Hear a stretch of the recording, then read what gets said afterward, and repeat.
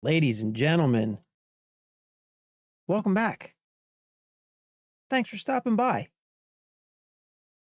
We are officially, at least in my part of the world today, we are officially having our first, I don't want to say sunny day, but we're officially having our first spot of sun in like over 2 weeks now. It has just been absolutely awful. And the sun, it did come out for a little while this morning. It's kind of gone back behind the clouds now, but it's still out a little bit. And I have to say that it is refreshing. You know, excuse me. So I live on the East Coast, like right in the middle of the country. You know what I mean? So it's we get like the full seasons, you know. Rat Panic Bay area, good morning to you as well. Yeah, it's funny, Bay Area. So I was just about to say, I live on the East Coast, right? And so we get like the full seasons. I'm like right in the middle of the country. So we get summer, winter, spring, fall, like the full experience for each season, right? And I lived in the Bay Area for several years. I lived in San Francisco. And like so I grew up in the area that I'm currently living in now. So I grew up with the season. So I grew up with winter is basically what I'm getting at. And I moved to San Francisco. And when I first moved to San Francisco, one of the first things that I thought was I thought, oh my God, finally I'm gonna get away from winter. I hate winter so much. Like I get that. I don't know, man. I get depressed in the winter. Winter is awful. Okay, it's cold all the time. It's depressing. It's gray. It's dark. It's just awful. So when I moved to San Francisco, you know, one of the things I thought I was like, oh, finally, I'm getting away from winter. This is going to be fantastic. You know what's weird? within like a year of living in San Francisco, um, I found that I missed the seasons, which is odd because I still knew that I hated winter and do not like the cold or anything like that. And so I thought about it, and you know what I think it is? For as much as I despise winter, for as just as awful as it is, as cold and dark and depressing as winter is, the fact that it's so awful makes spring and summer so much better, if that makes sense. Like, it's weird. So right now we're in the depths of winter. It is, I mean, it's like we're averaging probably like 30 degrees Fahrenheit on a day-to-day basis. It's just below freezing all the time, just all the time. It's always cold. You can never really get warm except for when you're in a hot shower, right?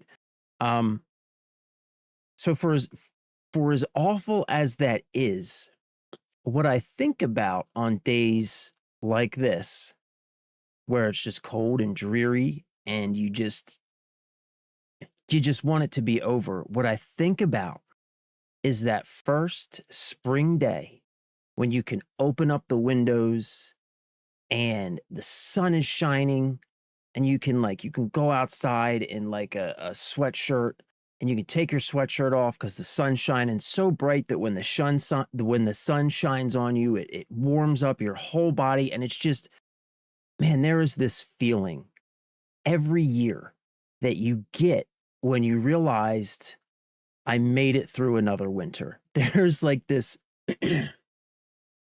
there's like this feeling of accomplishment and this weight that is just lifted off of your soul every single year.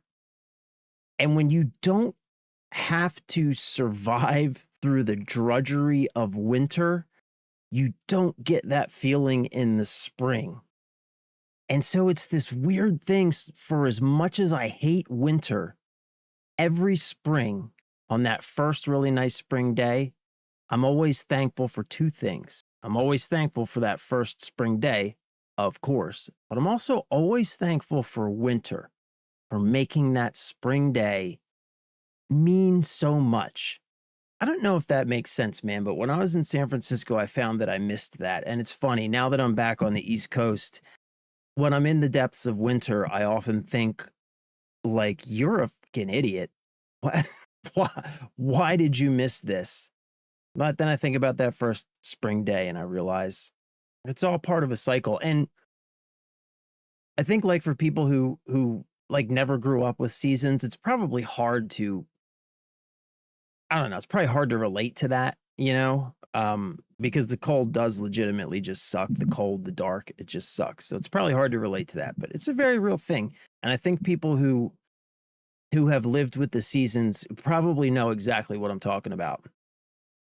Big Hoss, man, I love the Bay Area. Yeah, there were things that I loved about it, but there were also things that I didn't love about it, to be honest with you. Um, I had a hard time culturally in the Bay Area. It was not what I expected, especially where I was and in the industry that I, you know, was in when I was there. I work in technology, so that's why I moved out there. I moved out to Silicon Valley, you know what I mean? And culturally, that industry is just, I don't know, it's very monolithic. It's very rigid.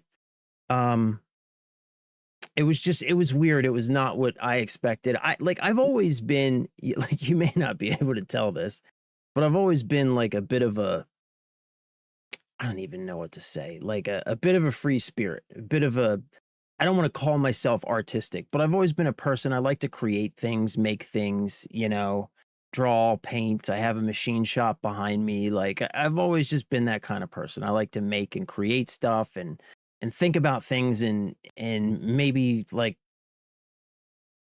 I don't want to say interesting, but think about things in ways that only make sense to me.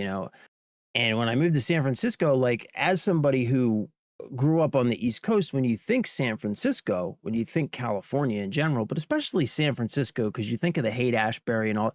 I moved directly into the Haight-Ashbury. Um, I was right in between. You probably know this, Big Hoss. I was right in between Divisadero and Haight and Ashbury, and I lived right on Haight Street, right in between those two landmarks. So the literal Haight-Ashbury corner was 2 blocks in one way, and Diviz was like 1 block in the other direction. So I lived like right at the top of that hill as you're walking up from Diviz. And like I was expecting the hippies, but what I got was a bunch of tech bros, and it just, I don't know, man. I just didn't jive with the culture. But what I loved about the Bay Area was everything that is the actual Bay Area itself. You know, as far as San Francisco is concerned, the architecture. You know what I mean? Like those colorful row homes, the microclimates that make it so interesting. Like you can be in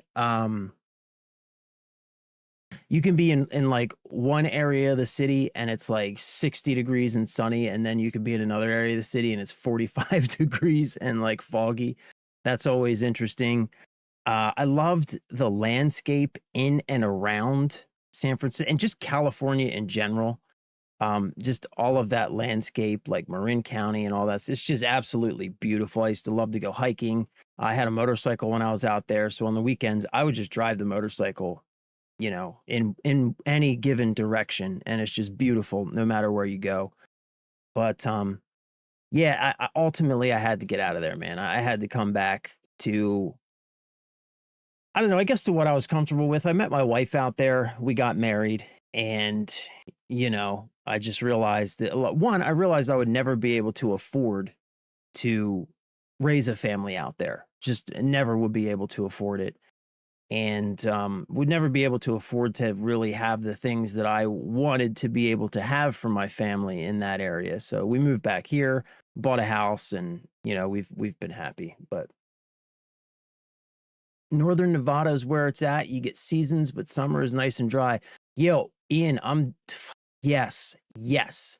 I would love that. I would love to live. Like, that's one of the things about summer here is it's so effing humid and wet sometimes that it's like feels like you can't breathe. I would love that, dude. I would love that.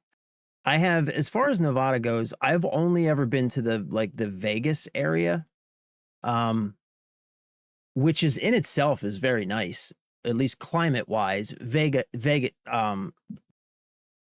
Las Vegas, I'm not a huge fan of, just because I don't know. That's not my vibe. But again, it's so weird, you know, like this country's so big and there are so many beautiful parts of the country. But we tend to, especially as somebody who doesn't live in a part of the country, when you go to visit a state or something like that, you always end up in one of the big cities, which I always feel like is never a good representation of the area. So I always end up focusing on the physical landscape itself to really kind of get a feel for and connect with what that area is really like for the people who actually live there. You know what I mean? Not the people in the casinos in Nevada specifically. Not the people working at startups when I was in San Francisco, right? It was the landscape around there. And yeah, I would love that though in Nevada. Paid a lot to move out of it. I was from the East, and when I visited Tahoe, it was the closest thing to the East Coast I could find. Oh, you paid a lot to move out of where were you in California? Minus the humidity, and that was big. I love camping and hiking up there. Yeah. Yeah, I think I would love that too. What's that, the really big, why can't I remember the name of this? The really big national park where like uh Jesus, I'm completely drawing a blank here. That really big national park, like 3 hours east of San Francisco, Yosemite. God, I could not for the life of me come up with that. Yosemite, man. So I lived at the time, I lived in San Francisco, and a good friend of mine, also from the same area, the East Coast, he lived in LA. So at least like once a year while we were both out there, we would get together and we would go to Yosemite and just go camping for like a few days, a week, like whatever we could manage. And that was always a highlight of the year. One year we went, do you remember, this was back when that I was living in California when we had that big eclipse. I think was it 2015 or 2016, that big eclipse. We drove all the way up into Oregon to get right on to the eclipse line, and we were camped out in the middle of like literally nowhere. There were no roads to get to where we were. It was really difficult to get out there. And we had this big campsite set up out there for the eclipse. And that trip in general, and that camping trip and that spot and that eclipse, just that whole experience is one of the most memorable experiences of my life, because when we did that was also at a time when there were a lot of wildfires happening in that area on the West Coast. So when we drove up from San Francisco up to where we camped for the eclipse in Northern Oregon, we drove through like all of these wildfires, and it was so surreal, man. We drove through, I can't remember the name of the town, but we drove through this one town where we were driving one day and the sun was shining and it was beautiful. And then it was like all of a sudden we crossed this line. And at first we didn't realize what was going on. We were like, is it snowing? What is happening? And we realized there was ash falling on our car. And then suddenly within the span of like a mile or two, the sun went away and just everything was cast in this gray, orange. It looked like Silent Hill. It literally looked like Silent Hill. And I remember we pulled into the parking lot of, it was like a Walmart or something like that. So one of those big box stores, to pick up some camping supplies that we needed, like some fuel or something. And we pulled into the parking lot of this store, man. And it was just the most surreal thing. And just a few minutes ago, the sun had been shining and the sky was blue. And here we are in this parking lot. And it is just like this apocalyptic is the best word that I can come up with to describe it. Just this apocalyptic atmosphere. It was so wild, man. So wild. That was a crazy trip. That was a really good time. Yeah, it had 2017. That sounds right. It had to be 2017 because I think I moved out there in like the end of 2014. So yeah, it was a couple years after I had been out there. 2017 sounds right. Yeah, when that big eclipse happened. 4 hours away, visit once a year at least. Love Northern Nevada. Yeah.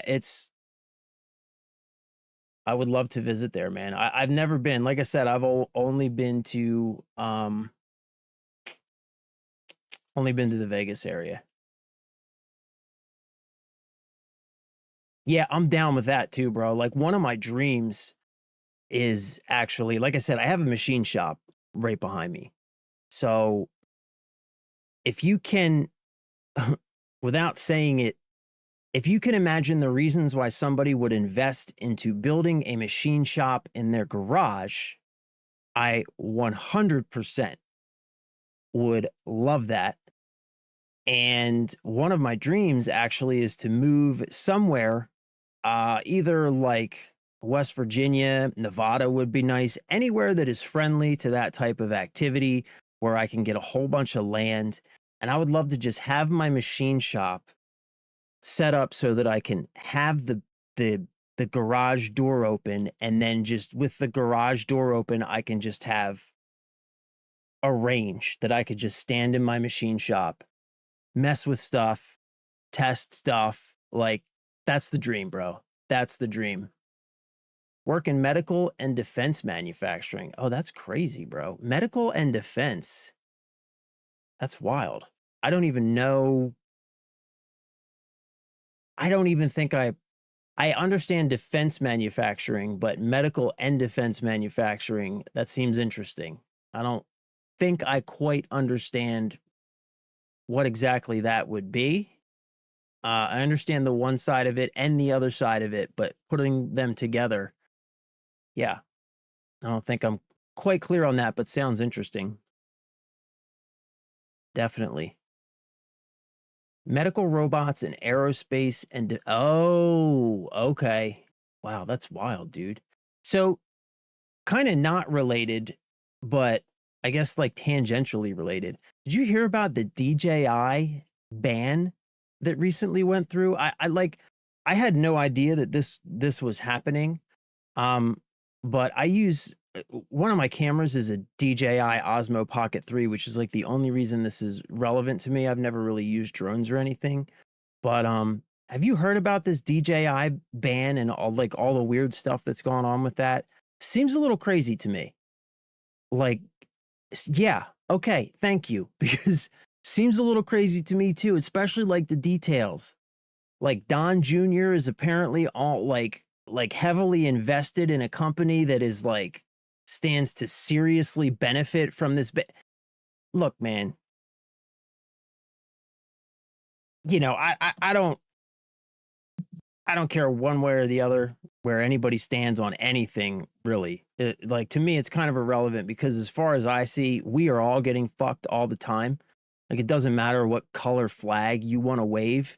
If you don't realize that it's us against them, then, you know, I feel like you're probably not paying attention. We're all just getting screwed. Like, you're either up here doing the screwing or you're with all the rest of us getting screwed, but it's crazy, man. Yeah. Yeah, I don't understand all of it either. I don't understand all of it either. But it does seem a little wild to me. It does seem a little suspect, I guess, is all I'll say. It does seem a little suspect. I always try to keep high hopes, you know, and I always try to keep a positive attitude, especially considering I just brought a son into this world and I want to believe that somehow the world that he grows up in will be better than the world that I grew up in. But it seems like every day I find it harder and harder to envision and believe that, you know? I don't know. I'm not going to get too much into that though, because today we're here to play video games, not talk about, you know, things that suck. So, I guess we're going to play some Arc Raiders. You know, honestly, like, I don't know, man. I was thinking today, I'm thinking that by tomorrow's stream, I might find a different game to play for tomorrow. I don't want to say I'm getting bored of Arc Raiders, but I don't know. On one hand, I feel like maybe I don't know. I don't know what it is. I don't know what it is. I don't exactly know what it is. But it does seem like I don't know, like maybe like I bought a couple of story games off of Steam recently for the Steam winter sale. I got some of the like those the Tomb Raider remakes that came out within the last few years. I want to check those out. I don't know. We're gonna play Ark today. Kingdom Come Deliverance 2. Yeah, I think I would like to check that out too. Actually, I think I would like to check that out too. I'm super into that sort of thing, just in general, like medieval type stuff. Well, I love history for one.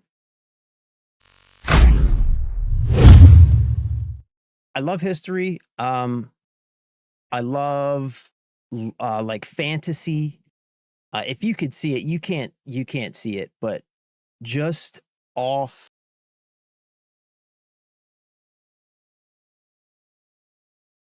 just off to my side here. Like I'm in a shed right now, okay? So I originally built this shed. It's a 10 by 18 shed. It's all like insulated and stuff like that. I have heating and air conditioning and stuff in here. But I originally built this for my machine shop, and then realized that the machines are just way too heavy to put in here. So I moved the machine shop into my garage, which is bigger, has a concrete floor and all that stuff, which is right behind me. And so I had this 10 by 18 shed, which I've turned into kind of like my man cave. It's where all my gaming stuff is. And like I have this little nook that I'm in, which is where all the PC gaming and console stuff is. Off to my left is a huge space where the walls are lined with shelves and bookshelves. There is a custom table that I built, a custom gaming table, and those shelves and bookshelves are filled with tabletop RPG stuff. Dungeons and Dragons, all the way from Advanced Dungeons and Dragons, second edition, not much third edition, but a lot of fifth edition, and then a bunch of other RPGs and terrain and board games. And I love that sort of stuff. I think I would like Kingdom Come Deliverance. I do. I think I would enjoy it. I would like to play the first one, I think, though, before I play the second one. Just because I know that they're connected. I know that I think the developers have said you don't technically have to play the first one to enjoy the second one, but I feel like I would like to, I'm going to do that. I feel like I would like to play the first one first.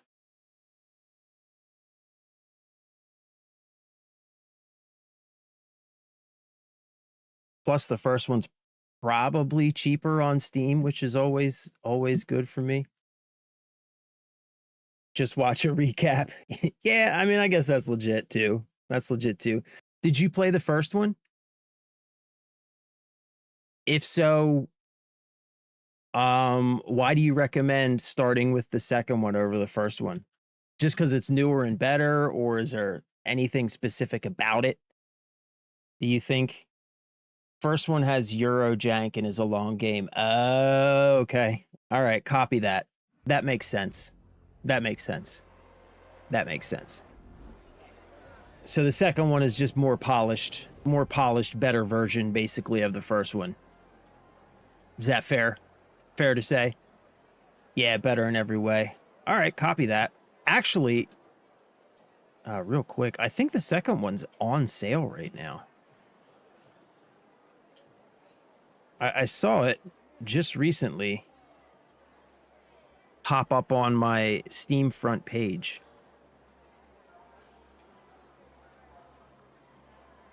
Man, I want to play this so bad. I want to play this Black Budget.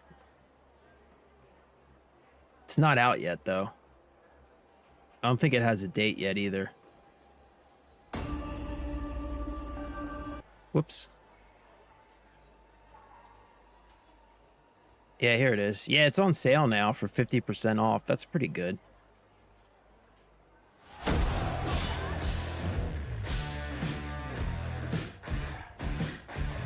Oh, wait. You know what? You know what's crazy? We watched a trailer on stream the other day. I can't even remember what trailer it was. It was for like some indie game or something. And my stream got copyright striked because of the music in the trailer. Just fucking bananas, man. Anyway, yeah, 50% off. I have been adding games to my cart, and before December 5th, I have to decide which games I'm actually going to buy before the sale is over. I haven't quite decided yet. I think I'm 100% locked in on Silent Hill, just because I love those types of games. But yeah. I've just been adding games that people recommend to my cart, and then by January 5th, I got to decide which ones I'm actually going to buy. Yeah, I know, man. It's indecisiveness, bro. That's what that is. Indecisiveness. That is all that is, man. Silent Hills mid, you played it? Not as good as the originals? Man, I've talked about this on stream before too, but the original, I guess, like survival horror games on the original PlayStation, Silent Hill, Resident Evil.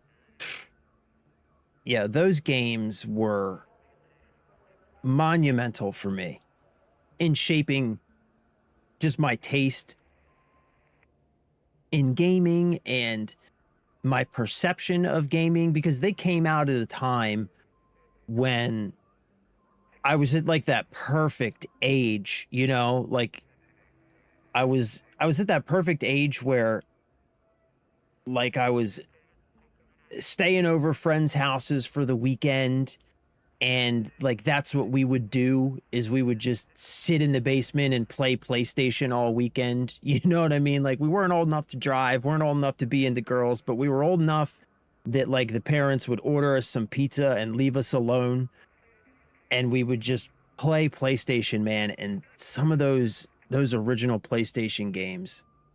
Yeah, that Resident Evil 9 looks bananas. Resident Evil 9 looks amazing. Looks amazing. Not to sound negative, but just what many have said. Yeah, I haven't even really watched I think like really any reviews on it. I watched the trailer and I just assumed because it is Silent Hill. But yeah, I don't know. Maybe it doesn't surprise me. It doesn't surprise me. Games these days, especially big games, AAA games, just seems like the games with passion are almost exclusively now being done by smaller indie developers. You know what I mean? Like all of those big titles, the ones that we grew up with that became huge because the originals were made with such passion and such commitment to what they were doing, right? Like those people who developed all those original titles that all these big AAA titles like come from, right? Whether it's Call of Duty, Silent Hill, Resident Evil, the Final Fantasy, like all this stuff, man. Like it just seems like, I guess that's what happens, you know? I guess that's what happens with time, especially when something makes a lot of money. It's going to become, I guess corrupted is the best word that I can come up with, but yeah, it doesn't surprise me. It seems like even this game, right? Like this game's not perfect by any stretch. It's got a lot of problems. You know, it has bugs. It has some, you know, I think very real design issues that need to be hashed out.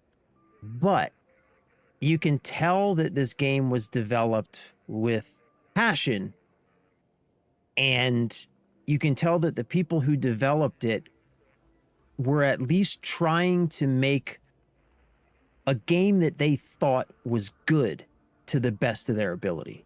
You know what I mean? And that's the thing about a good game, is it doesn't have to be perfect. It just has to be made with intention and with care by people who care about what they're making, because they want you as the player, consumer, whatever, to enjoy what they're making. And you can just tell that in a game. Also, something I learned about this game that I did not know. I learned this like last night. Apparently, the people who founded Embark Studios were mostly ex-DICE developers, which totally explains why this game is so good. Like, these are the people who made Battlefield, Bad Company, and Battlefield 3 and Battlefield 4, like the golden years. Those people apparently founded Embark. I had no idea that that was the case, but it explains so much to me. Explains so, oh yeah, Happy New Year's Eve. I did not even realize, holy smokes. Happy New Year's Eve. The next time we meet, it will be 2026. Can you believe that? I remember not only passionate, but a desire to actually do the players right. Exactly. Exactly. Exactly. Right? And it's like, um like whenever you make something, right? Like a game or whatever, you're making a product, right? It's okay to be motivated by the fact that, you know, you want to make money on that because you want to be compensated, be like you're making a product and that's okay, right? But that can't be your core motivation.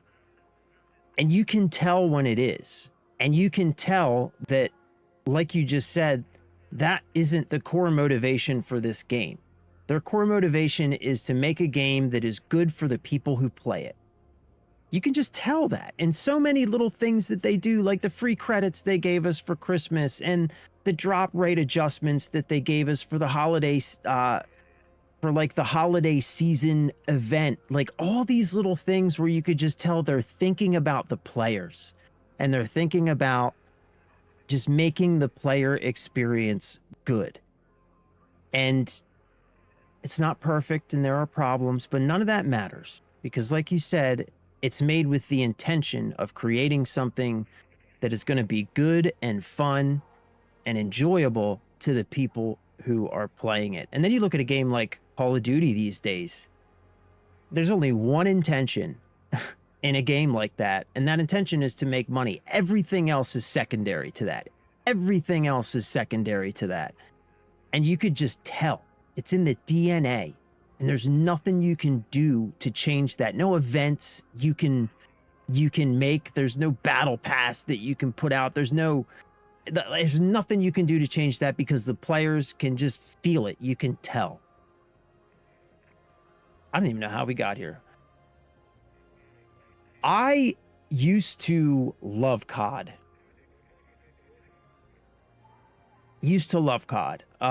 And I still want to love COD, but I just find that I can't anymore. I just find that I don't have fun when I'm playing it. You know? Dude just yaps to his audience of one. Yo, bro, are you seriously back, homie? Yo, this dude, Truth Hurts, right? This dude jumps into my chat at least once every stream to say some like side of the mouth nonsense, but he keeps coming back. Hey, it's good to see you back, bro. Good to have you back, homie. Aim assist lovers, aim assisters love their easy aim game.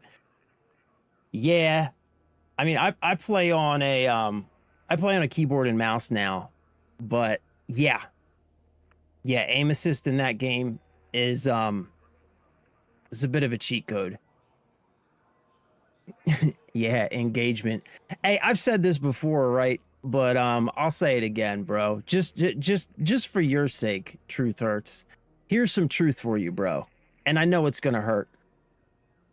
The reason I chat to my audience, whether it's 1, 3, 5, 10, or 0 people, the reason I do that is because you and I are different. It's because I am a fucking winner. And you are a fucking loser. It's because I know that every person who's here, whether it's 0, 1, 2, 3, however many, I know that every person who's here is important. They've chosen to give me a little bit of their time. And I know that if I respect that time, and if I keep coming back and showing up, then they're going to keep coming back and showing up. Because we're building a relationship. We're building a rapport. A rapport? Rapport? Rapport? Whatever. We're building a relationship. We're building a community here. And I know that one day that number isn't going to be 1 or 3 or 5. One day it's going to have a bunch of zeros after it. That's going to happen. I know that. I don't have to believe that because I know it. And you know why? Because I'm a fucking winner. Because I treat every stream, no matter how many people are in it, just as important as I'm going to treat that stream that has 1,000 people in it. Every single one. The stream that has 0 people in it is just as important as the stream that has 1,000 people in it. That's the difference between me and you. That's the difference, bro. That's the difference.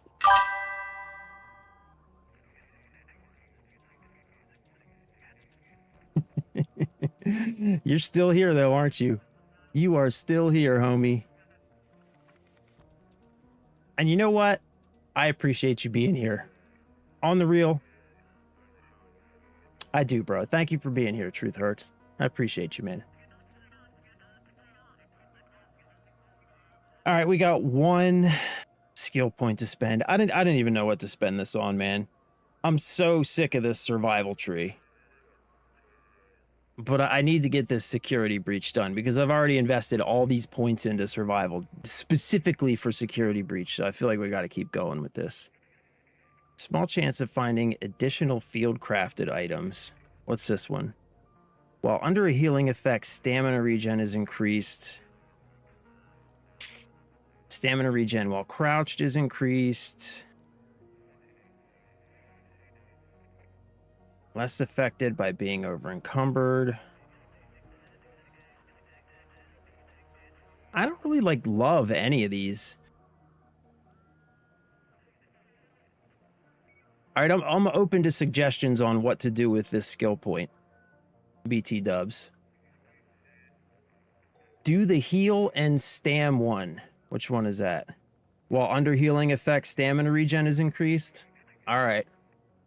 Okay. All right, let's do it. That's where we're going. Boom. Mr. J, I think Battlefield 6 needs way more content and map reworks or just larger scale. Yeah. Yeah. I agree with all of that. I think it needs way more content in general. They have not been doing well with the content. And the content they have been giving us just needs to be better, right? It's been like a combination of those couple of things, right? Like the content has been, especially when it comes to maps, we've gotten 2 new maps since the game launched. One of them is awful.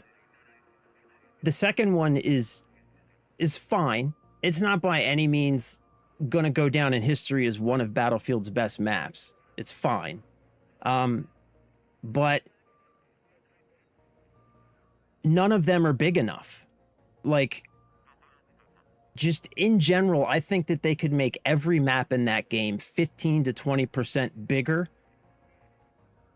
And that alone would be an improvement for me. But yeah, I agree, man. I'm bored with it. Like, I haven't logged into Battlefield since the Winter Offensive event came out. It's been like 3 weeks, I think, since I've logged into Battlefield. And I just got to the point where it was like, I just couldn't bring myself to care about another checklist of things that I have to do to get coins to progress another battle pass. It just it feels like this constant list of chores. And having to constantly do that list of chores on mediocre maps with hit registration issues and all of the other yeah, bro, the game needs some work. It needs some work.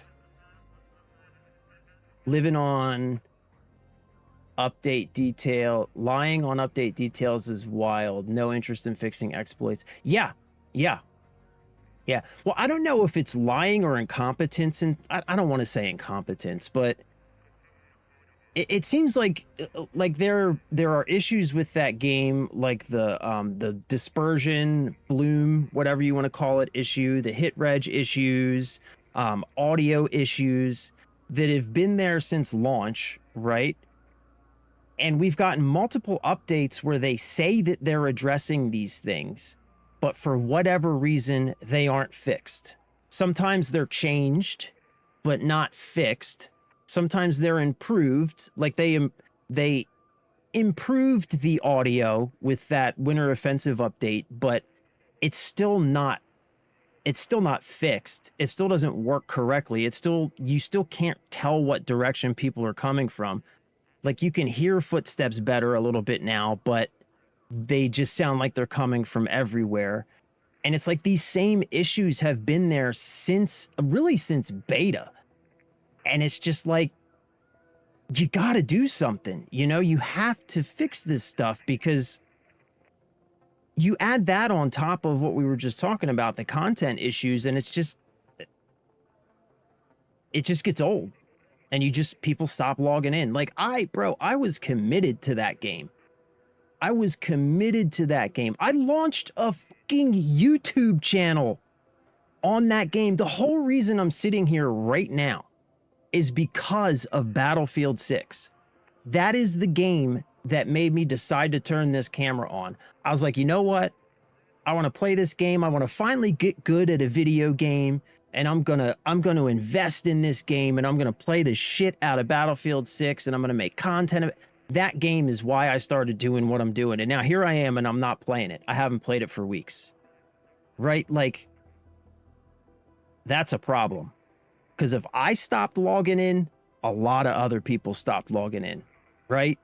Because I was looking for reasons to keep logging in. I forced myself to keep logging in for a while before I just finally gave up. Yeah, I agree. They made a shitload of money off the launch of that game. They sold more copies than, I don't even know, man. Like, more copies than any other FPS game in like the previous 3 years or so. I can't remember exactly, but that game broke sales records. So they made a ton of money. They need to reinvest that money back into the game. But here's the problem. Here's the problem with that. Shortly after they made all that money from that game, EA sold themselves to a Saudi Arabian investment company who is basically well known for microtransactions and for like basically turning games into pachinko machines. And so that's what we're seeing right now. Like, here's what I think. I think they made all that money. They sold to this company, and now this company isn't interested in reinvesting that money in the game. This company is interested in monetizing whatever player base is left in whatever ways they possibly can. And I have a feeling that unless something changes, the future of Battlefield 6 might not be so bright. Unfortunately, I hate to say that. But as a person who played 2042 throughout its lifestyle, still it has a chance to get better. I agree, bud. I do agree. And I think it has good bones. I think there's so much good. Like, that's why it sold so well, right? Is because it does have good bones. And it has good theming. Like, there's a really good foundation there to work with. But what it really comes down to is whether or not its current owners are interested in building on that foundation. And I have my doubts, is all I'm saying. I have my doubts. Yeah, best-selling FPS shooter this year. And I think like for like the previous 3 years too. Yeah, they cooked a little, just let it simmer more. Yeah, gets a pass, but time's ticking. Yeah, I'm with you on that. Like, they're still riding on the good incentive of the positive incentive, the positive community incentive of the launch. Like, they're still riding on that, right? But that's running out of steam here really fast, and the player numbers show it. The player numbers show it. Battlefront 3 would be sick, Big Hoss. That would be sick.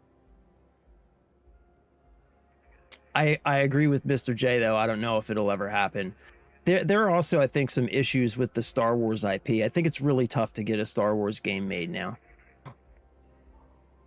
Oh, they were sold before the release. Okay. But still, right? I think the point still stands, right? Regardless of when they were sold. I think the point still stands. And my concern is just... My concern is kind of based on the admittedly very little knowledge I have of the track record of the company that bought them. Like, granted, I'm no expert on any of this stuff. Just looking at the company's website, and I did a video on it, so I did some, a little bit of research for the video. So, admittedly, I don't know much, but just based on Just based on what I've seen, I don't feel confident that this particular investment group is as interested in making a good game as they are in making money, if that makes sense. Like what we were talking about earlier, right? I feel like the motivation here isn't video games. Like this is the Saudi Arabia, the country of Saudi Arabia's investment group. They're invested in all kinds of things. And the only function of this investment group is to make that pile of money grow. They don't give a shit about the games in their portfolio or whether or not they're good. That's my take, at least. I could be wrong. Maybe I'm wrong. Maybe I'll be, maybe I'll be proved wrong. Yeah, but Bud, so the smaller maps, right? The problem with the maps from 2042 wasn't that they were big, it was that they were like big and kind of empty.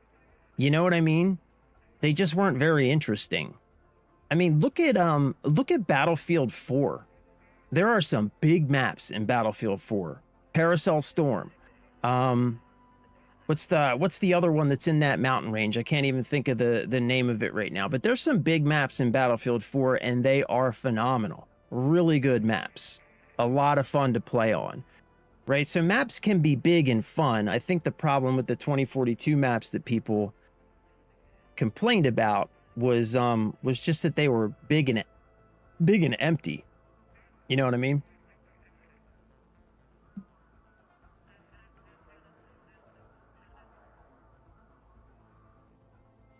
There's an American group that owns, yeah, it's a group from Florida, right? I can't remember their name, but I think they own like a minority share.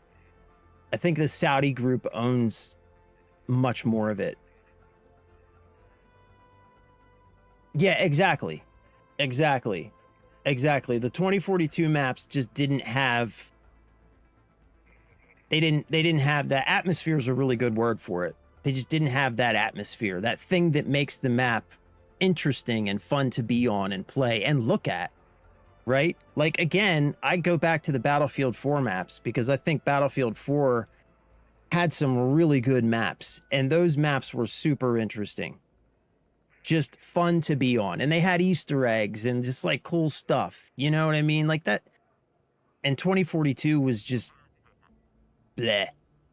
Those maps were just bleh. You know what I mean? Just like there's a one map on 2042 that even after they fixed it, the map, I can't remember what it was called, but it was like in a desert and there were all these ships. It was like these big tanker ships in a desert, and it was literally just flat desert with like some ships. And it's just like, bro, what is this? And then like a couple little patches where there were some buildings just like stuck together. And it's just like, what is this, man? Yeah, I think the Battlefield 6 maps play a lot better than the 2042 maps, but I don't think they play as good as Battlefield 3, Battlefield 4 maps, and I don't think they're big enough. I don't think they're big enough at all. I think in general, the map, I think if you were to just like describe the map size in Battlefield 6 and just find like an average number and say, this is the average number that represents the map size in Battlefield 6. I think that average number needs to be 15 to 20% larger than it is. I just think in general, the Battlefield 6 maps need to be significantly larger. All of them. All of them. And then we need some truly big maps. Just some truly big maps with different areas you can travel between. Again, I go back to Parasol Storm, which was just like that map with the islands. And I mean, it was like you could be on a map like that, like you could be fighting in one area and then 15 minutes later you're fighting in a different area, and it feels like a completely different fight. You know what I mean? Like it's a completely different fight. And maybe you're taking a boat to get over there, or you're taking a helicopter or a plane, but it's just like, it's interesting, right? It's interesting, and it gives you varied like varied experiences as you travel around the map and fight over different objectives and stuff like that. 4 more maps per season needs to be the goal. I agree with that. I think that the goal should be, when it comes to maps for season, I think 3 to 4. 3 to 4 should be the goal. That should be like the baseline, right? The baseline should be 3 to 4 maps. And sometimes on big seasons with a big event or something, there should be a 5th or a 6th map, right? And I don't think that's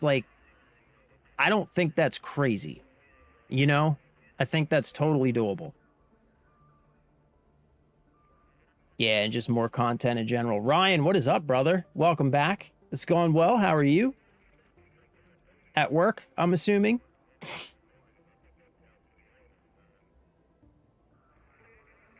All right, so yeah, I think, you know, Battlefield 6, I want to believe in it, and I want it to get better. I really, really do. And I hope that it does. I think that it has all of the potential there to get better, but I think all the things and it says a lot that this conversation that we're having, we all basically agree on the same things when it comes to what we feel like the game needs, right? As players. Like, there's a lot of agreement here. You know what I mean? Like, we all think it needs bigger maps. It needs more maps. It needs more content. It needs some serious development investment in fixing things that have been broken since launch, right? We can all see what needs to be done. So that says a lot. And so all they need to do now is address that stuff, and they still have a lot of positive sentiment built up. There's still some momentum from the launch, but every day that goes by that they don't address these things, that momentum is slowly losing steam. Yeah, G, we were talking about Battlefield 6, bro.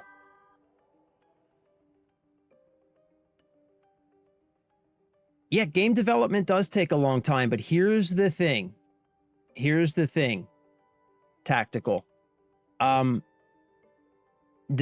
development takes a long time, but when you release a game, right, as a live service, which is what they have done with Battlefield 6, they have released a game and they are selling it to us as a live service with battle passes and all the other stuff that goes along with it. So when you, as the developer, make that decision, the onus is now on you to support that live service properly in a way that is going to keep players engaged enough to want to continue to engage with your live service and continue to pay for the battle passes and everything else that make up that live service. Because that's really the equation here, right? They released their game as a live service. They could have said, you know what, we're doing this old school. We're going to do content packs like once every 12 to 18 months, and that it just is what it is. And they could have done that, but they didn't.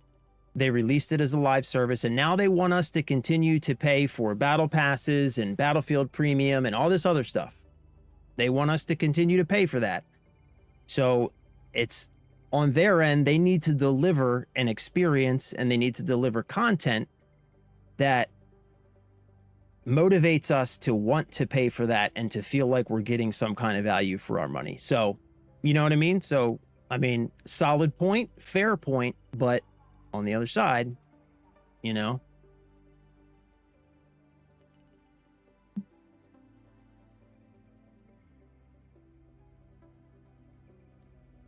yeah, exactly, Ian. Like GTA 6, that game's taken forever, right?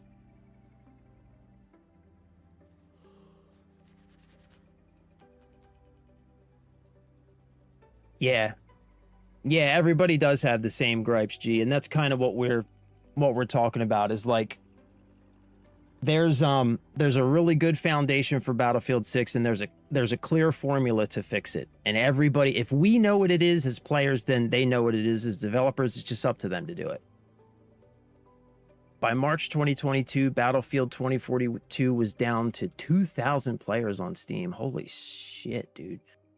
In December 2021, it was 15K. We see, yeah, that's true, bro. It's like, that's the thing, is it's still a good game at its heart. Spider J, yes, I do. Same username. Yep.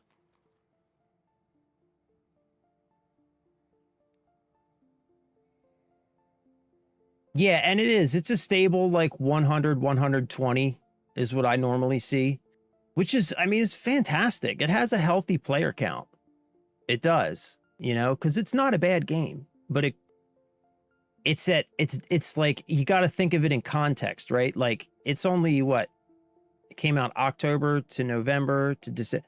So it's a little over 2 months since launch, and it's down from, what was the high? Was like almost 700,000 players down to 100,000 players, right? That's like what? 75, 80% of the player base has already left in the first 2 months after launch. Right? Like, in context, that is not great. Yeah, Ryan, I've pretty much done the same thing. Made the switch to Ark from Battlefield. People want Speranza to be a place to walk around and interact with NPCs. Yeah, that to me seems like, why? What would be the point of that? You know what I mean? Like, why? It doesn't seem necessary to me. It seems to me that would be a lot of development resources, and they would better be spent on just making new maps or fixing bugs or whatever, right? Like, making Speranza a place where you can walk around and interact with NPCs is, I just feel like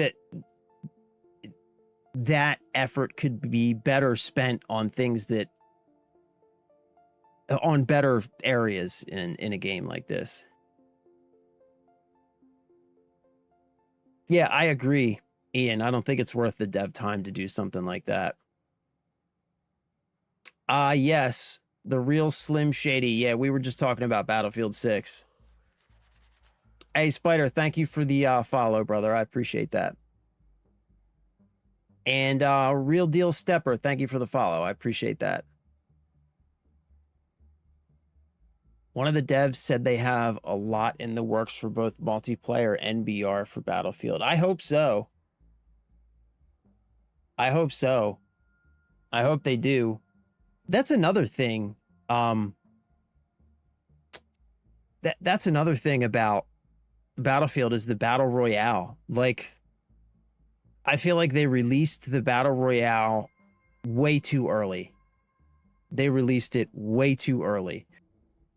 And in my opinion, that had to be a decision that came from higher up, that was intended to capitalize on what was happening with Call of Duty and Warzone at the time. And I think was an attempt, a poor attempt to grab Warzone players and pull them into Battlefield. And I think it was poorly timed. I think it was poorly motivated. And I think it was just done way too early, because not only did they release a Battle Royale that was clearly not finished,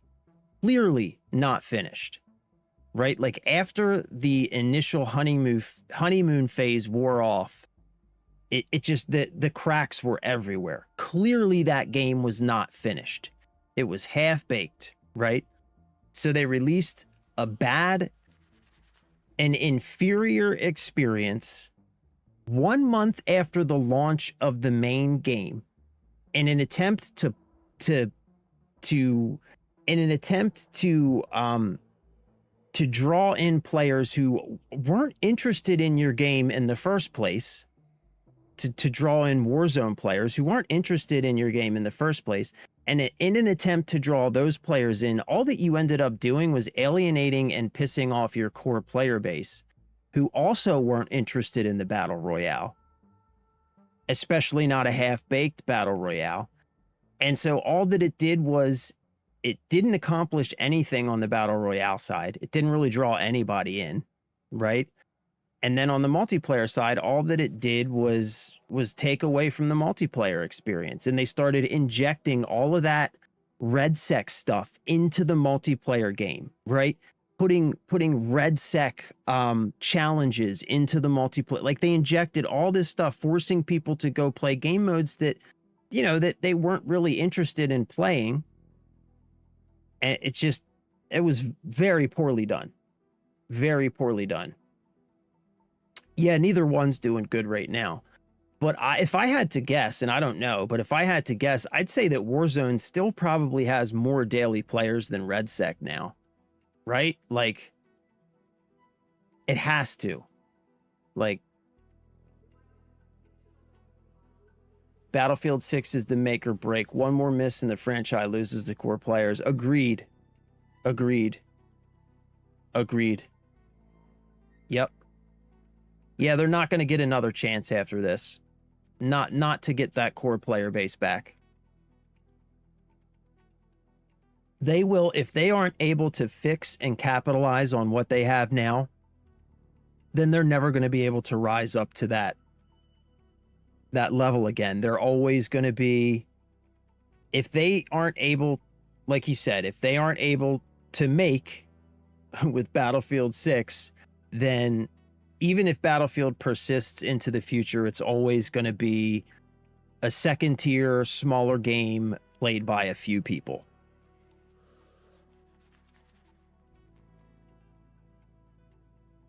Calm down, Unk. No, Dot. What is your username? Period. Dot. No, I will not calm down. I am not calm. I am incredibly worked up. All right. So let's do something. What are we gonna do? That's a great question. Glad you asked. I've got some I got some quests I guess we should finish up. You know what else I want to do today? Maybe we should just maybe we should just go try some PvP on Stella Montis. Just take some free loadouts in. You know what I'm saying? Let's just wing it. Let's just go into Stella, take some free loadouts, and practice some PvP. Still think Battlefield 6 is a better game than Black Ops 7. I agree. I agree. I'm extremely disappointed in Call of Duty, just in general, the direction that it has gone. Because I love Call of Duty, or used to love Call of Duty. I still love Call of Duty. I want to love Call of Duty, but just can't anymore. I have Call of Duty installed on my machine right now. And I'll play zombies, but that's it. Sucks. Like, I've tried to play the multiplayer and it's awful. It's awful. It's just an awful experience. It's no fun. I was basically new to Battlefield and RedSec was boring. I played a bit of 2042. Yeah, I played 2042 leading up to the launch of Battlefield 6. And honestly, it was fine. Like, like by the end, it wasn't a bad game. You know, but it also wasn't a good game. The maps were truly boring.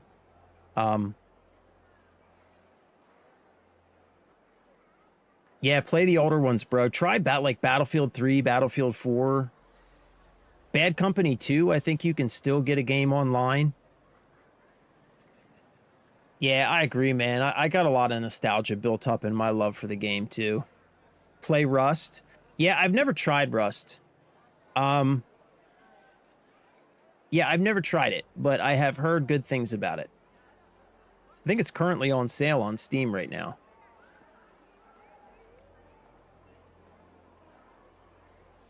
Rust is like a Rust is like a survival game though, right? It's like a survival FPS, I think. I don't really know anything about it.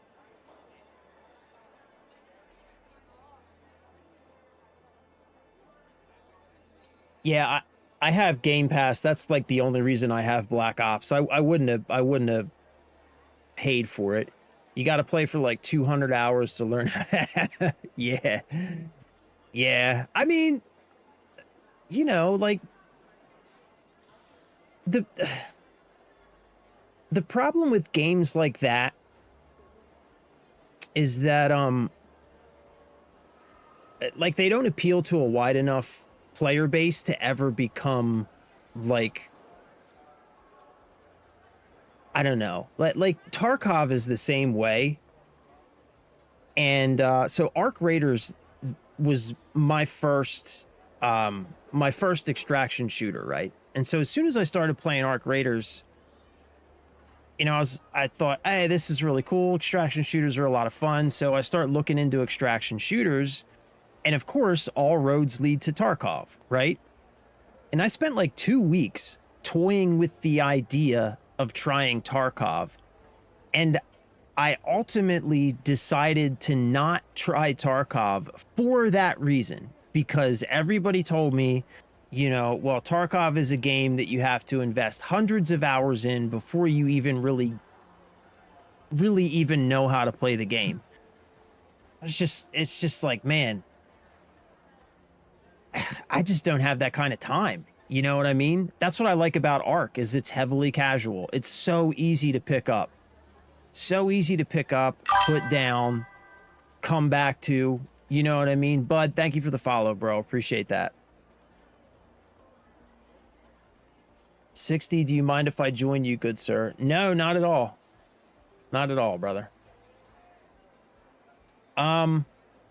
Spider, what's up, brother? COD Modern Warfare 2 DMZ was a pretty good one.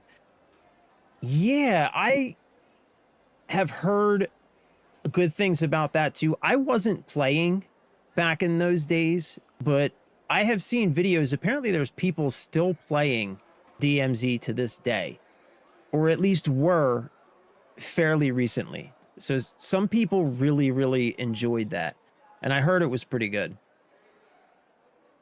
2042 lacks teamwork. I barely got revived and repaired it. I would say it's a little bit better in Battlefield 6, but I think Battlefield 6 suffers from the same problem. Like, especially when it comes to reviving and getting revived. I would run medic a lot whenever I play Battlefield 6. And man, I can't tell you how many times I run over to somebody who's like 20 feet away, and by the time I get there, they've already gone back to the respawn screen. So it's like, I just feel like a lot of players these days just go in with this one-man army mindset, and they don't even think about the fact that the game is constructed in a way where you do better if you work together. A lot of people just don't even think about that for whatever reason. Like I said, I think it's a little better in Battlefield 6, but it's still not great.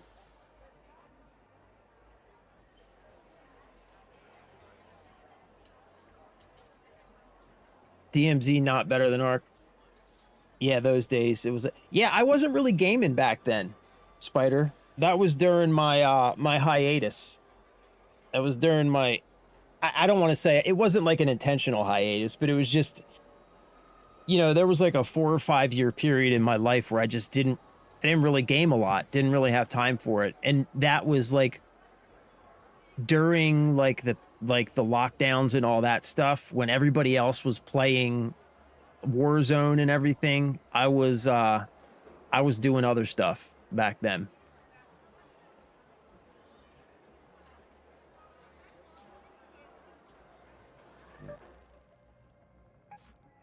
All right, we're going to go Stella. We're going to take a free loadout. Oh, geez.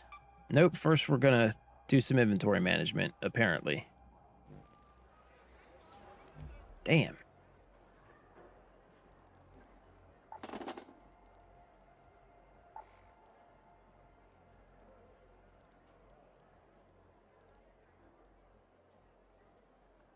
Why do I keep finding the same blueprints, by the way? So look at this. All right, so here's 3 blueprints that I found. I found all these yesterday. I think yesterday. No, I found these 2 yesterday, and maybe this one the day. I don't know. I found all these within like the last 2 days, okay? Oops. If we go here, we look at my blueprints. I do not have a lot of blueprints. So how is it possible? I have all these, out of all of these empty blueprints that I could find, why is it that I keep finding the same blueprints over and over again? Why? It's always the same blueprints. And it drives me nuts. Same containers? Yeah, that might be it. I wonder if that's how it works.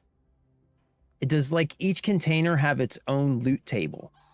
Or do container types share a loot table? That would make more sense. And maybe certain blueprints are only able to be, maybe certain blueprints are only on the loot table in certain container types. Maybe that's what it is. Just found another deadline. Don't need it. Gave it away. Yeah, that's why these are in my inventory, because I figure for $5 grand, I'd rather just give it to somebody who needs it, you know? If you only played Battlefield 3 to 5, you'll think it's less on Battlefield 6, but it's more worse on 2042. That's fair. That's fair. I'm glad Embark is doing good, especially since they're founded. Yeah, I just found that out, by the way, the other day, bud. I just found that out the other day, that Embark was founded by former DICE employees. And when I found that out, it all made sense. When I found that out, I was like, oh my God, now I understand why Ark is so damn good. Because it's made by the same people who made Bad Company 2 and Battlefield 3 and Battlefield 4. It's made by the people who made the golden age first-person shooter games on the Battlefield side, at least. And it just all made sense to me. I just thought that is why this game is so damn good. Spend some time on YouTube looking up how it works. Yeah, that makes sense, Spider. Like, just thinking about how loot tables work in general. That makes sense. I think medical augments are found in medical areas. Yeah, that makes sense too. There's a guy with a spreadsheet. Of course there is, right? Of course there's a guy with a spreadsheet. Yeah. That is why the Battlefield community loves Ark. I loved Ark and didn't even realize it. And now, like I said, as soon as I learned that, I was like, oh, okay, that checks out, you know? I get it. That makes sense now. That absolutely makes sense. Okay, I gotta make some room here, man.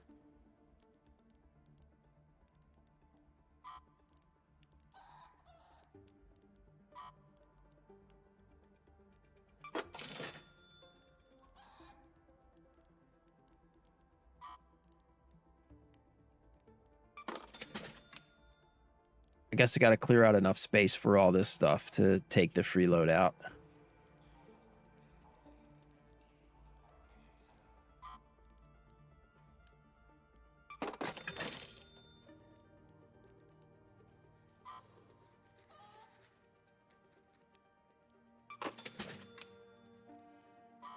All right, that should be good.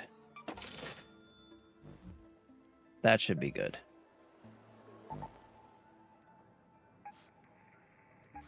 Oh, there's a night raid on Stella. I guess we could go there. Let's go Stella night raid with a free loadout and see if we can't get into some trouble. Not enough space in your stash to deploy with a free loadout. Manage your inventory to free up some space. Are you kidding me? I just did that. Bruh. What? Come on. How is there not enough space? 1, 2, 3, 4, 5, 6, 7, 8. 1, 2, 3, 4, 5, 6, 7, 8. How's there not enough space? What?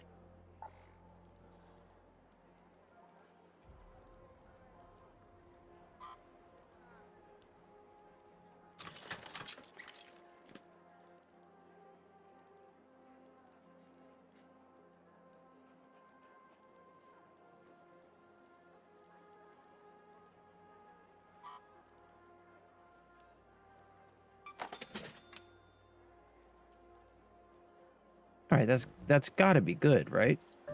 It has to be enough. Reload out. Ready up. There we go. There we go. I just wish they didn't use AI text to speech. Oh, for the for like the voice lines and stuff.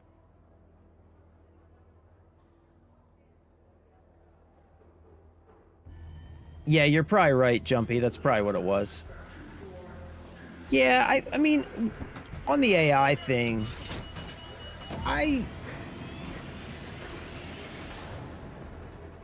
in general, I am against the use of AI for creative endeavors. In general. On the other hand, though, what I heard, or at least what I understand, which may or may not be correct, you can correct me if it's not. To the dark yet, Raider? Loot is ripe for the picking while most of Toledo is asleep. Though my suppliers say that Ark is twice as vigilant after sunset. Okay, thank you. What this may or may not be correct. You can correct me if it's wrong. But what I understand is that apparently they did hire real voice actors, and they had those voice actors record a bunch of lines and stuff, and then they use AI to be able to generate unique expressions using those pre-recorded voices. Like I said, that may or may not be a correct understanding of what I heard. But like, if that's the case, I'm not as upset about that. Just simply for the fact that, like, the voice actors still got, you know, to do their job. And then they're kind of using AI to just be able to do more with that. And like, I don't know, man. I don't know. It's such a, like, it's such a tough thing, man, because like, unfortunately, we're not getting rid of AI, right? So we have to kind of, we got to ask ourselves, like, what are we okay with? Because, you know what I mean? Like, yeah, I don't know, man. That's a tough one. In general, I do not like the use of AI, if really for much of anything, but definitely for creative endeavors. But I don't know, man.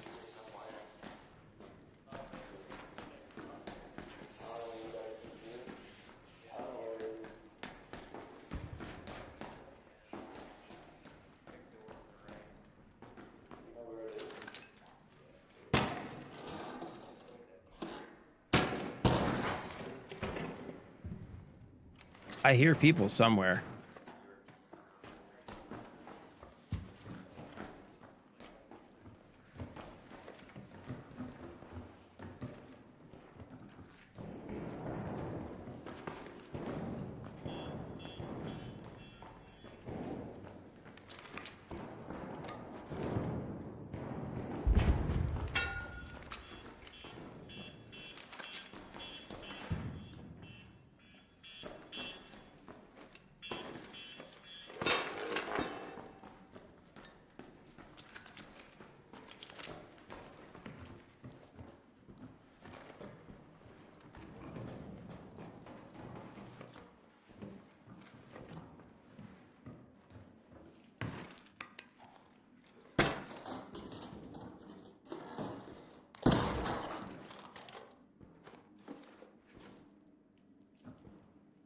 Yeah, I kind of agree. Like that's kind of what I think I'm trying to get at, Ian, is it doesn't feel like they're using, like it doesn't feel like the developers are using it, like you said, with, oh geez, with ill intentions. Like the same way that, say for instance, AI is being used in Call of Duty, which is just, you know, legitimately awful.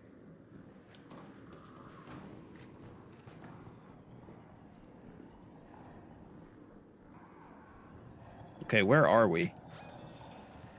Oh, this is not a good place to be with a free loadout, that's for sure.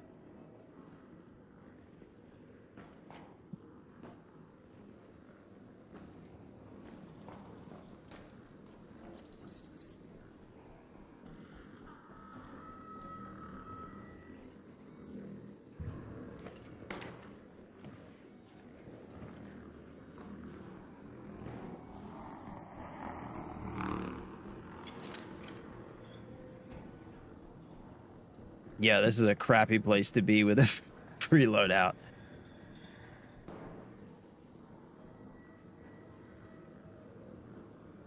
I hear somebody though.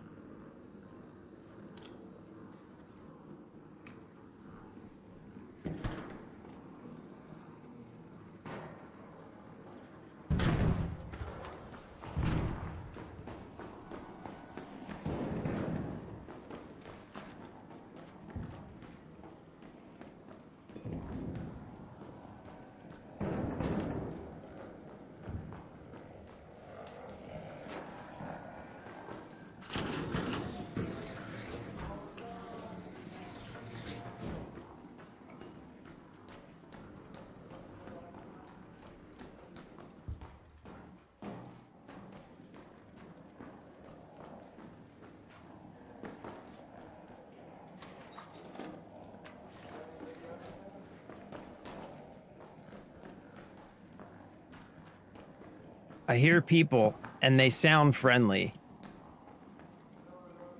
I'm gonna feel so bad about myself if I attack somebody who's friendly. You know that? I'm gonna feel awful about it. I do need processors.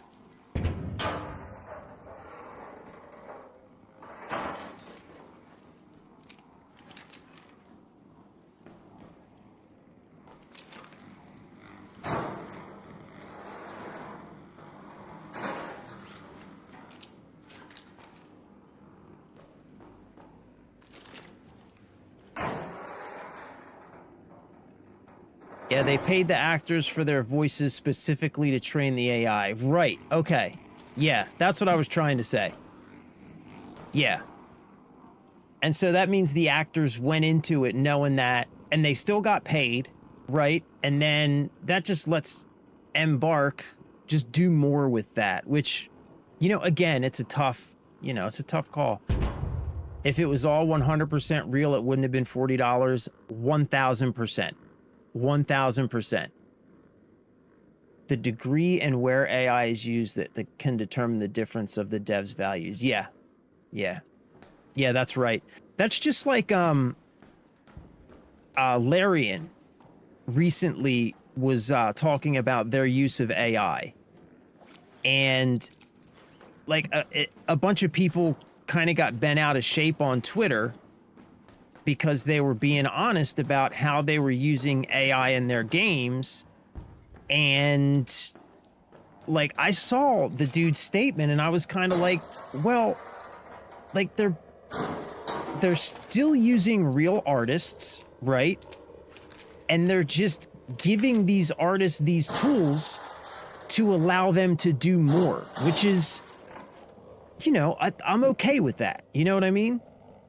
Like, that's fine to me.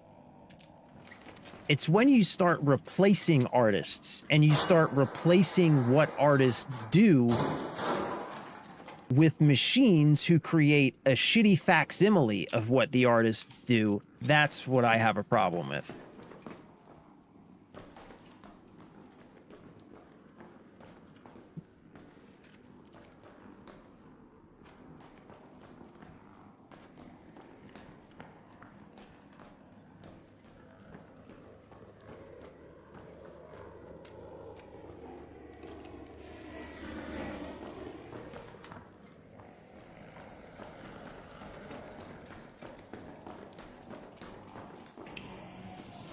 Yeah, we are fucking out of there, bro. No, we are out of there.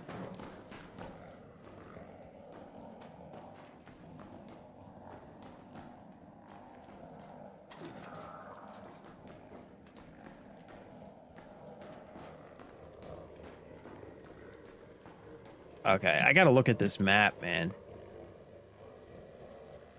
How are we gonna get out of here? We got this one down here. Okay, let's make our way in this direction. Let's go to the archives. Okay.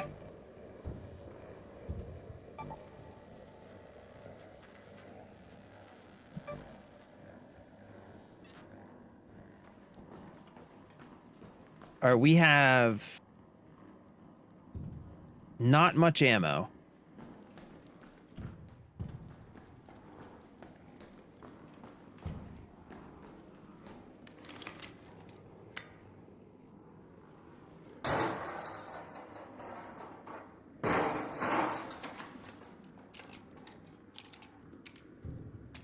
Oh, I need these fans. I need these fans.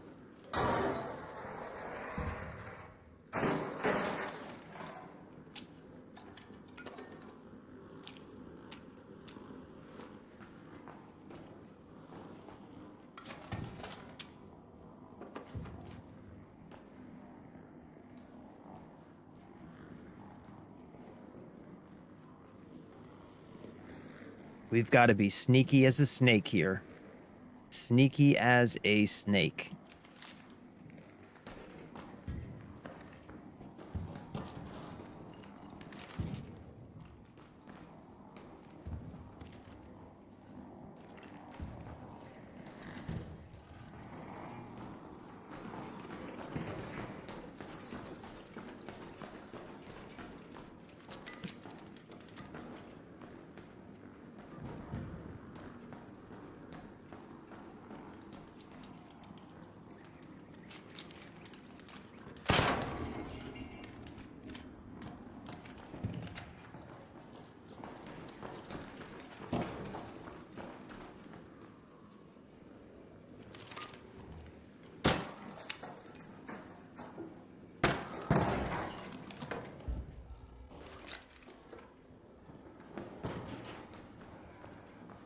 Sneaky as a snake, bro.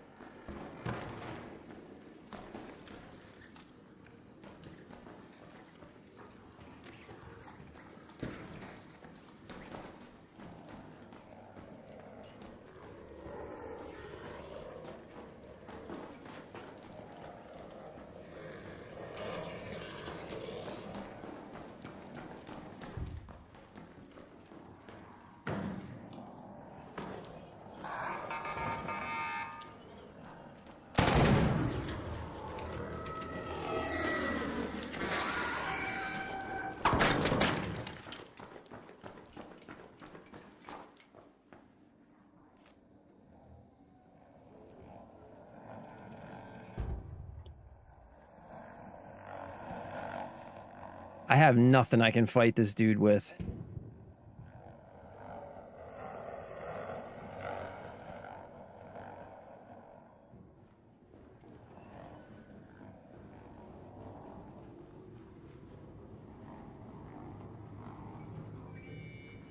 I kind of want him to go away so I can go back and check those drawers that I walked by.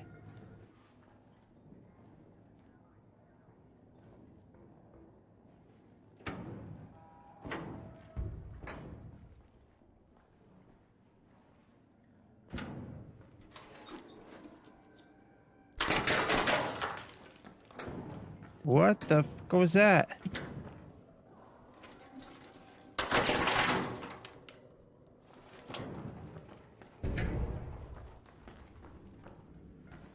I think somebody killed him. Nice.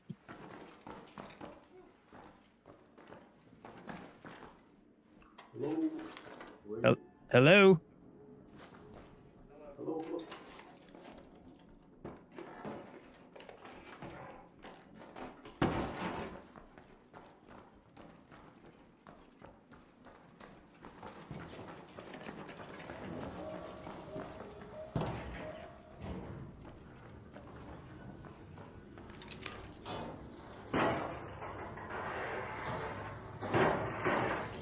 Did the fireballs stop making noise when they open? Yeah,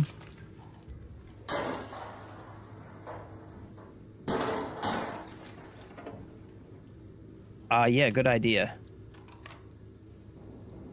Yeah, I don't know. I don't know. Did they make noise before?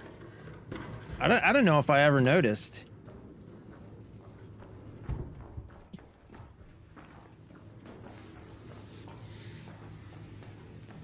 Yo, honestly, if we survive this on a free loadout, I'm gonna be extremely, extremely happy with myself. No lie. Alright, this is all looted. So, this is generally where we want to go. And we are in the seed vault. Okay. So somebody's looting this already.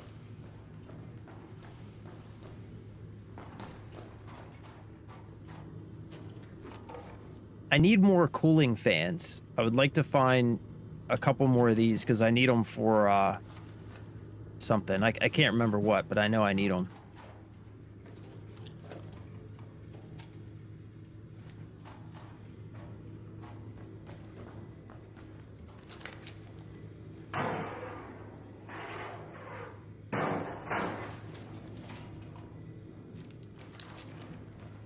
I mean, honestly, this is turning into a not so terrible run. This is like not awful.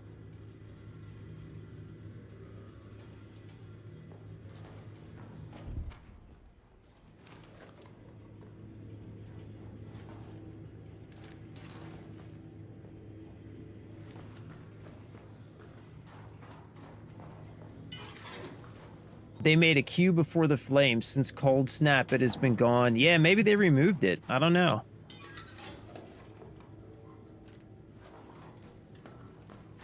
They made a few changes in this update that they did not list in the patch notes. I do know that. Son. Yes. Yes, my dude, we need a lot more of those, but... So, all right, can I be honest with you?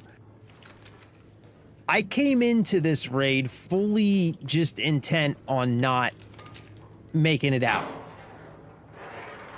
You know? I was like, let's just go into Stella Night Raid with a free loadout. Oh, you little shit. Where did you go? Where did he go?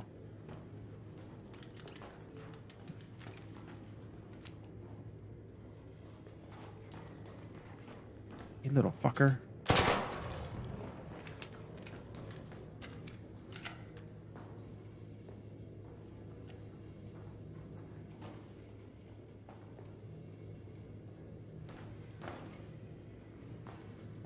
Yeah, I was fully intent on not surviving this, but now I'm feeling like we kind of have to get out of here because I got stuff that I need. Come on, you little shit. Where are you?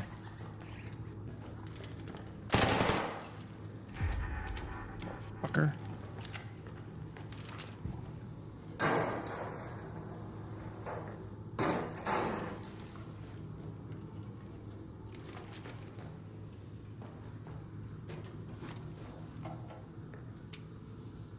All right, when's this closed down? We got 11 minutes, so we're good. We're good.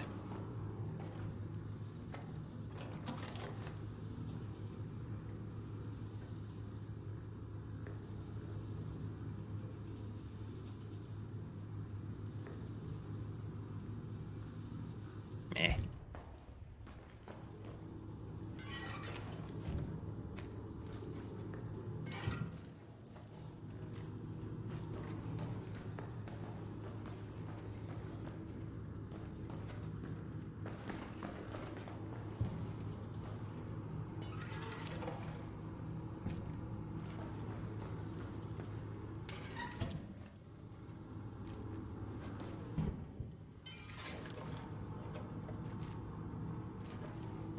Hella seeds.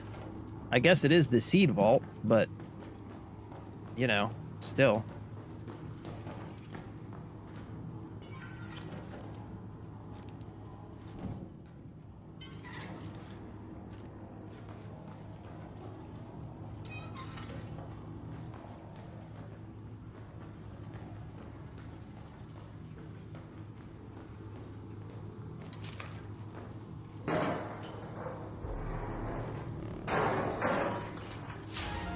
An arc orbiter is en route. Safe window is closing. 10 minutes to get out of there. I repeat, 10 minutes.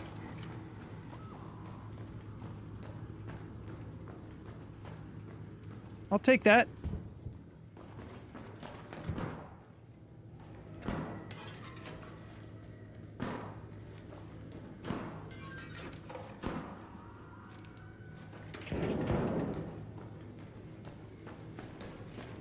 Okay, so to get out, I have to go back the way I came, you said.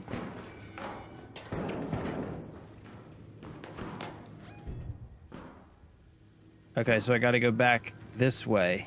Okay. Wait. Okay.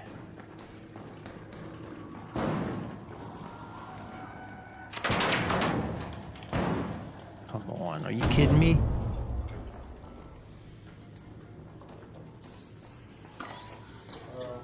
Hey, you get his ass? Huh? I'm just doing the event for those. Okay.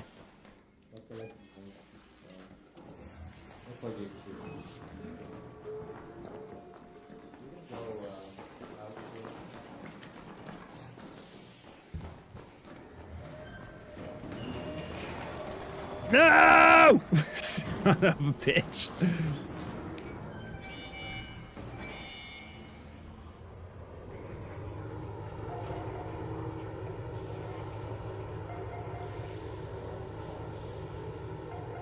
No, you are not the only one on a mushroom hunt. Not by a long shot, brother.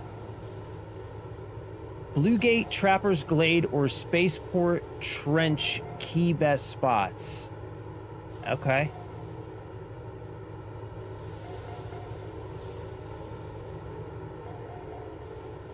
Well, technically, Ian, you were right. You were right, even if it was not in the context that you originally wrote it. I did still have to go back the way I came.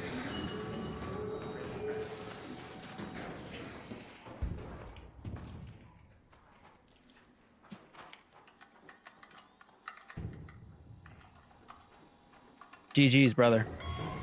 Hey, not bad for a raid that I was like perfectly content to not survive.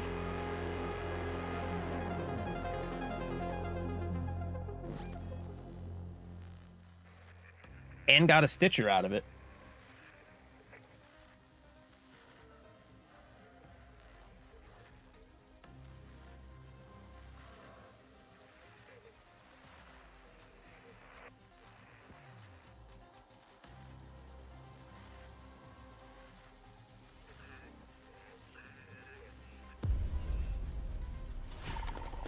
Yeah, you know one thing... One thing about playing solos, man, is like everybody is so chill in solos that... Like, I feel bad attacking people, you know? Like, I feel bad attacking people when everybody is so chill. Like, I hate to be the guy that, you know what I mean? like blast somebody from behind while they're just going about their business. I don't know, man. I just like can't bring myself to do it. I feel awful about it. All right, so I needed these for something. What did I need those for? For maybe this? No. Maybe it was this? Yeah, for this. Okay, I need 2 more of those. Flickering flames, I still need candleberries and a frying pan. There's a mushroom. Still need 6 more mushrooms.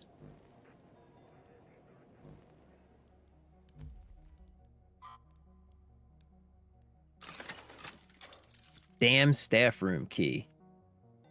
All right, so you said Blue Gate, Trapper's Glade, or Spaceport Trench key.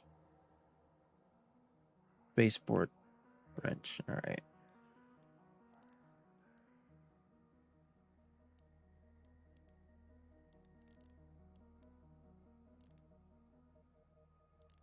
I think I have a ton of these sensors already.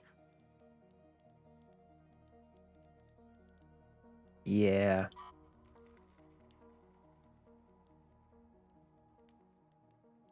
I think I could probably just sell these. No, let's take the metal parts. It's only... Meh.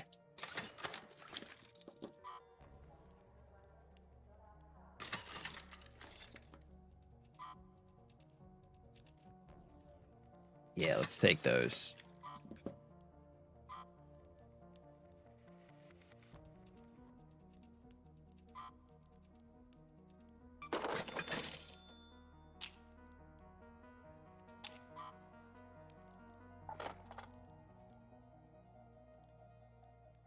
Jesus, man.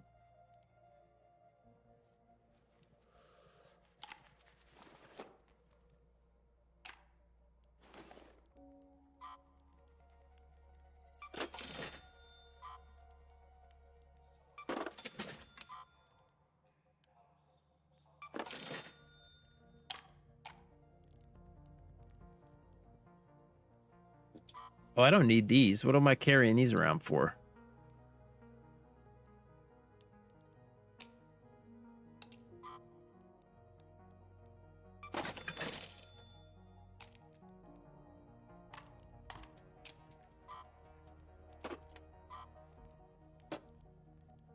Okay.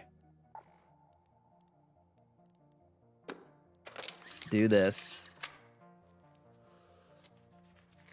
Damn staff room key. I'm not sure where that is. But, you know, maybe we can go try and find that.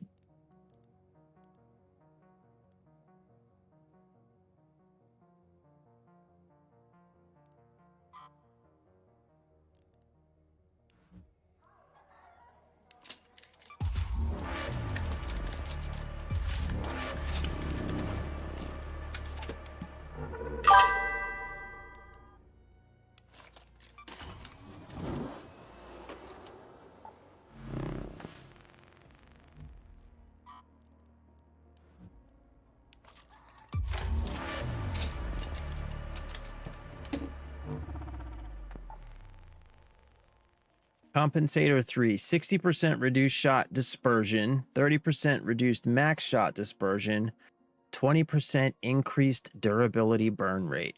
Whatever. Let's go for it.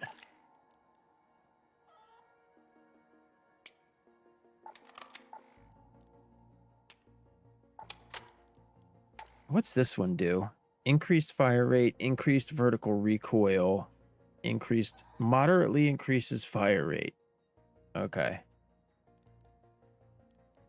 All right, whatevs.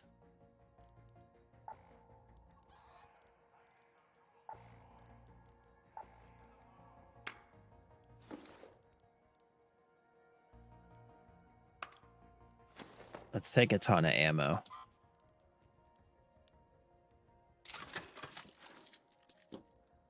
Once you're done with the mission, I will get rid of all the drivers and cores with the exception of the arc Power cell and fireball burner.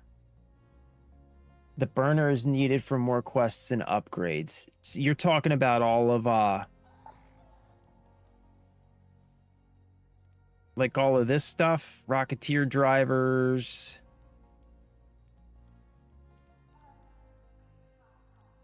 Wasp drivers, all that stuff. All right. I'll be right back. I got to use the bathroom. I'll be back in a second.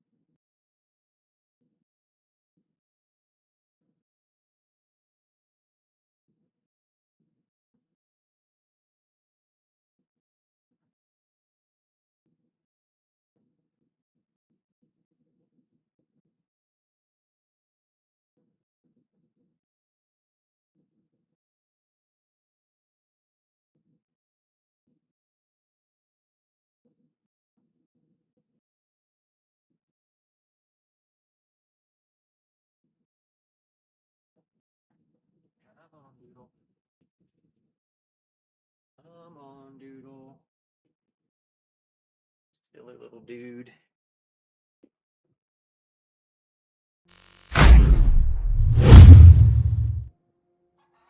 All right, I'm back.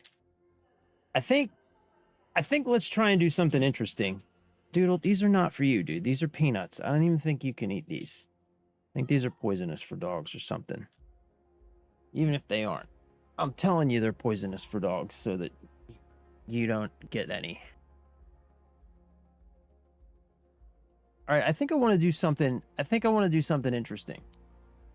Or at least try it. No, Doodle, that's not for you. Stop it. Stop it. Or at least try and do something interesting. Anything Hornet and below. You need some of them for the expedition, though, right? I'm assuming. Honestly, like, most of them are pretty easy to get, like the Hornet and the Wasp drivers and stuff, so I probably don't really need to keep any of that stuff around, really. I do keep the, what is it, the Hornet drivers? Yeah. I don't really need these. I'll keep them for now.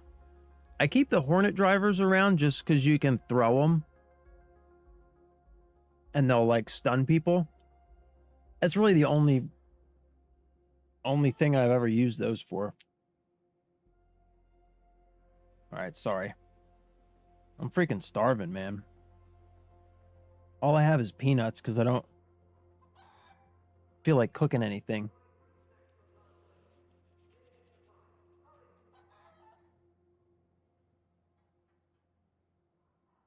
All right, let's put these up. Because I'll just sit here and keep eating peanuts on stream. Here's what I'm thinking. Right? Let's take...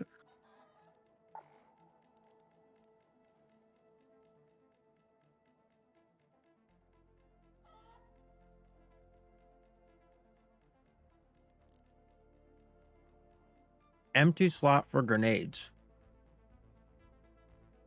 Okay.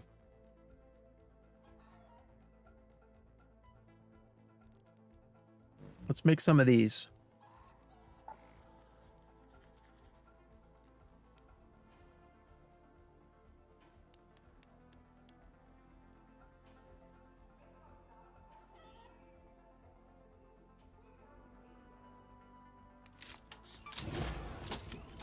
We're going to take some trigger nades.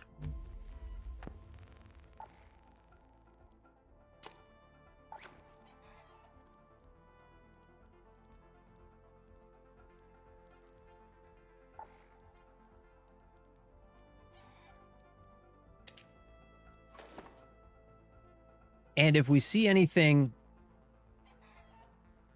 I don't know, worthwhile, maybe we'll try and kill it with some trigger nades.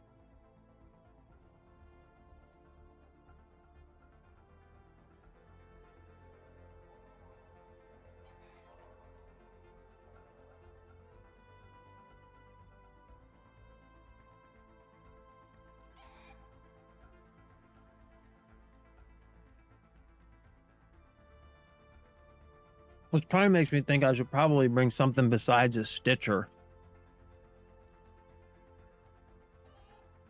I should probably just always bring an anvil, huh? Like, is it even worth using any other gun against arcs? I mean, of course, higher tier guns, but... What's up? Welcome back, Ryan. Welcome back, brother. Just talking about what we're going to do next.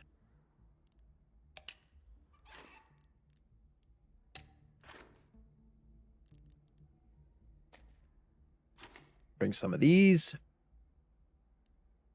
All right, I got the nades. What else do I want to bring?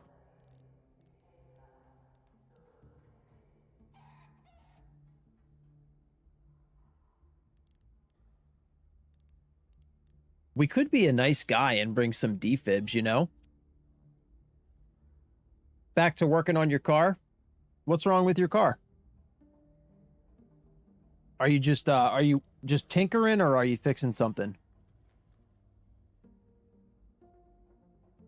If the former, what kind of car? If the latter, what are you fixing?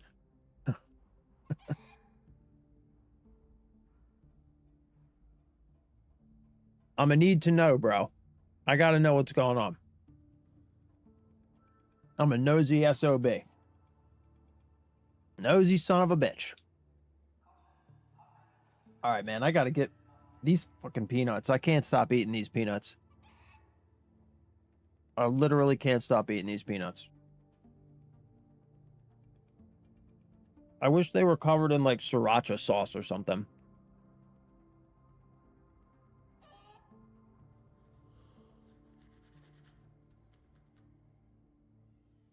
Both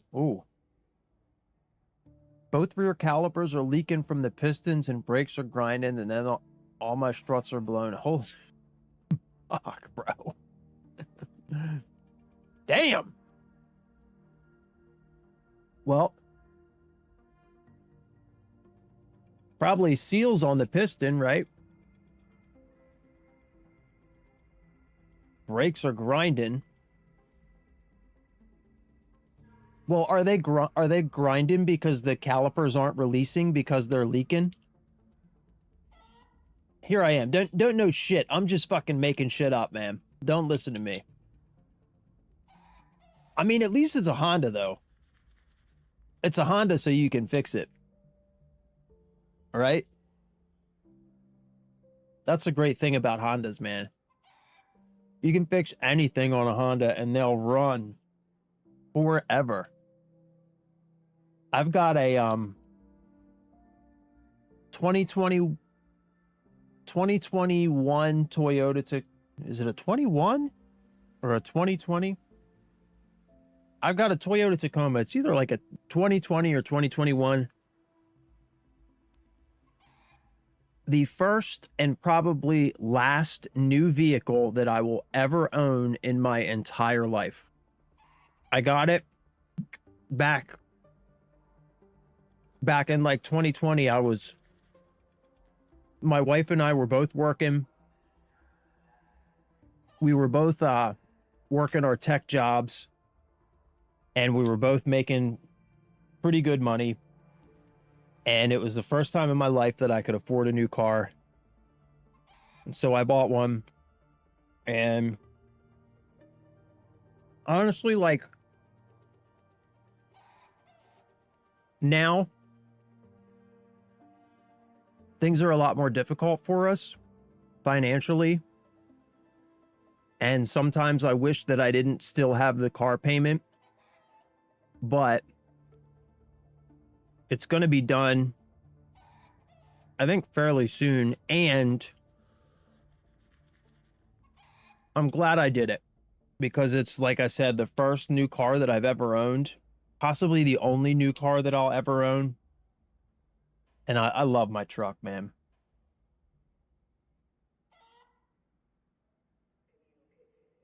Replacing calipers, pads, and rotors, and then replacing the whole strut assembly. Damn, bro. Do you work as a mechanic? Is that like what you do? Do you have, like, you must have, like,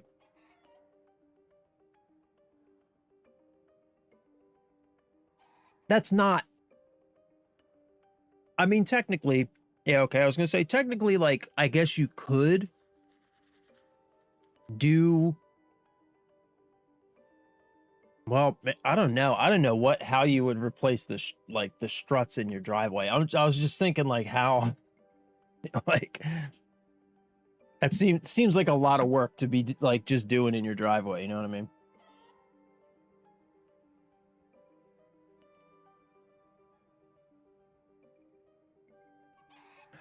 Well, that's what's up. What part of the country are you in? I don't know if I ever asked you that. Did I? Did we just talk about this? You're in Tennessee? Okay. Okay, I think I did ask you that before. Oh, I think Doc's in Tennessee too. There's another guy that's on here all the time. He's in the Discord server too. I think he's in Tennessee. All right, man. Get these fucking peanuts away from me.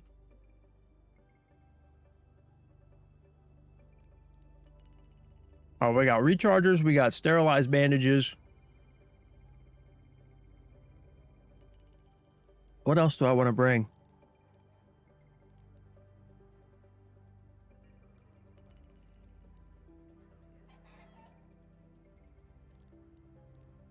Got plenty of trigger nades. Well, let's just put those there.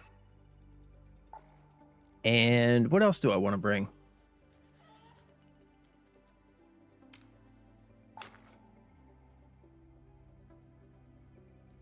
Let's bring a snap hook.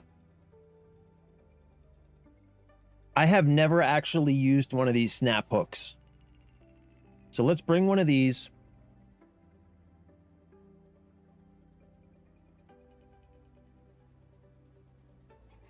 And I'll tell you what we're going to do. Actually, we're going to keep this here.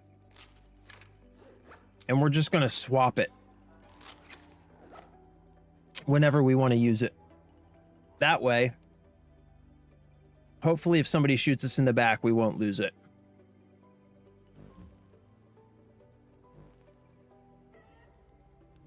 All right, and we have a key for the Dam staff room. Unlocks a door in the research and admin building on Dam Battlegrounds. Okay. That's the plan. Research and admin, Dam Battlegrounds, staff room. That's what we're doing.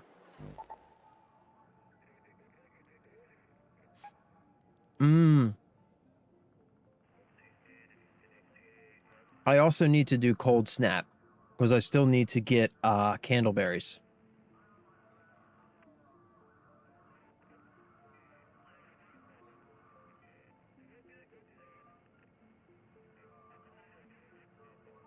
Yeah. We'll do that next.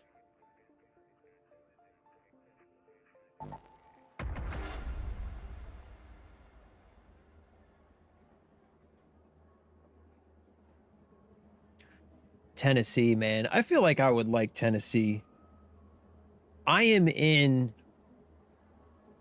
You probably have never even heard of it. Delaware, the smallest state.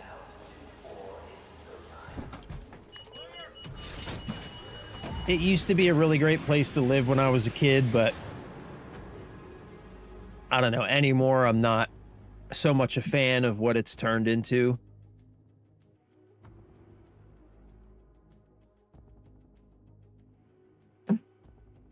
I'm a big, like 2A advocate, you know what I mean? Like, and this state has...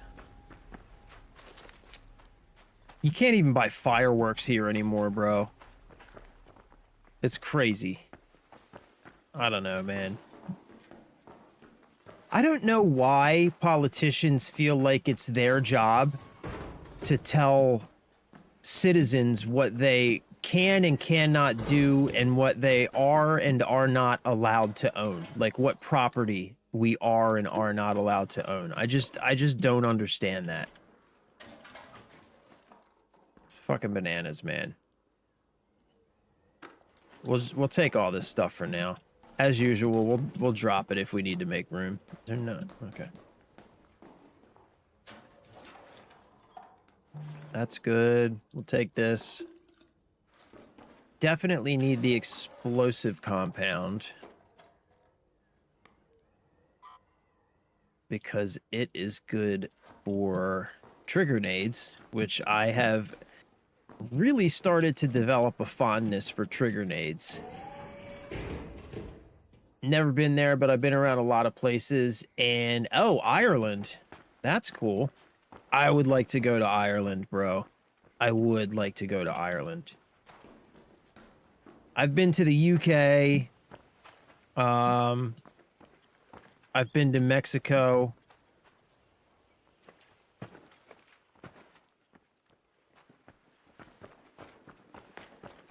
Okay, we're going to research and admin, right?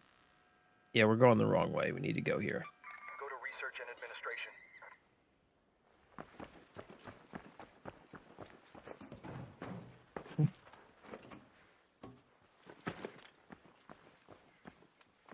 Hopefully this dude doesn't try and shoot us in the back. That would be really shitty if he did.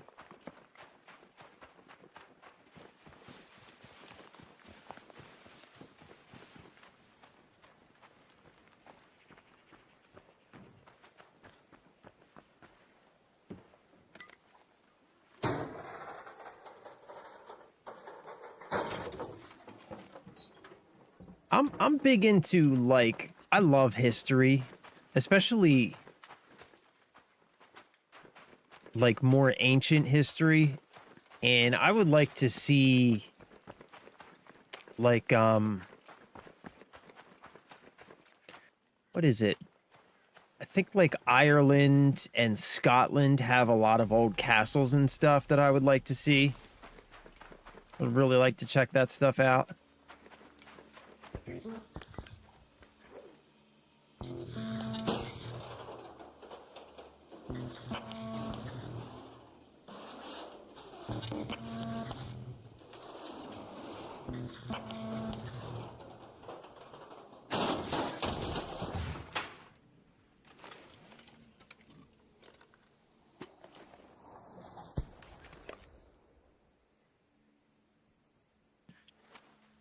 I'm gonna end up dropping most of this stuff.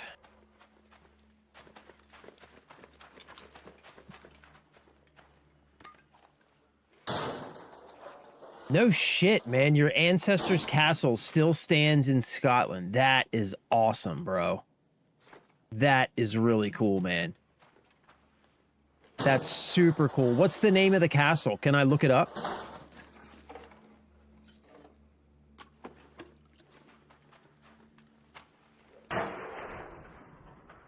See, that's fucking awesome, dude. That's exactly what I'm talking about, bro. That kind of stuff. So damn cool, man. So damn cool. 5 batteries. Shit. Take that.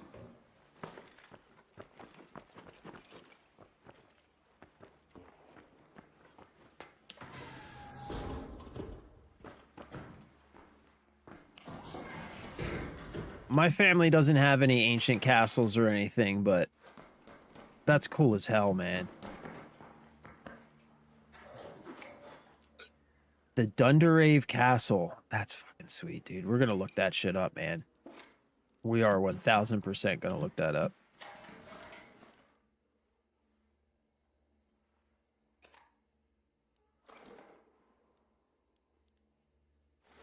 Nice.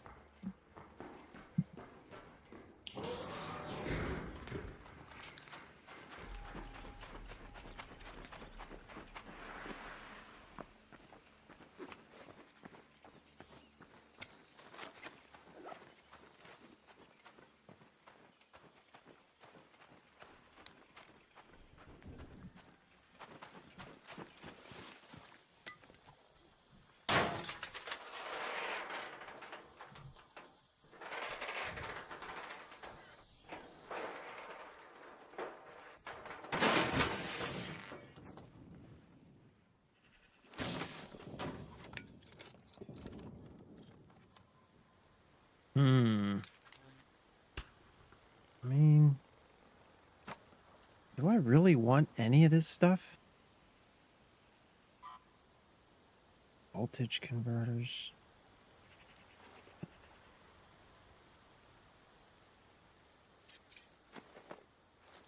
Okay, whatever.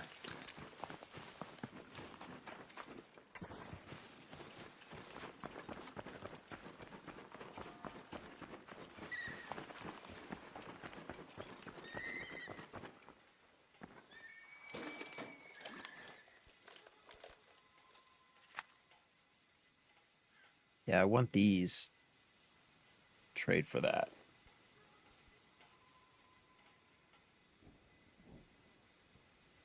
private owned now. Damn, private owned. Not by your family though. That's a bummer. You should be able to. You should be able to like to lay like a fucking ancestral claim to that shit, bro. You know what I mean?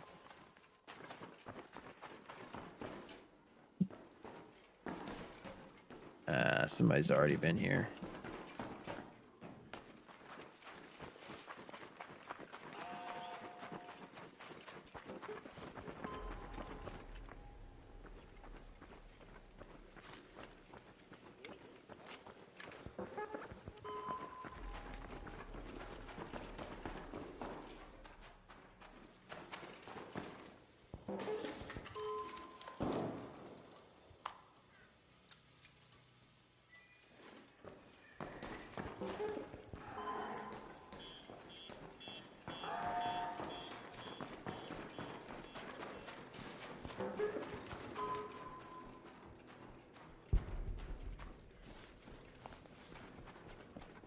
All right, let's see.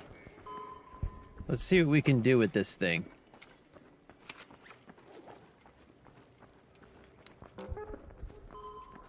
Okay, hold aim. Oh, there's that thing.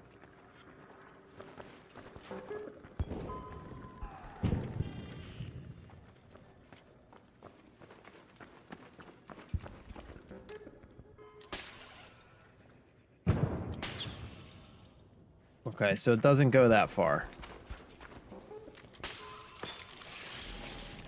Okay.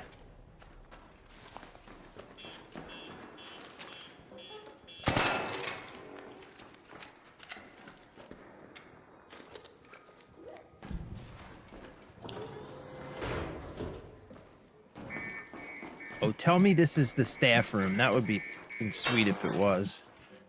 Is this the staff room? Ha ha! Nice.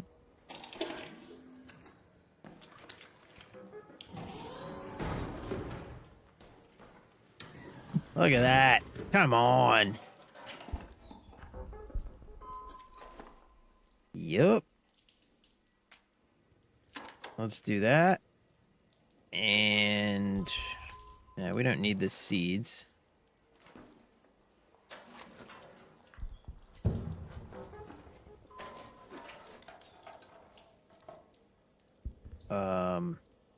Damn. Boom.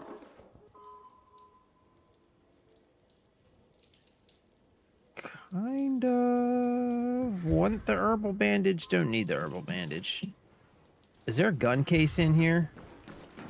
Before I look for anything else, is there medium ammo, light ammo? No, no gun case.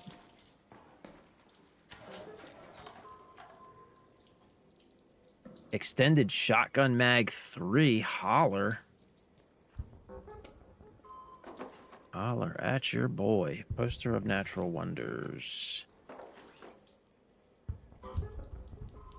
Processors. Ooh, I kind of like the processors. We'll take that. Friendly coming down.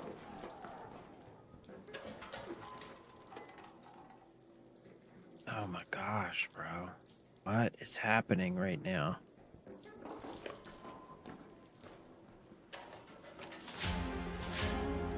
Oh my god, what?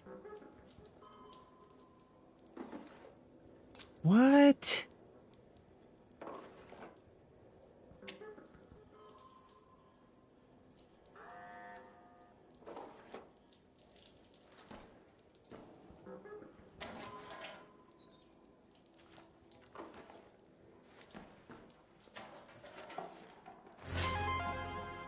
Oh my god.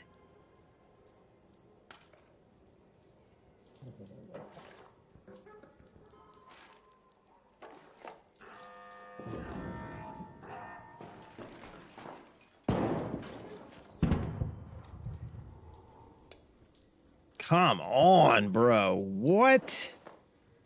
Blaze grenade trap. The music album is worth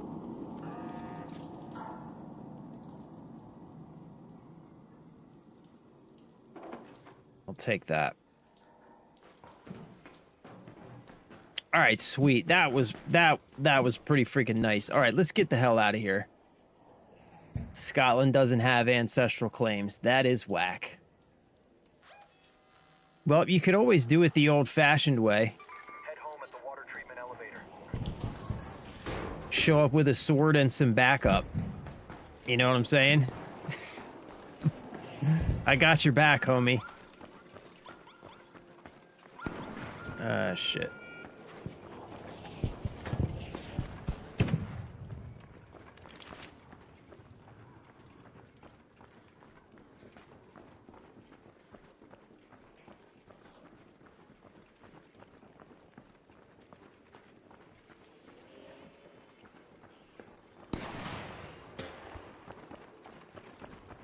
Okay, we got too much stuff on us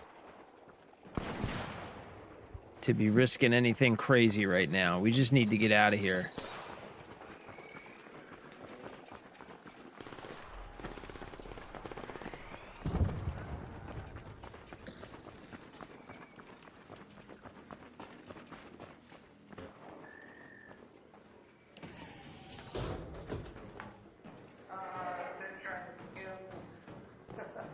Get in here, bro. Run. Run. Run. Oh my gosh. Thank you. You got it, dude.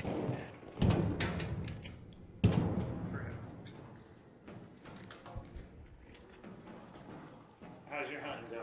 Ah, not too bad. I saw that snitch, and that must have been you that he was screaming at. Yeah. What's up?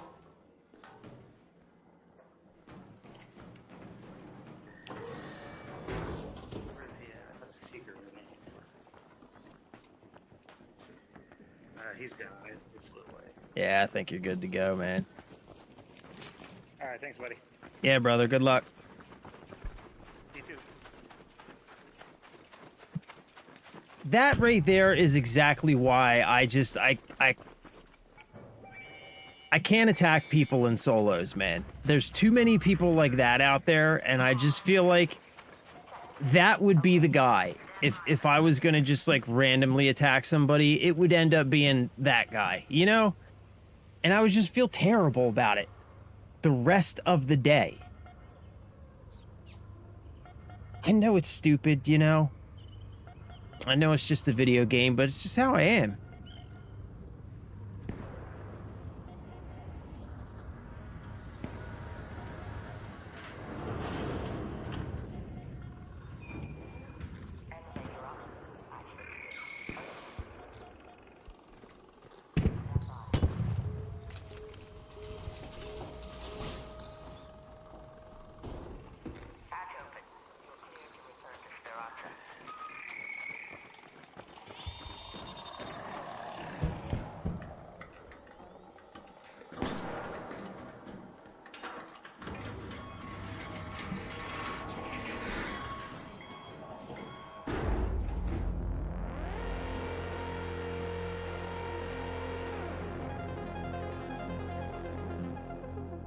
That was a nice little score right there. Definitely not what I was expecting. Definitely not what I was expecting. But a nice little run. Damn.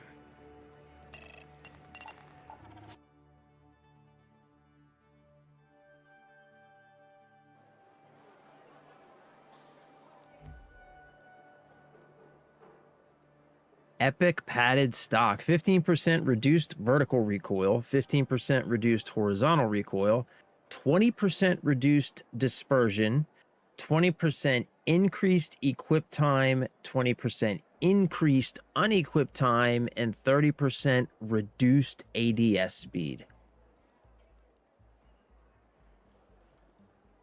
See, man, those downsides are so severe for these higher tier modifications.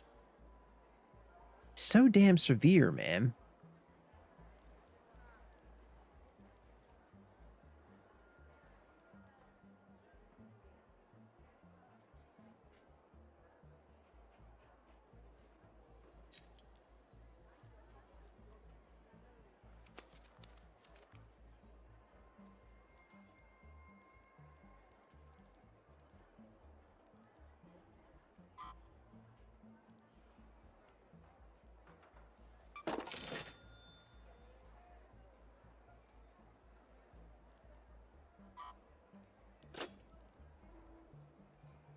Damn, we're gonna need to make some room. That's for sure. Extended shotgun mag. I can put that on. Well, right on here, I guess. 70 out of 100.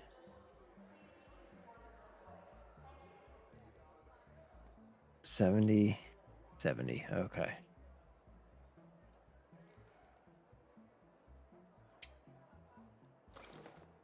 Shoot, you got to equip it first. Boom. Nice.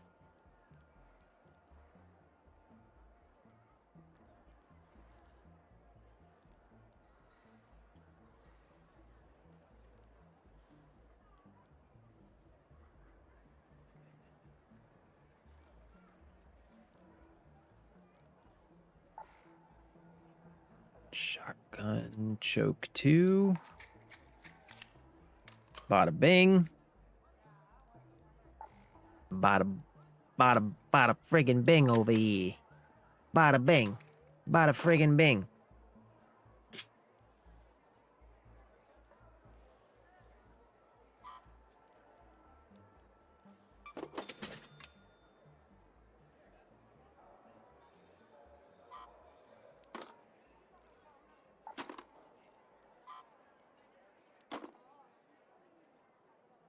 Blaze grenade trap. Can I...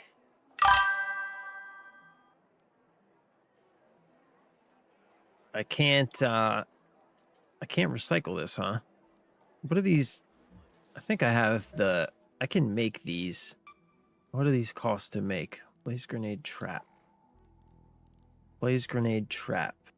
Costs a blaze grenade. It'd be nice if I could recycle it into blaze grenades. All right, whatever. We're going to keep that.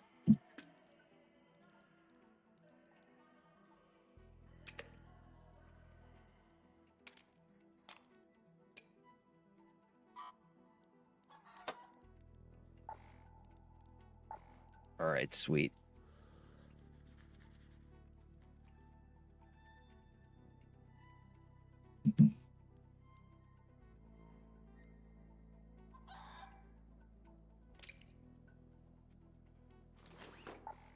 Let's find something else to take.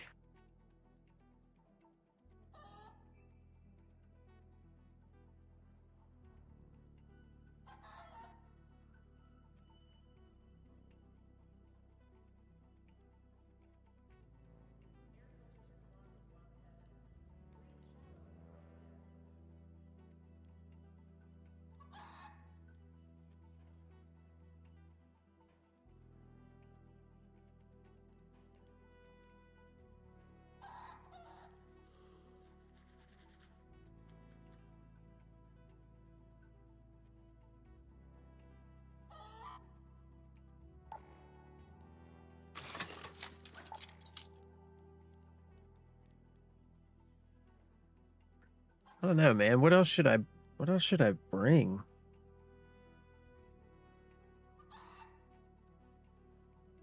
Some lure grenades.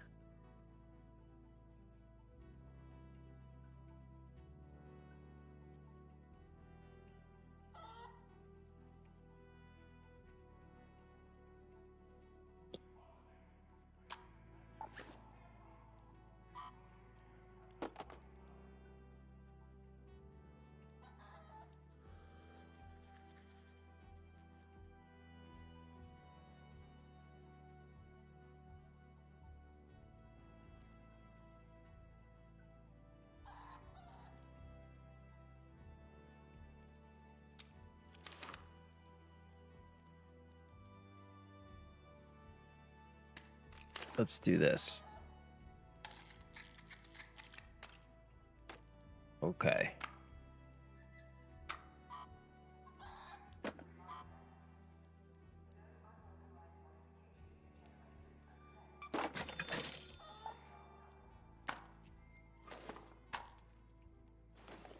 Man, I got a ton of light ammo. I do not need all that light ammo.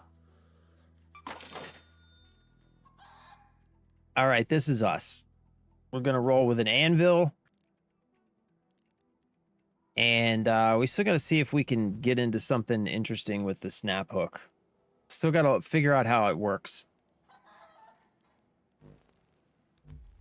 Do I have any other keys that we can use? Spaceport warehouse key, Spaceport trench tower key.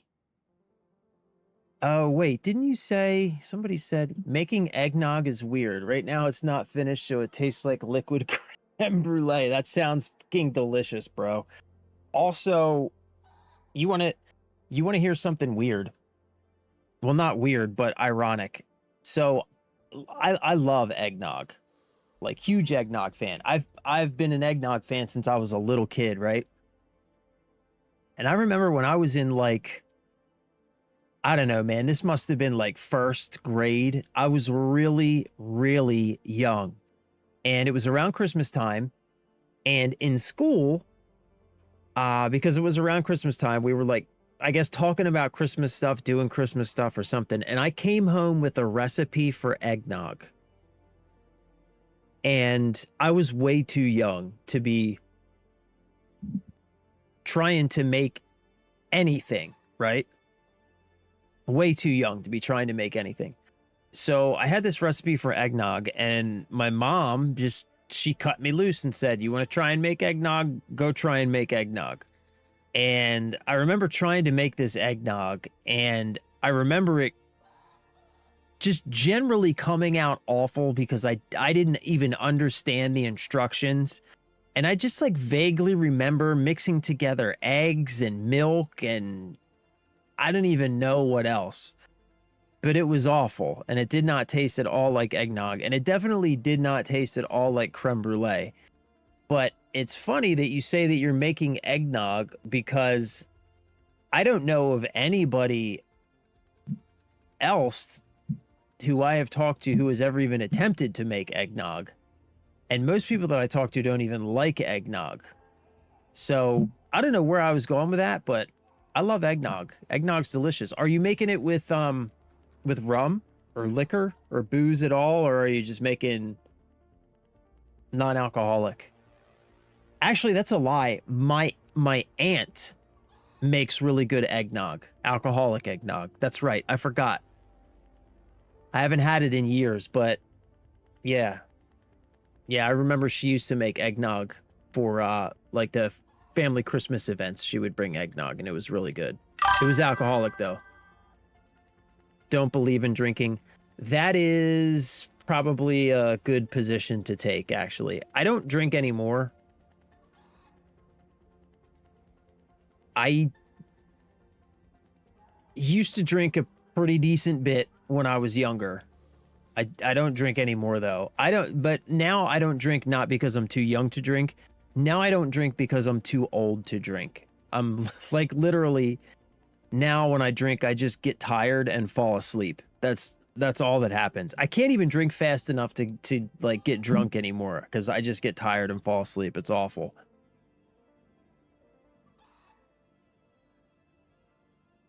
Oh, you like cooking? I like cooking too, man. I'm not very good at it. I don't know a lot of recipes, but the stuff that I do know how to cook, I'm pretty decent at making. Simple stuff, you know, like man shit, like steaks, hamburgers, stuff like that. I can make stuff. I can cook on a grill. 4th of July, bro. I'll cook my ass off. But it's easy to cook on a grill. You just apply heat and meat. Just put heat and meat together and it comes out good. Eggs, meat, pasta, etc. Do you make your own pasta? Have you ever made your own noodles? Ooh, fondue and crab puffs. I don't know where you live, Spider, but I live like really close to Maryland, the Chesapeake Bay.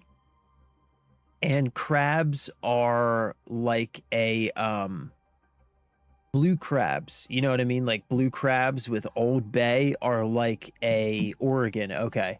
So I don't know.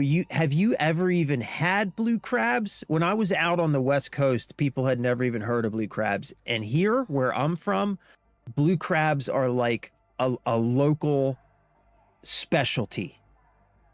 And you steam them in beer and cover them in Old Bay, and we make crab cakes out of them and crab imperial and all kinds of crab stuff. And bro, it is the best crab whatever that you will ever have is blue crab, whether it's crab cakes, crab imperial, crab puffs, whatever you're trying to make. Blue crab from the Chesapeake Bay. Oh my God. Oh my God. So delicious.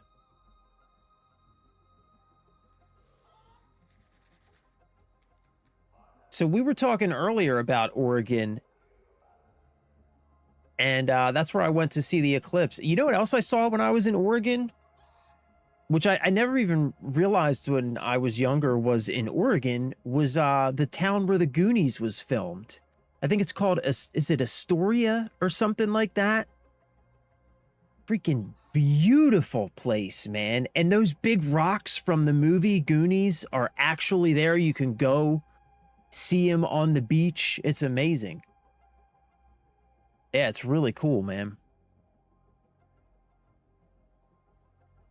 Okay, we need to pick a key. Spaceport Trench Tower key. Unlocks a door to the trench towers in Spaceport.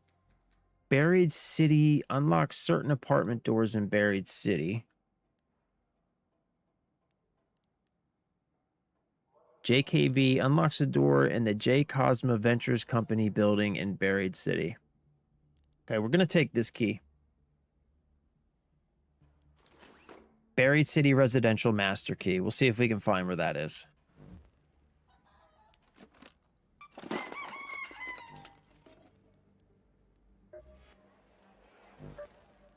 Okay, that's it. Buried City.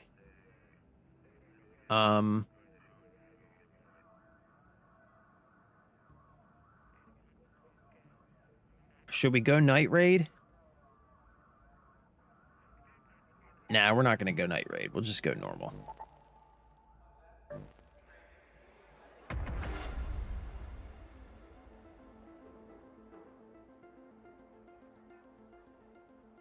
Oh, Nike was founded in Oregon. I didn't know that. Oregon was founded on Valentine's Day. No shit. The zombies are here? What do you mean by that? The zombies are here. What do you mean by the zombies are here?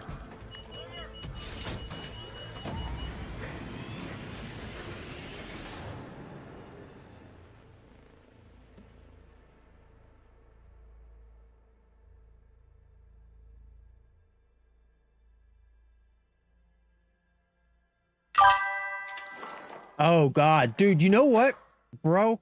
I knew that's what you were talking about. I almost said it. I almost said it. I almost said it, but I didn't want to because I was like, I don't know, maybe he's talking about something else. And I don't want to like sound negative. You know what I mean? But I swear to you, I knew that's what you were talking about. I knew that's what you were talking about. That's crazy, man. Yeah, we got him here too. We got him here too. In Philly, in Wilmington, which is not too far from me. Philly and Wilmington are kind of both within like 45 minutes. Yeah, I heard like a couple of years ago, wasn't East Oregon trying to secede and become part of like Idaho or something? Is that a thing? Yeah, okay, there is. There is a bill to split it. I thought so. I thought I heard that.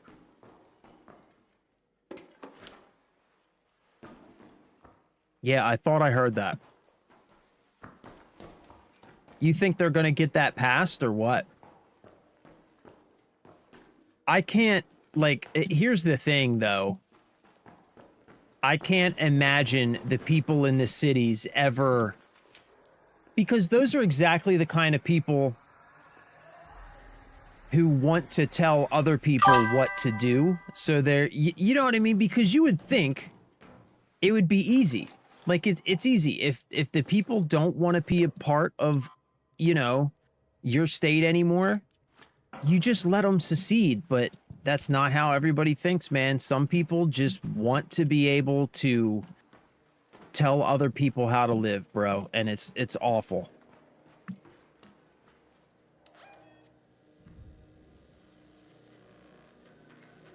Okay, we are far away. Where do we need to go for this? Certain apartment doors in Buried City. Okay, I have no idea what that means. Go to the hospital. Certain apartment doors.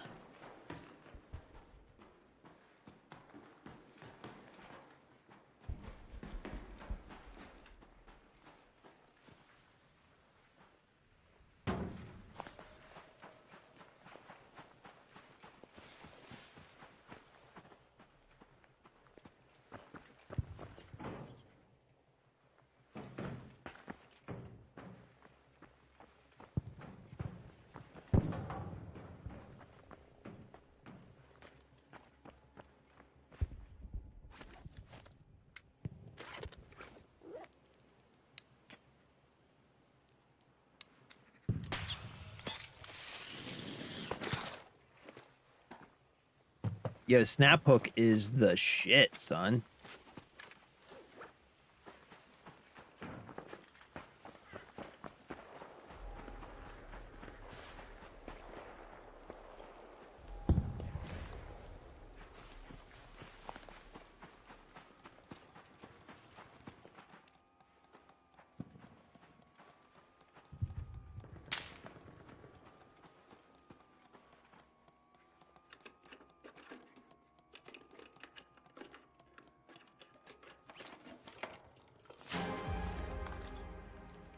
What?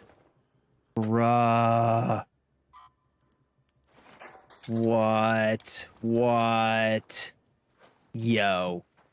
Yo, yo, yo, yo, yo, yo, yo, yo. Okay. Okay, we gotta be smart. This suddenly became...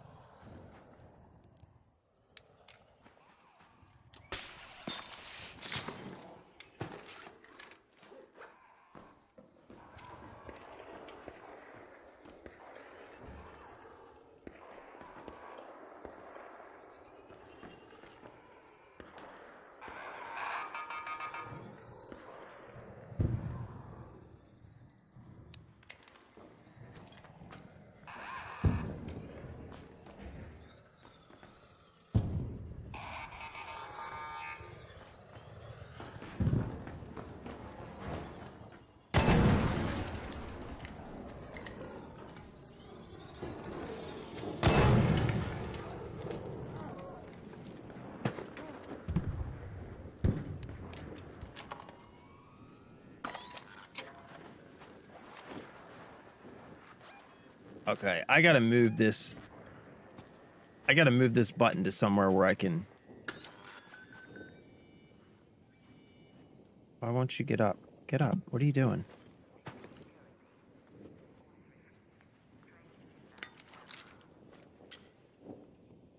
My dude will not stand up for some reason.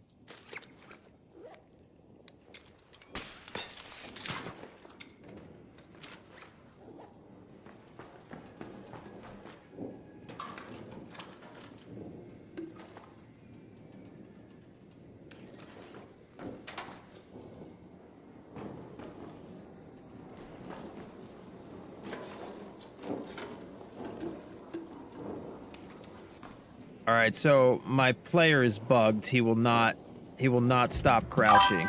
Sweet. Come on, dude. Stop crouching, bro.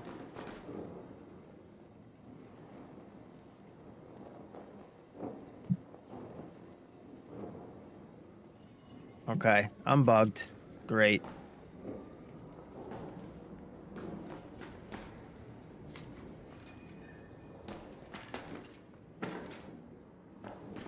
All right, we got it. We gotta get out of here. I'm bugged. Jeez, this is obnoxious. Come on, man. Let's go to that metro.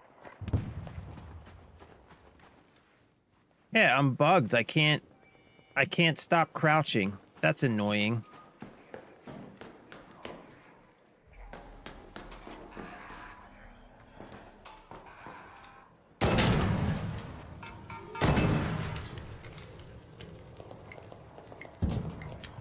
Is it my mouse, maybe?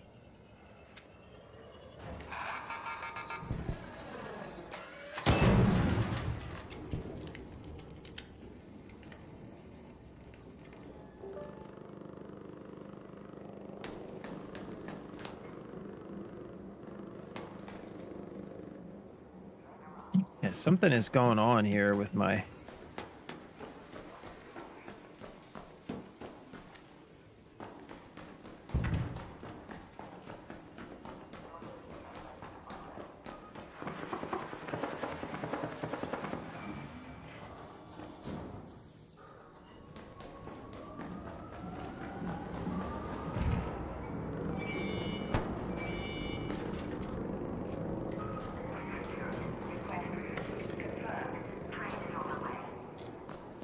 Yeah, I can't stop crouching. This is... What is going on here, man?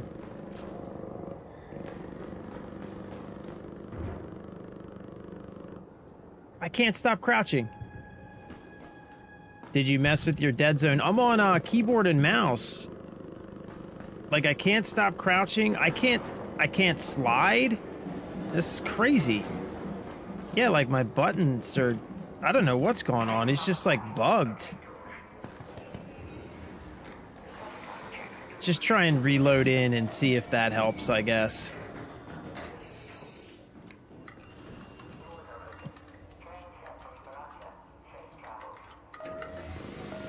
I don't know. Hopefully reloading into another map will help. Because that was obnoxious. That was awful.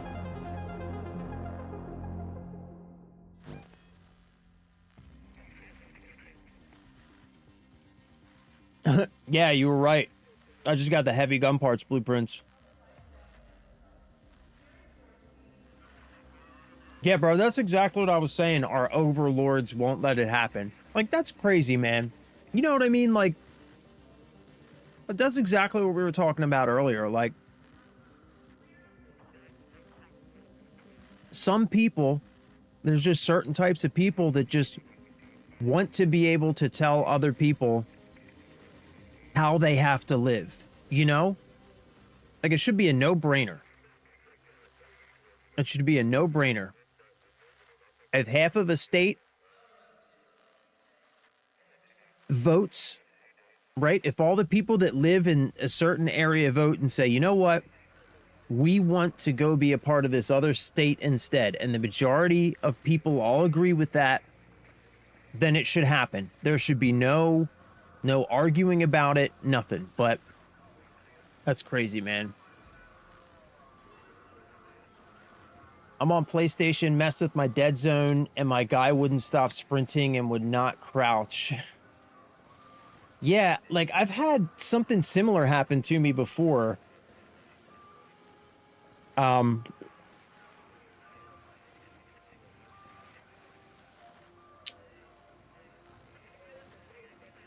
Where I had problems with not being able to crouch. I think it's just weird bugs with the game, honestly. There's some weird stuff in this game, man.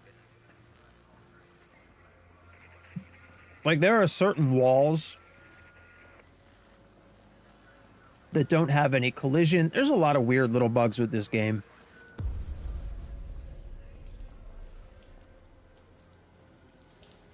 Yeah, baby. I'll take it. Heavy blueprints, I will take it. And it might have something to do with what I was doing with the snap hook. Like, jumping into my inventory while I was in the middle of doing an action. Like, maybe that caused something weird to bug out, you know?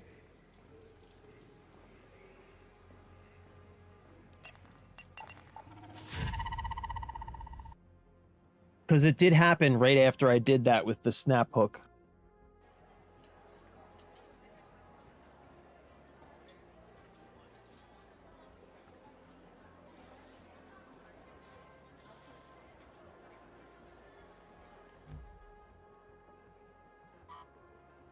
Yeah, baby, heavy gun parts. Come on now.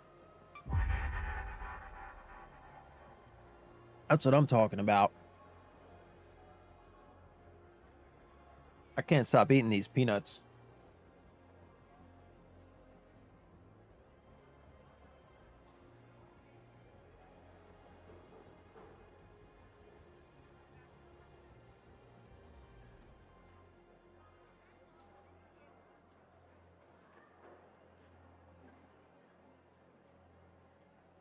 Man, they make a hell of a mess, though. I'm gonna have to vacuum after this.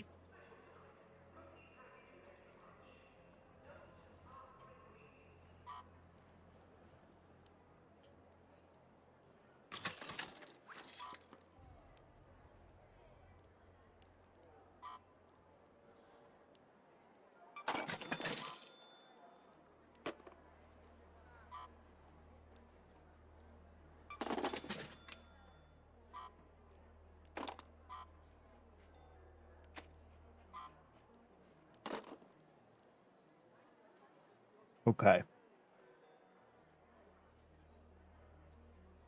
All right, let's try this again.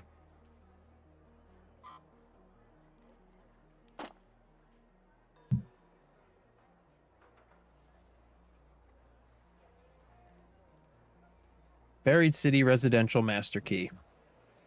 I wish it was more specific about, like, what you could use it on, though. It's very vague. Unlocks some apartments on Buried City. Like, there's apartments everywhere on Buried City. Alright, hopefully when we load in, we won't be perma-crouched. Hopefully. Yeah, like, I hope it's not my mouse. You know? Hope it's not my mouse doing anything weird.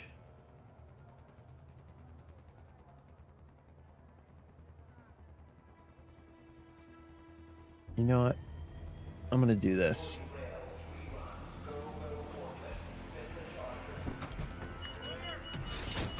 What?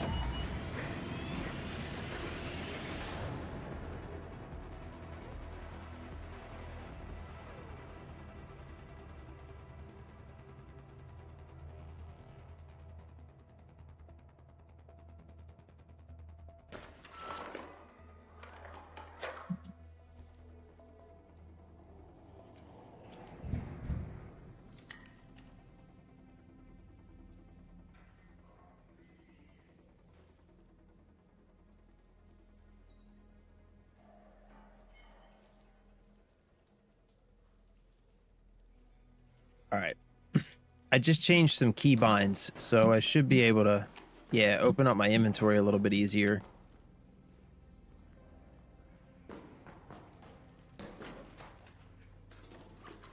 Same exact spawn as last time. Yeah, it was definitely a bug, because it seems fine now. Just bugged out, man.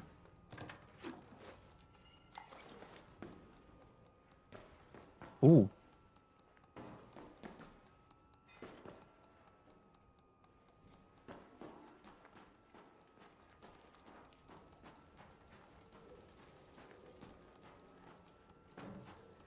Okay, I hear a raider cache somewhere.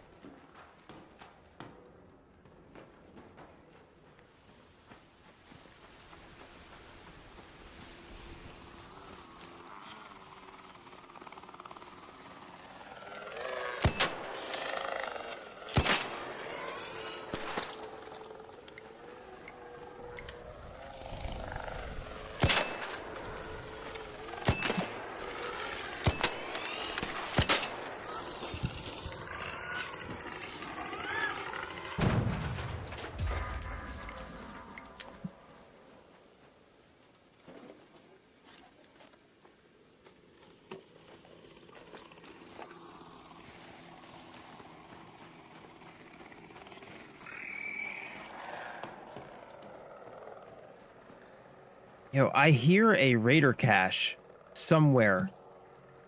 Is it down? No, it's got to be up top.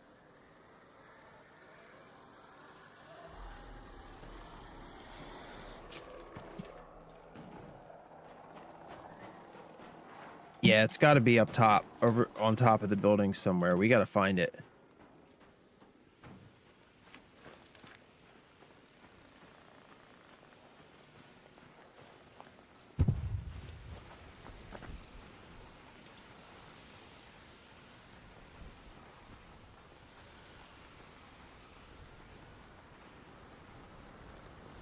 Yeah, baby. Come on now.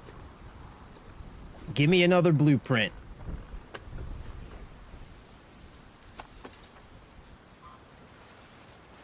Oh my God. Come on, bro. What? What? What?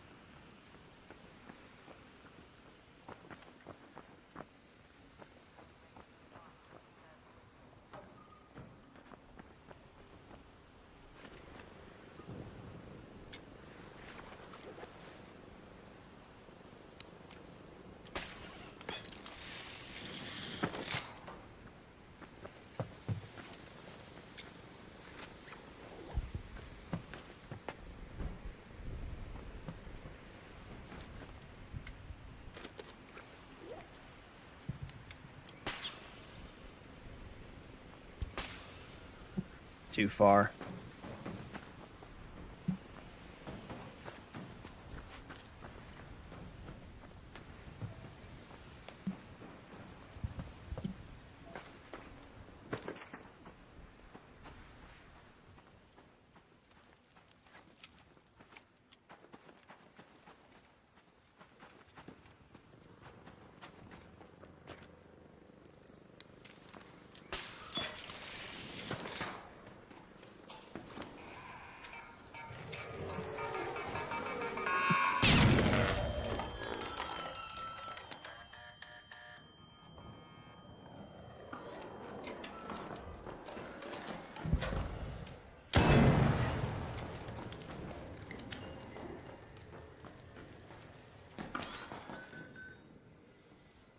And that little fucker got me, dude.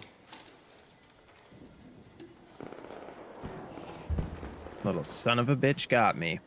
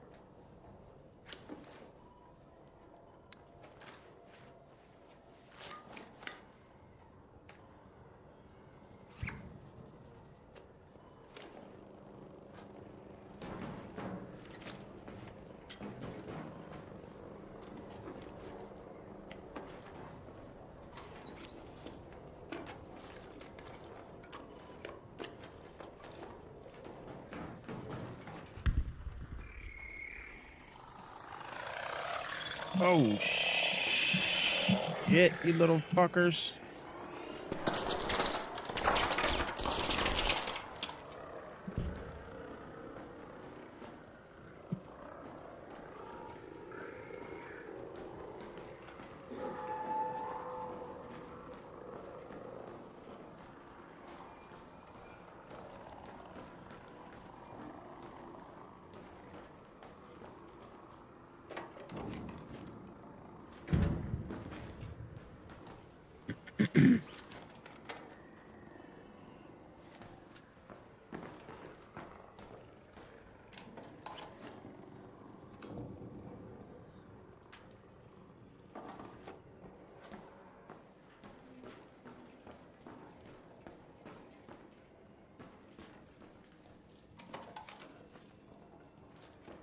I think somebody's already been here. Yeah, somebody's been here. They didn't search everything, though.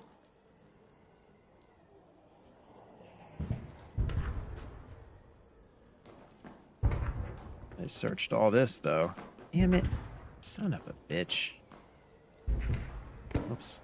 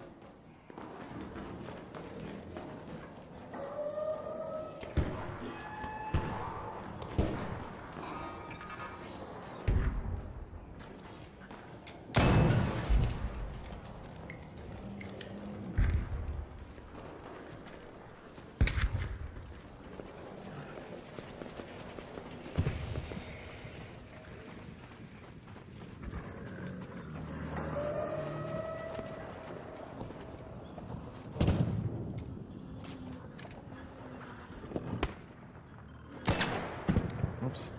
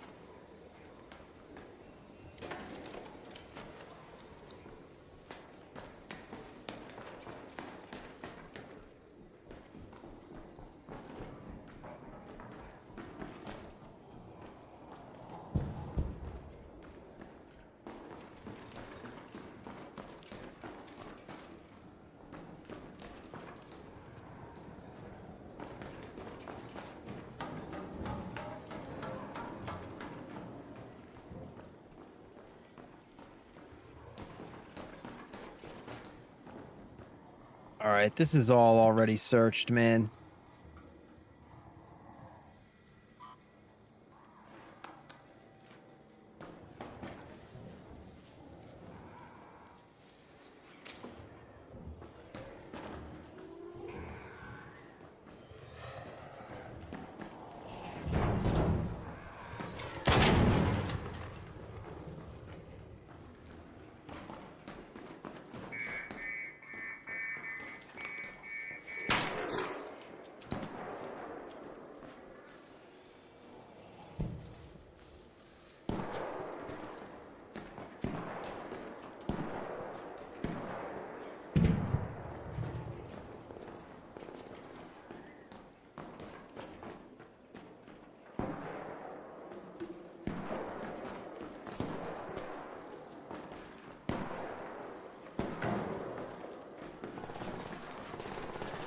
What are these dudes fighting?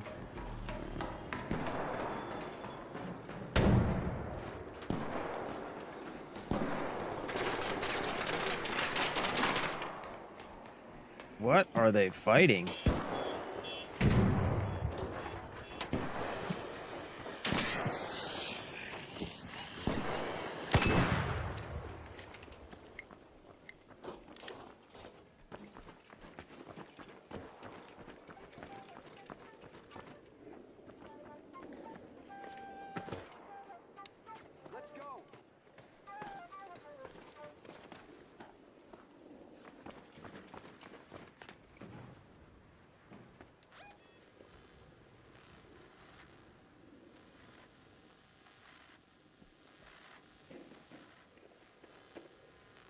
Let's go to space travel.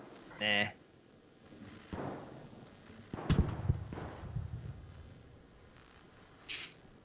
I don't know. Let's go to that metro. I think it's just time to get out of here.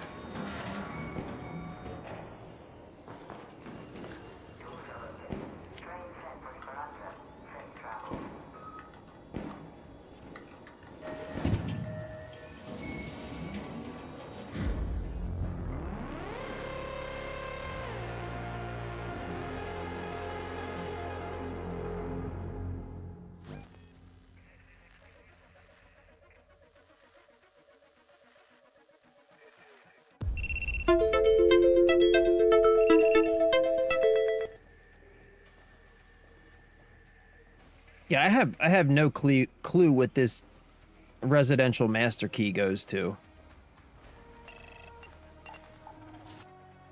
No clue.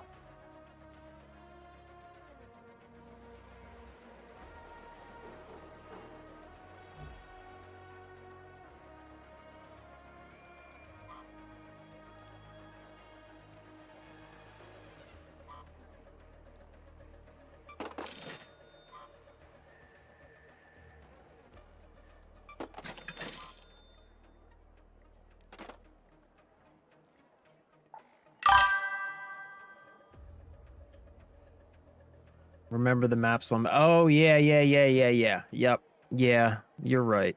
I should check that. Yeah, that's what we'll do. We'll check the map.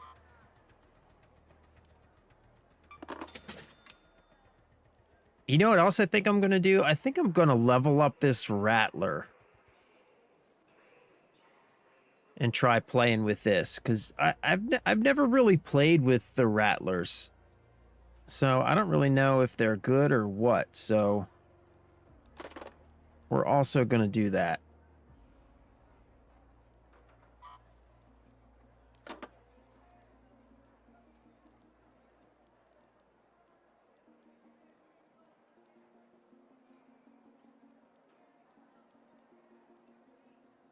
Oh, damn. I need to make some room, man. I need to make some room. WTF, mate. WTF. I have a shitload of seeds.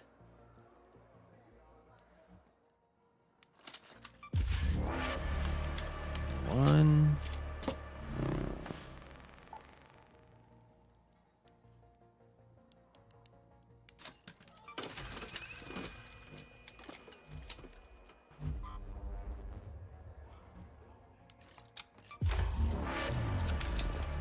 Three. Oh, this thing's super cheap to upgrade. Wow. I didn't know it was that cheap to upgrade a Rattler. Huh.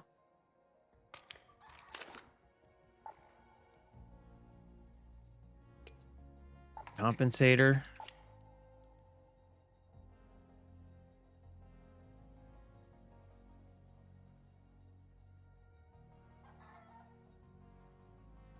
Yeah, I don't feel like that's worth it at all. For reduced ADS speed. Oh no, you can't upgrade the Rattler's magazine size.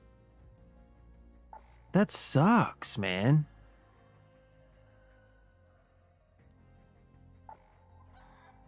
That's why I don't like this thing. I knew I didn't like the Rattler. Yeah, you can't upgrade the magazine size. That sucks.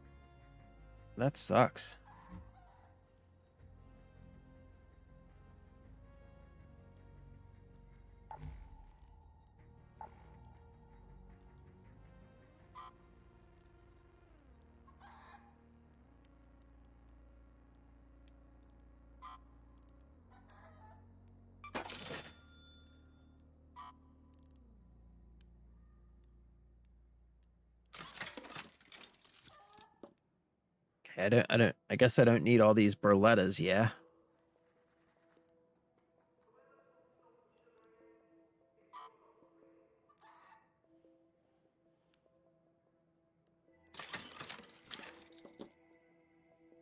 Okay.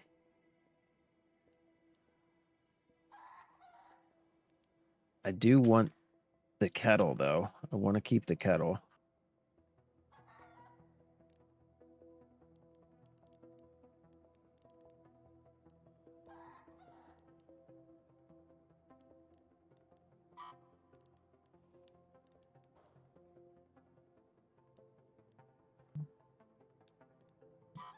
And just sell the thermostat, man. Damn, there's another Berletta.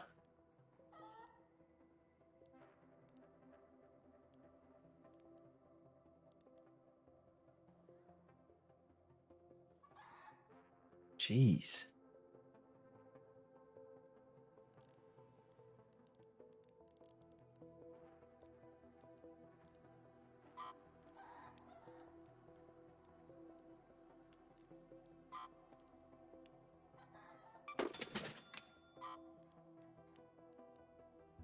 Processors.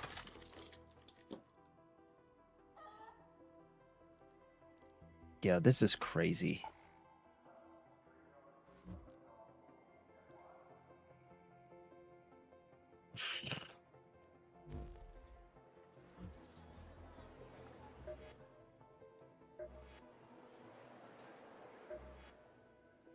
Come on in.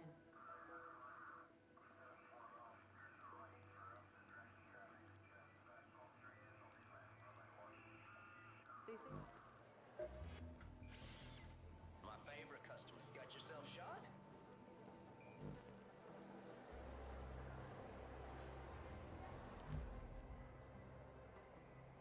Oh my god, bro. How did I end up with so many seeds? 500, over 500 seeds. How did I end up with so many damn seeds, dude? That's like bananas.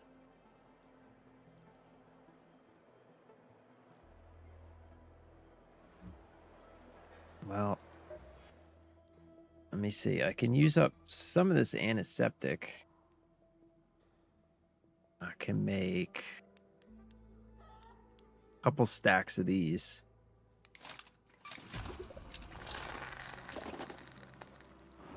All right.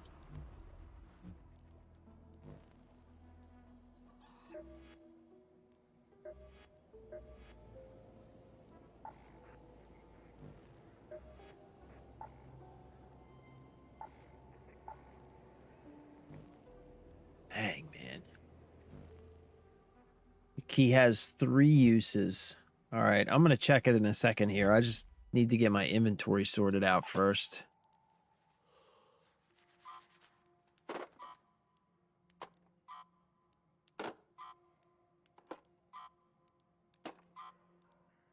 Okay, there we go.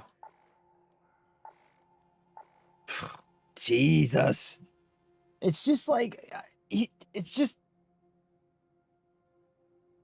I feel like I'm constantly, constantly dealing with inventory issues, man. Constantly. I need to finish some of these bench upgrades too. Like I need some sentinel, I need a couple more sentinel firing cores. A couple more bombardier cells.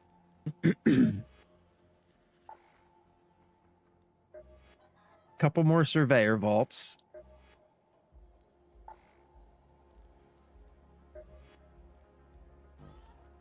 So sentinel firing cores, bombardier, and surveyor vaults. Sentinels, bombardiers, and surveyors. Basically, I have to find those.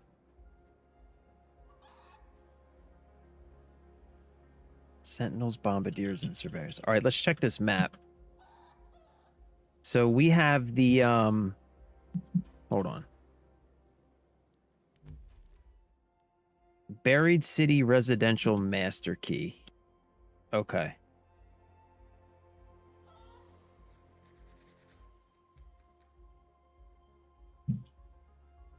Buried City.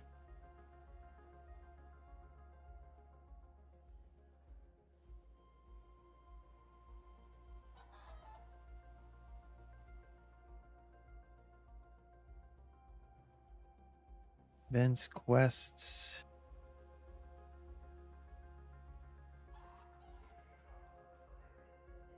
Okay, is there a way to sort by keys?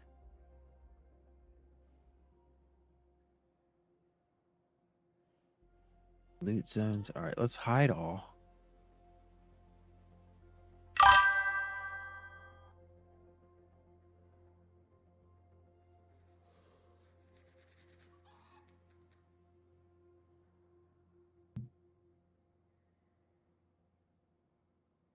Security breach. Key room. Boom. Okay, here we go. Okay, let's go region. Landmarks. Let's show all that.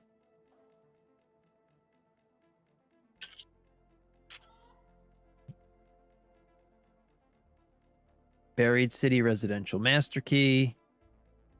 Buried City Residential Master Key. Okay, so there was one, like, really close to where I was. Buried City Hospital Room Key. JKV Employee Access Card Key. Town Hall Key. Residential Master Key. Okay, so all down here is... All right, so they're all down here. Yeah.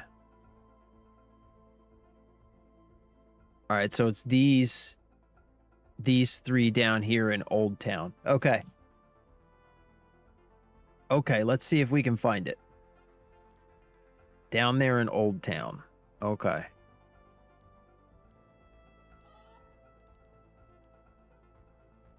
All right, and we're going to try out the Rattler, so we need to make a couple of things for the Rattler.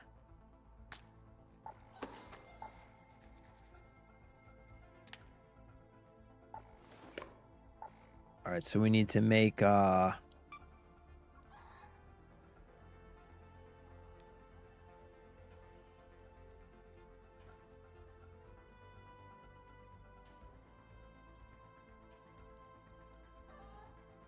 it's crazy that you can't put a better mag on the Rattler, by the way.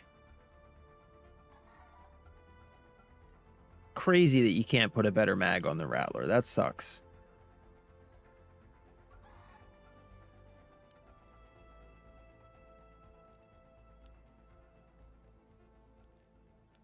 All right, we're just going to make a cheap stock for it.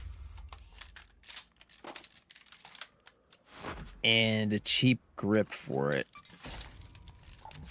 And that should be fine. We use this. We'll use this. Okay. Now we'll send...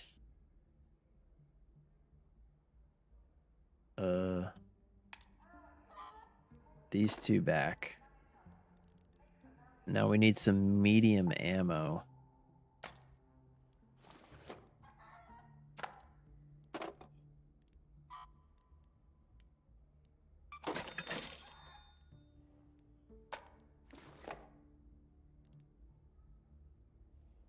Okay, let's make some medium ammo.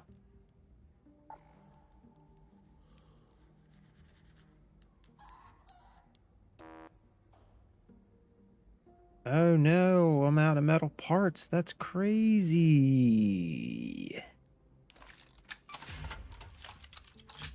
That's crazy.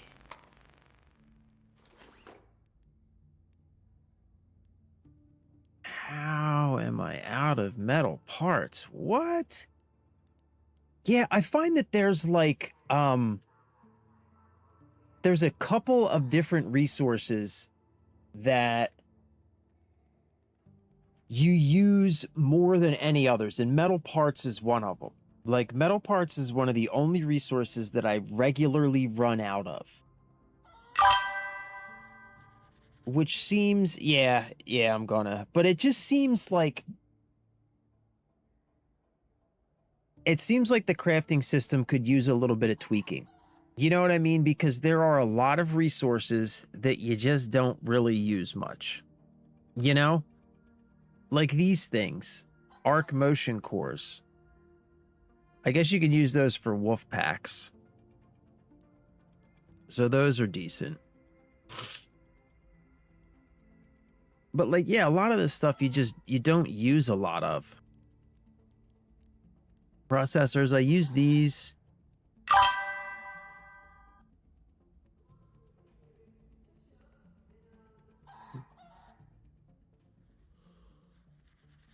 I think these are used to make trigger nades too, actually, right? Yeah, those. Yeah, but there's just some stuff you don't use much of. Anyway, let's go here. And let's buy some metal parts from what's her face.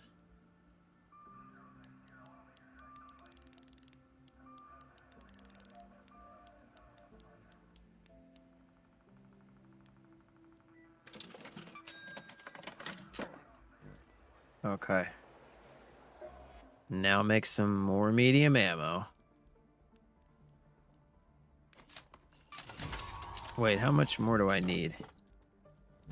60, 80, and this has got a 24 round mag. So this is basically like almost 8 mags worth. Wait, 20, 40, 60, 80. Yeah, it's like 7 mags worth.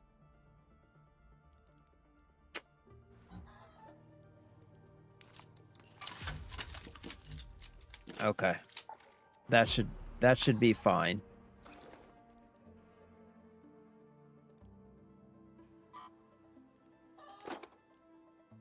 Okay.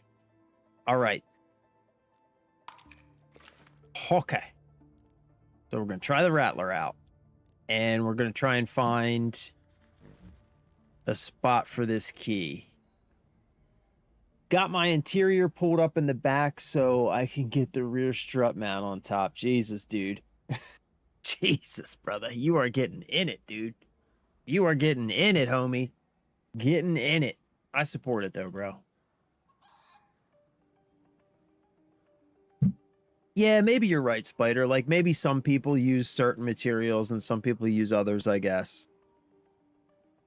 I just find myself running out of metal parts more than anything else. It's one of the only materials that I find myself regularly running out of. You know what I mean?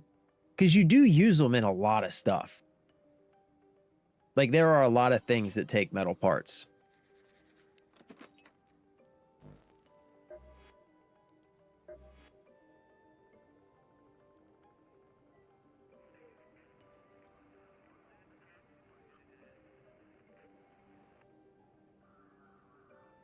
Oh, by the way, this good as new perk works really well together with one of the combat augments that constantly heals you for 1 hit point. So this works in tandem with that, so you're always getting healed for 1 hit point and your stamina regens a lot faster. This actually works really well with that combat augment. Stamina regen while crouched is increased.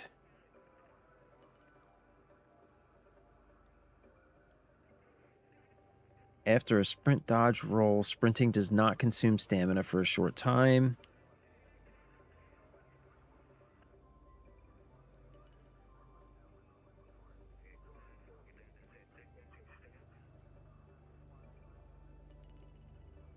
This one could actually be really good too.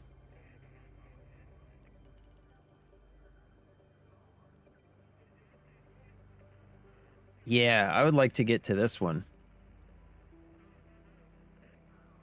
For sticky situations, you know, just to get a little bit of stamina back could potentially be, like, really useful.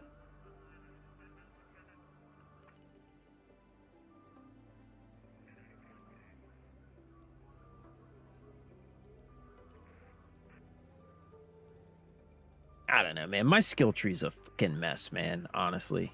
It's a mess.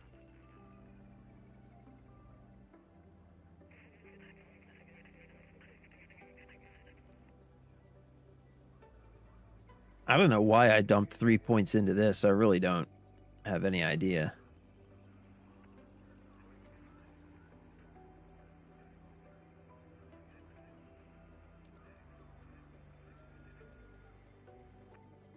Additional field crafted items.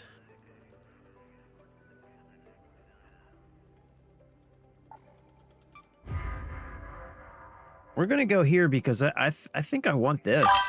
Fight or flight. That sounds like it could be really useful. Yeah, I'm thinking about it. I haven't decided what I want to do though. Like before I reset it, I'm only gonna reset it. I'm only gonna reset it if I have a like really clear idea of what I want to do. So for right now, I'm still just playing around. Anthony Kleiner, is the expo what, brother? Is the expo what?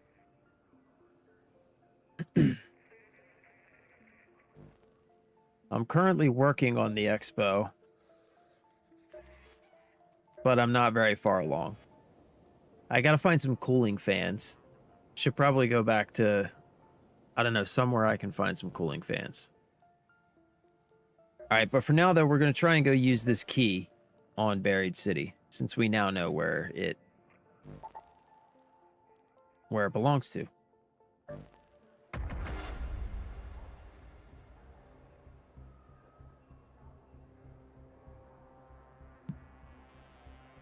Yeah, I'm hoping that, like, by the time I do the expedition... Yeah, I don't know. I don't know. It costs... Like, you do have to pay to reset your skill tree, and... I just feel like if I reset it, I just don't... I don't really have a clear idea as to what I would want to do. I do just feel like, though, I've kind of randomly been putting in points. Like, and my skill trees are kind of random, it feels like.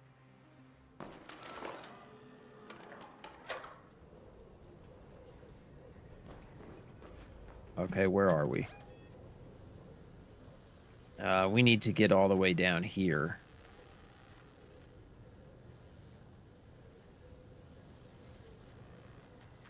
All right, so one of our Buried City residential master keys is in Grandiose, and the other one is in Plaza Rosa. So we can go to Grandioso, I guess. Grandioso Apartments.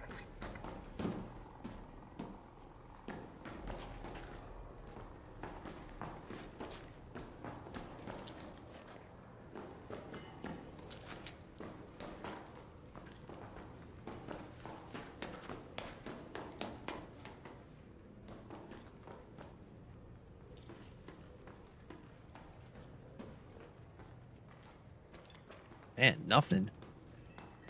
Nothing to check in here.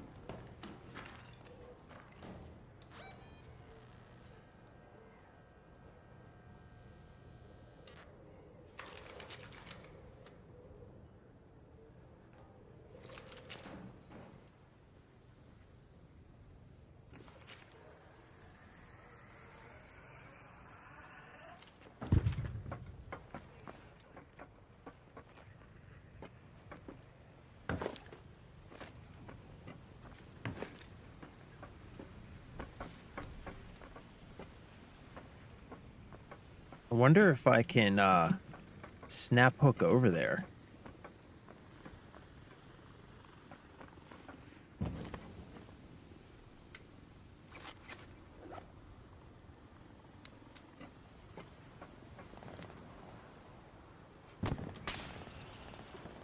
Damn. Too far away.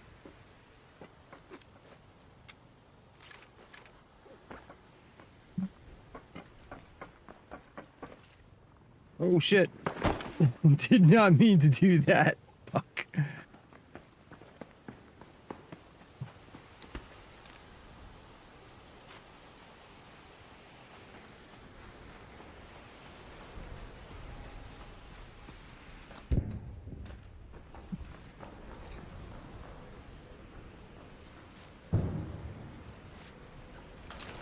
All right, it doesn't say exactly where in the Grandiose Apartments it is, though.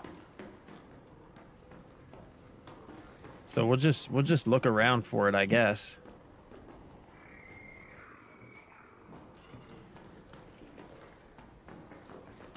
Hey, bro. So what's up? Not much, man.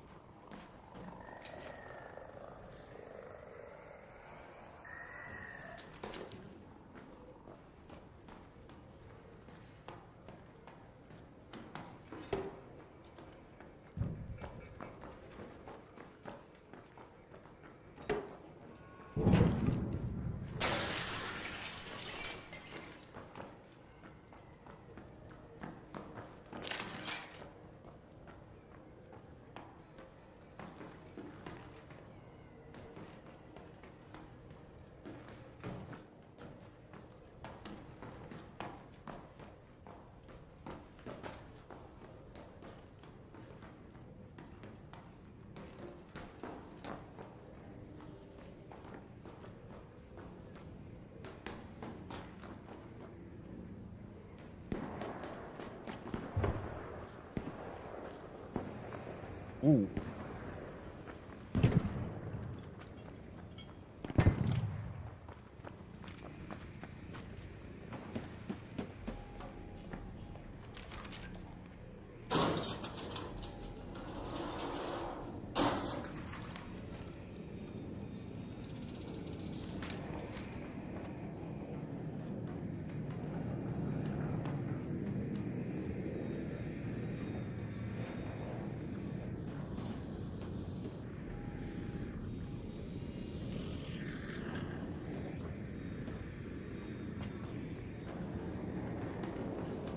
I kind of want to fight that guy, but he's too high up, and I just have a feeling I'm gonna die.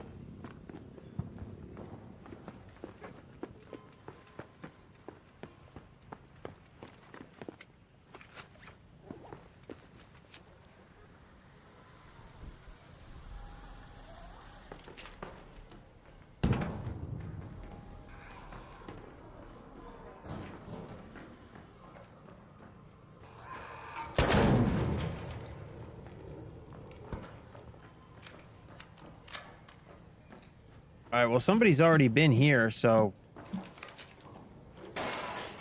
of course they have, right? Like, of course they have.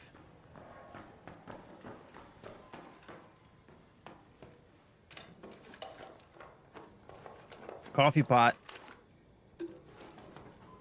Osprey.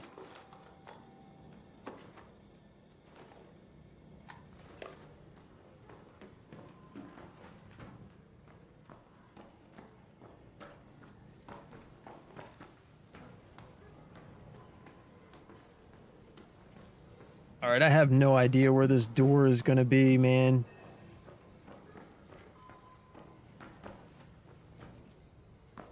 No idea where this door is going to be.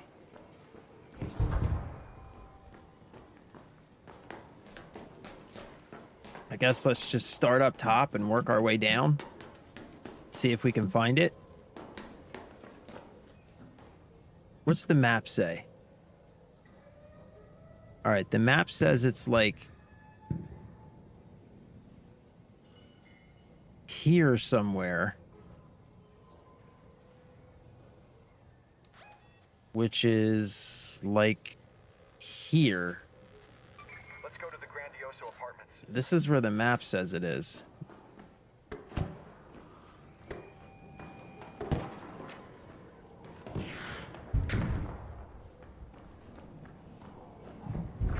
I don't know. Maybe it's on the ground floor. Maybe it's all the way down.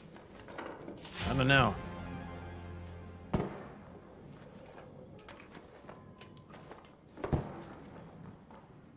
Hey, it's me, Arpeggio.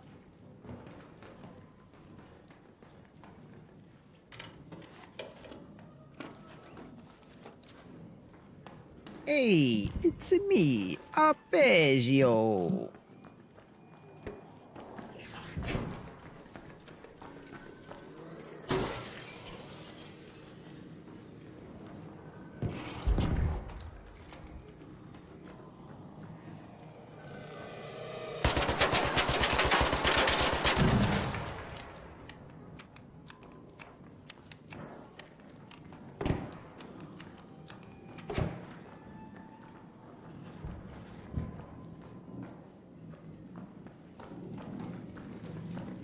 Okay.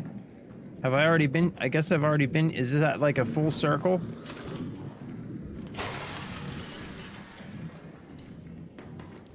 I get so confused in these apartments, man. I really do. Okay, that's like a full circle there.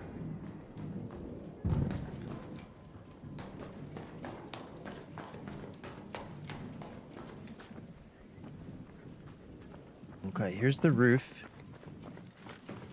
So it's not up on the roof. Obviously not on the roof.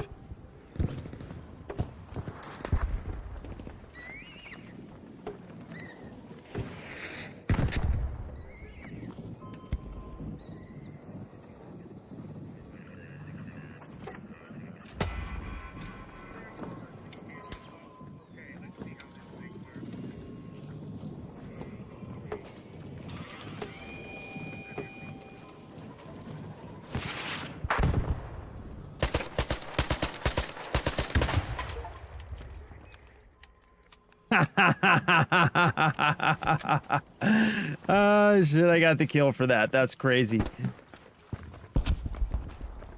That's crazy.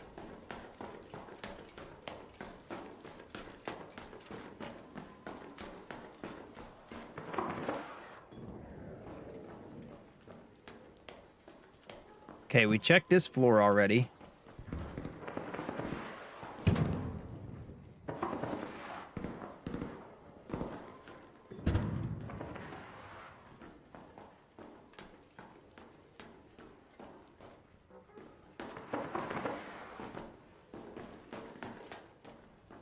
Didn't check this floor, I don't think.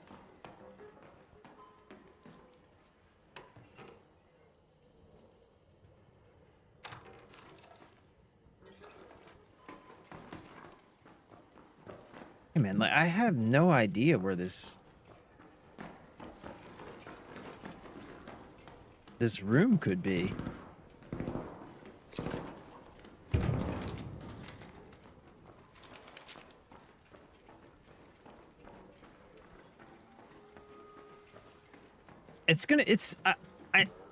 It's gonna be like outside somewhere, right? It's gotta be. It's gotta be outside somewhere.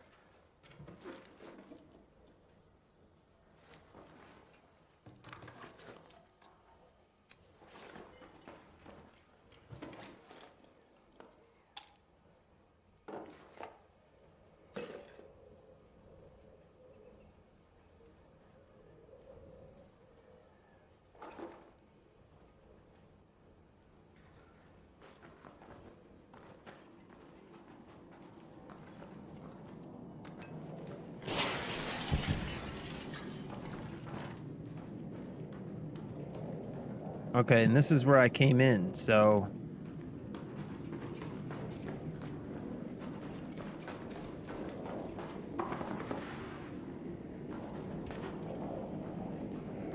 I mean...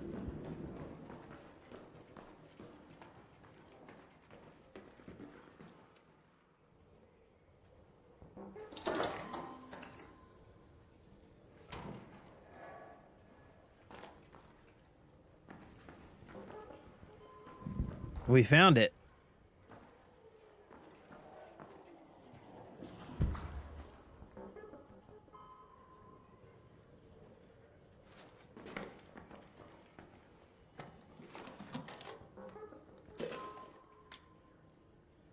Oh, okay.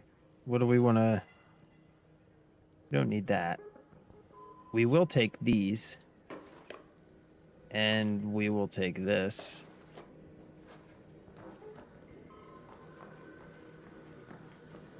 Come on, give me a blueprint. Give me a blueprint. Dartboard.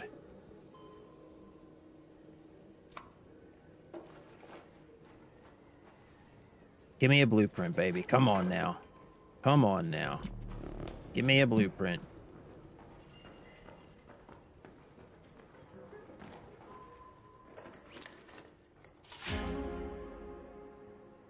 Yellow light stick blueprint. And of course, it's a blueprint that I already have.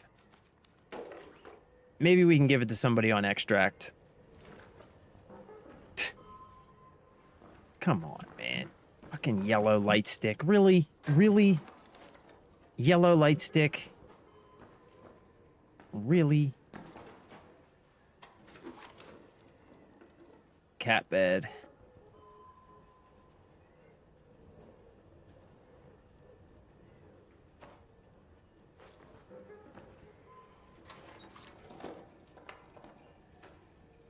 Ooh.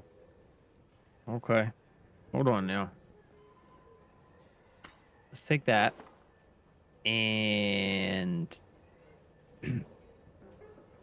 let's do that. And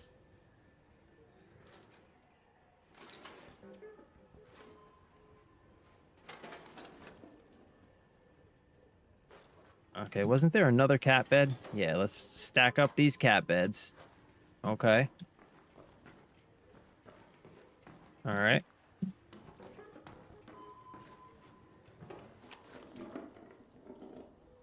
Oh my God.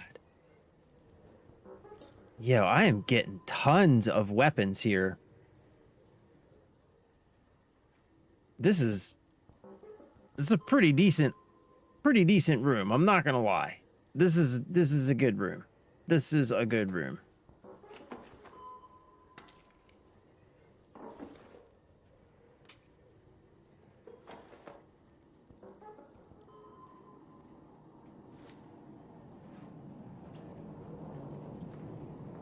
Moss. Okay, now we're encumbered. All right, so we need to get out of here. Let's go to that metro.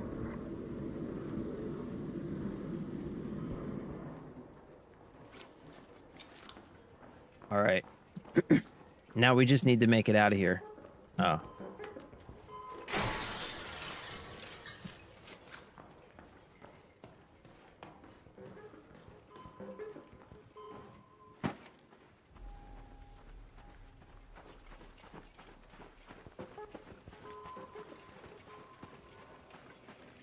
No, you don't see me.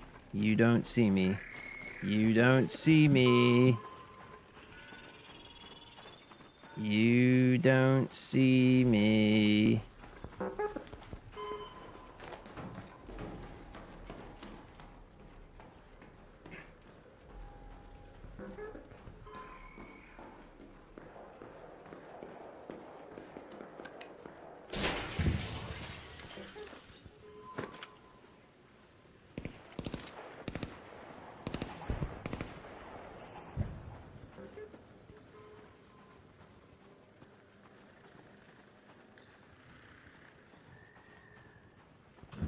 Come on, baby. We're so close.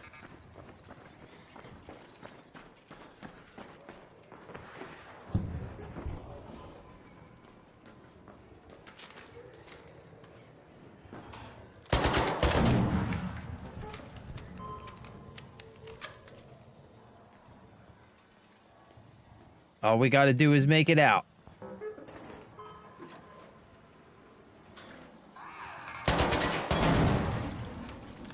Little fucker.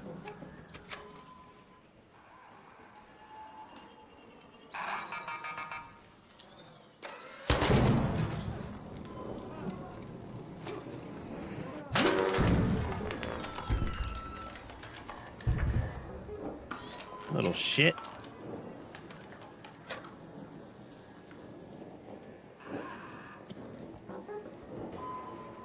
Really, another one.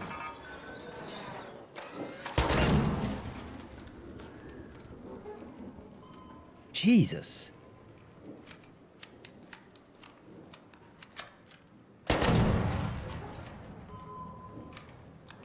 Feel like a fucking exterminator.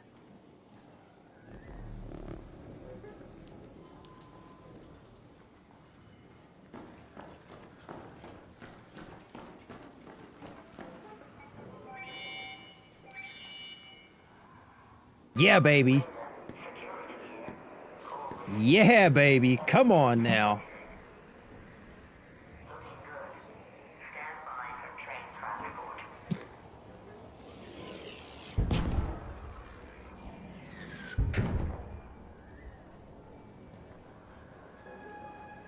Come on now.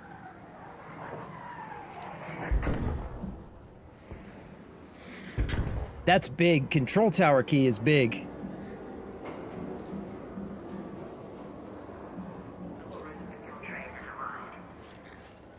Hey, hey. Hey, hey, hey, hey. Hey, do you have do you want a yellow light stick blueprint? What they're looking for? Do you want a yellow light stick blueprint? I already have it. I don't need it. If you don't have it already, you can have it. Yeah, here. Thanks so much. You got it, brother.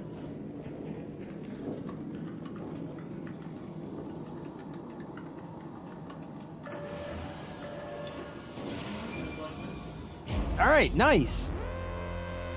Nice.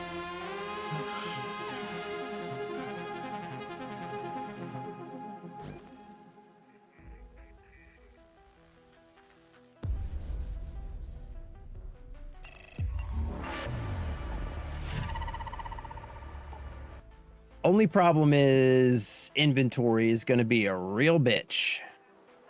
Because a lot of this stuff I want to keep. All right, so first let's sell all this crap.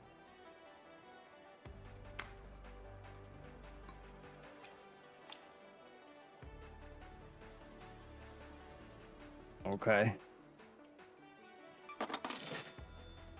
Now, try and put as much of this in inventory as we can.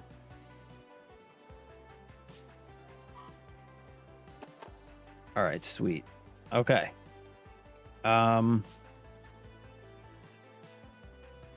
Sell these.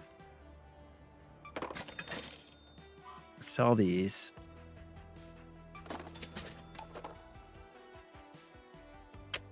Damn. Let's repair this. Actually, you know what? You know what we should do? Well, all right, let's see. Spaceport warehouse key, spaceport trench tower key, patrol car key. Okay. Stella Montis medical storage key. I don't really feel like dealing with like I get so lost on Stella Montis, man.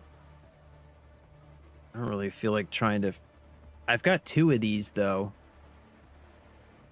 I mean, we could try that. Buried City JKV employee access card. Okay, where's that? That was up here, right? JKV employee access card is in space travel. Okay. All right, let's swap these. All right. Now we have... Look at all these shotguns I got. Jesus. I don't need all these.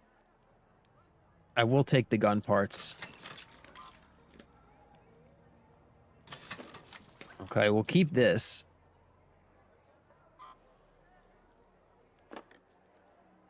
Oh, we also have the Osprey.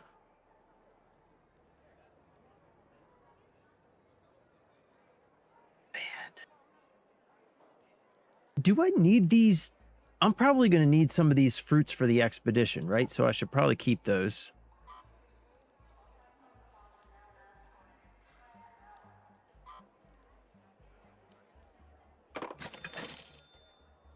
Energy clip, surge shield recharger.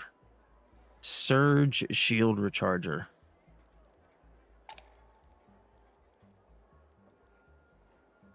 Yeah. Okay. So... No. And let's do this. Let's take a couple of these.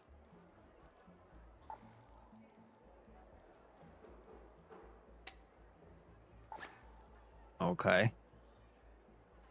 And you know what else? Let's do this too, because I forgot we could wear a medium shield now, so we'll do that. All right, this goes up here. We need to make some more ammo.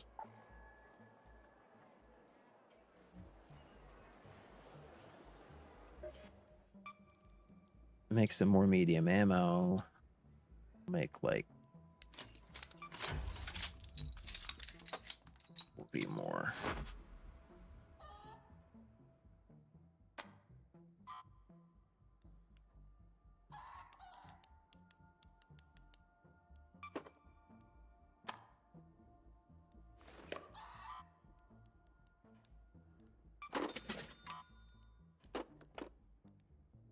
Okay. Boom. Bada friggin' bing over here, huh? Bada friggin' bing over here. Okay. Oh, wait. Nope. This needs to go somewhere.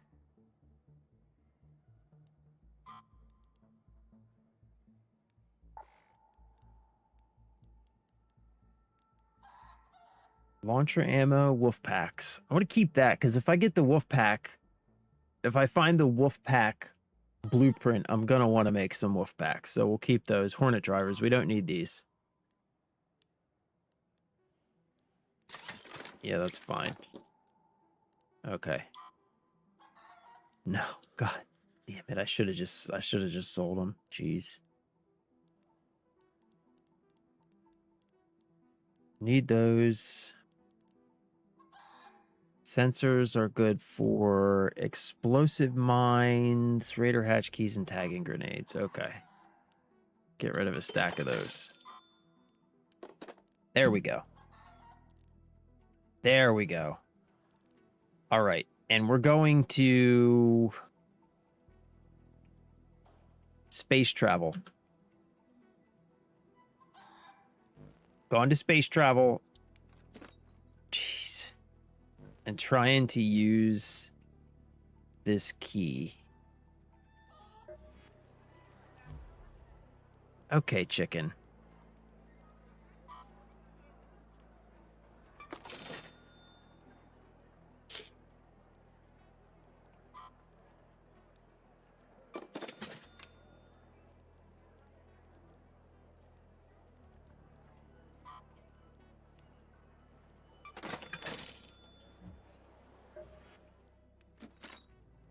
What? Still not enough space? That's crazy. Jesus.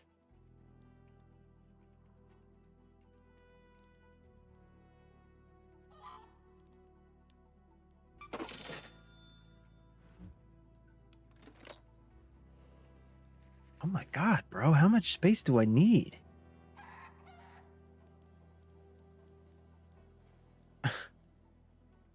I guess it wants 6 slots because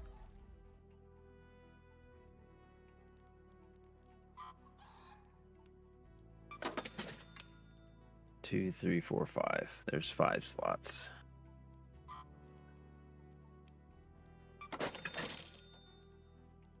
There's 6. Okay.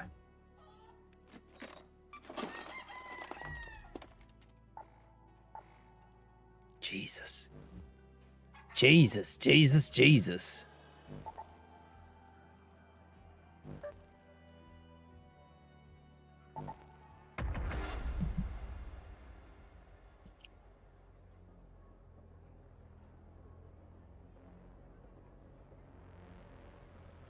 All right. So we need to head to space travel and find the door that belongs to this key. And we're not going to loot anything along the way. I think that's the smart thing to do. Because I looted a bunch of stuff before we got to the apartment key, and I didn't really have room to pick anything up, so...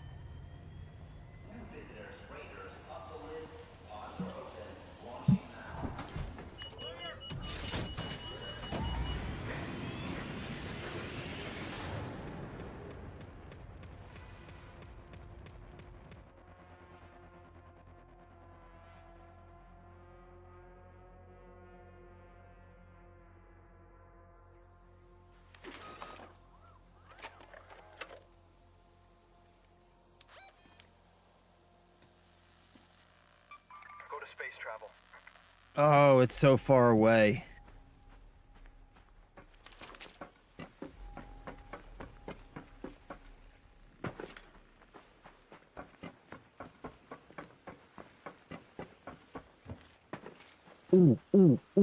Okay. So these things, when they are smoking, can sometimes have surveyor cores in them.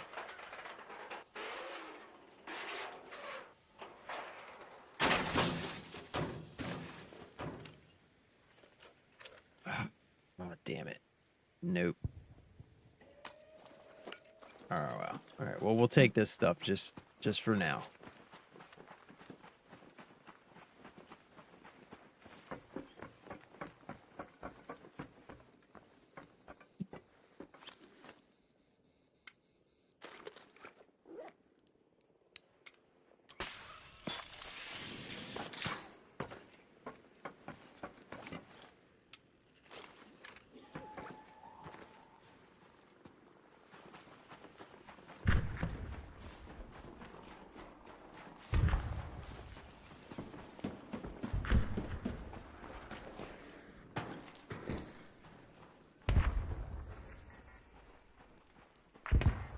Ooh.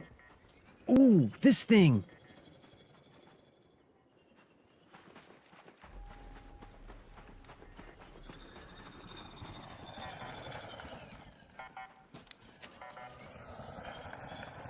Come on.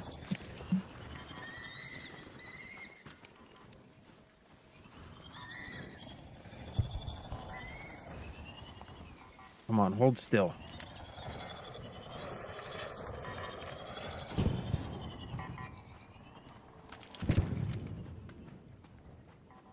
Damn it.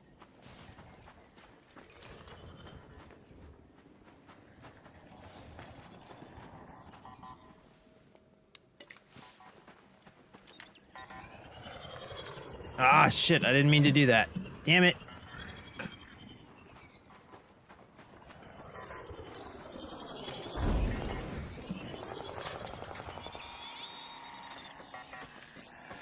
Aw, you little fucker.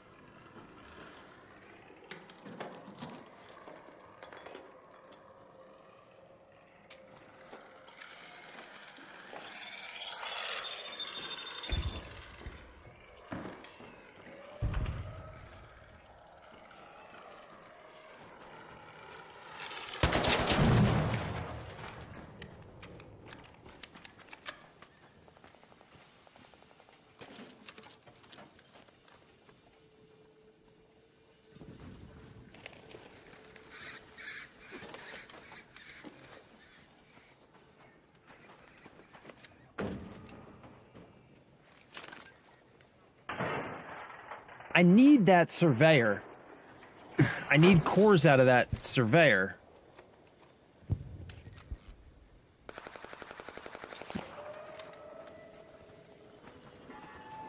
If I can get him to stand still.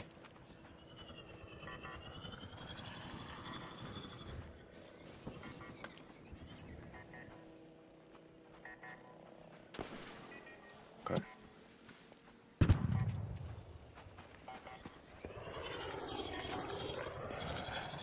Come on, you fucker.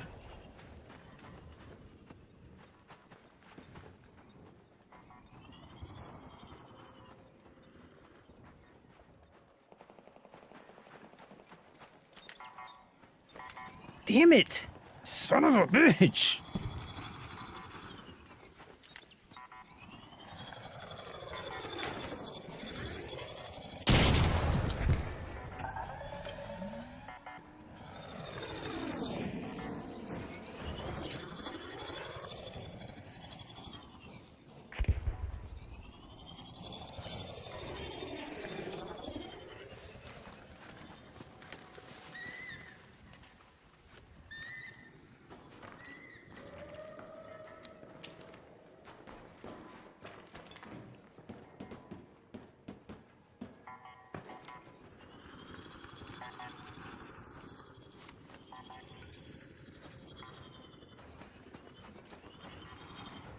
Come here.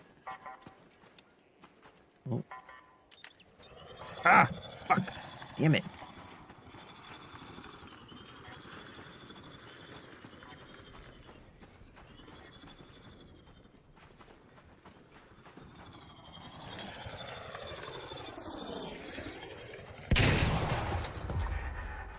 Yes! No, damn it.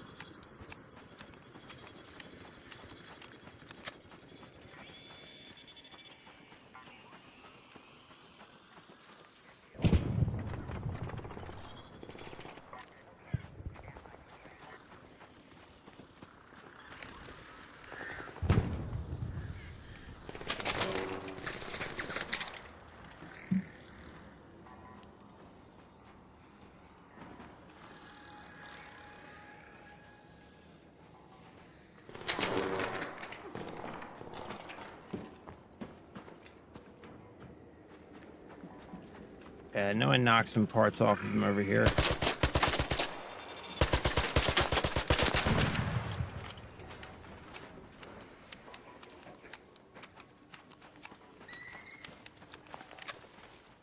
Where is he?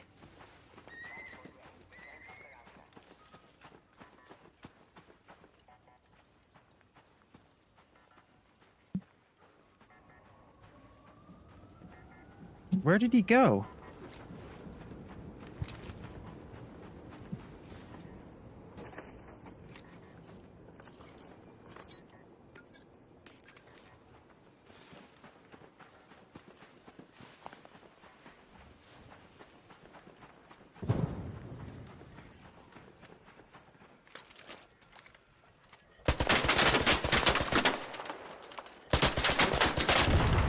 Yes!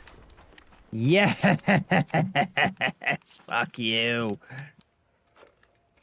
Give me the core. Come on.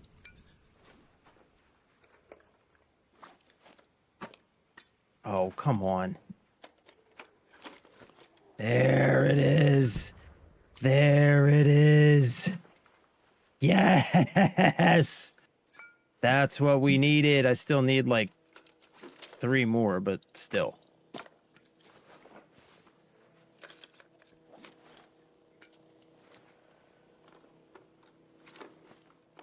Yes.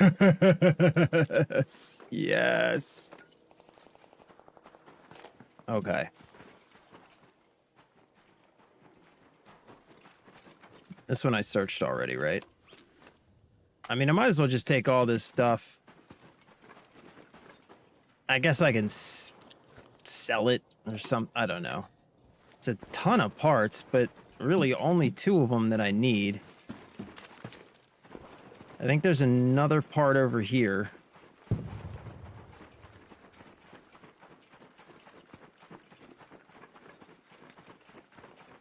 Didn't I blast some parts off of them over here somewhere? Over here, maybe?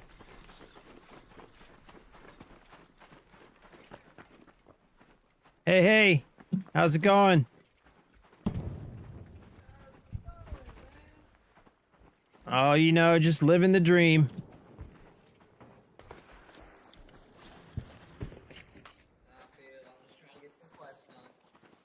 I hear you, brother. Good luck, bro. All right. Let's exfil out of here with what we have. And then we'll just come back and do that key. Because I want to get these cores out of here.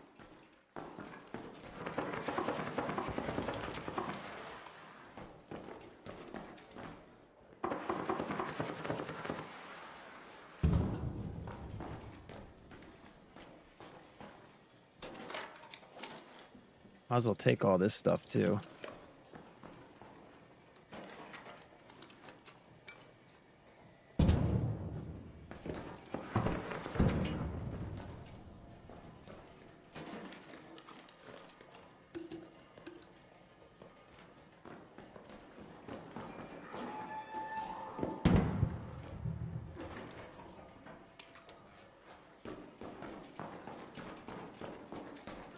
Nice.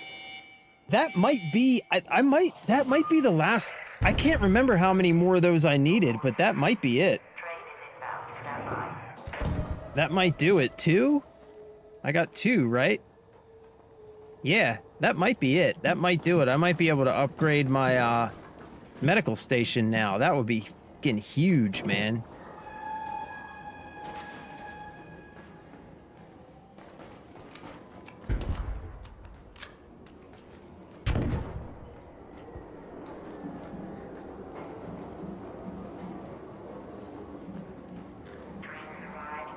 There must be some kind of way out of here, said the Joker to the thief. It's GTFO, baby. Let's GTFO. Take these cores and get home.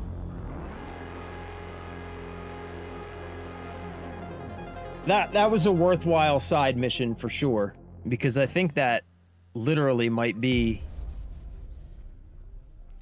everything I needed.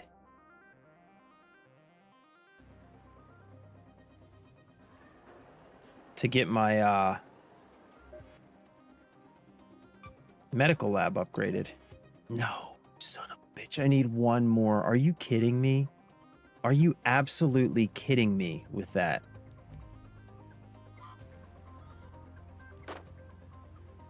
Are you absolutely joking me with this bullshit?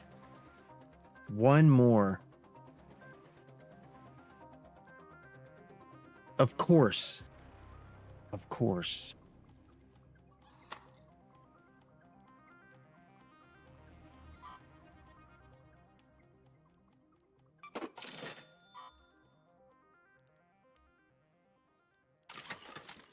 I'm just going to recycle all this into metal parts.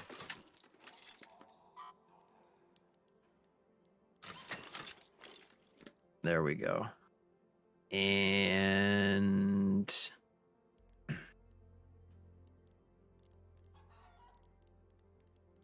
Jesus. Oh, God, man. The constant inventory management. Constant inventory management.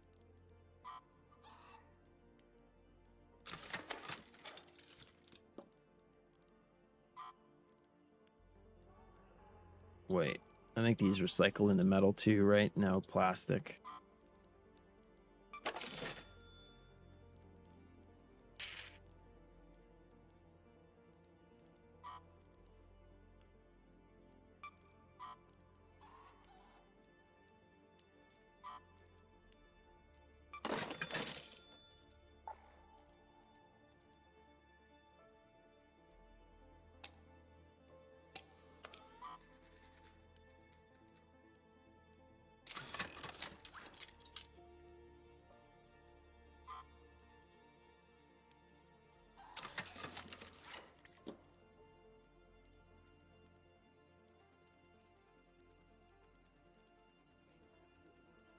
Well, I got metal parts back, so that's good. Okay.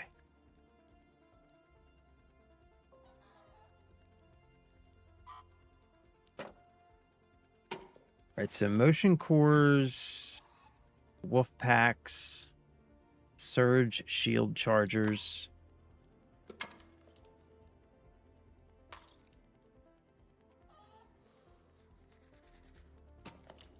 Let's do this.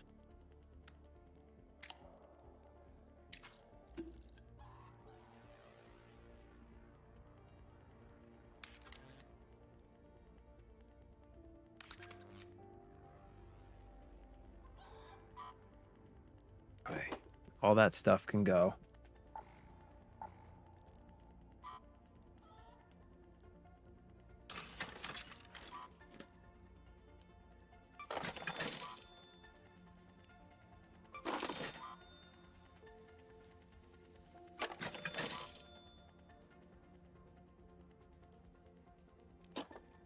All right, sweet.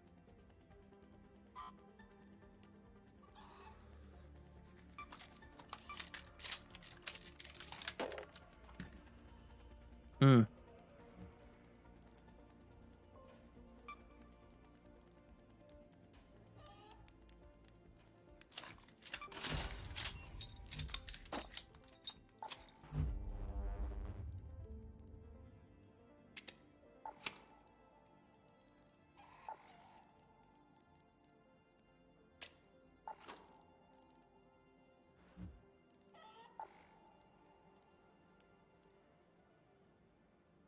So I'll tell you one thing.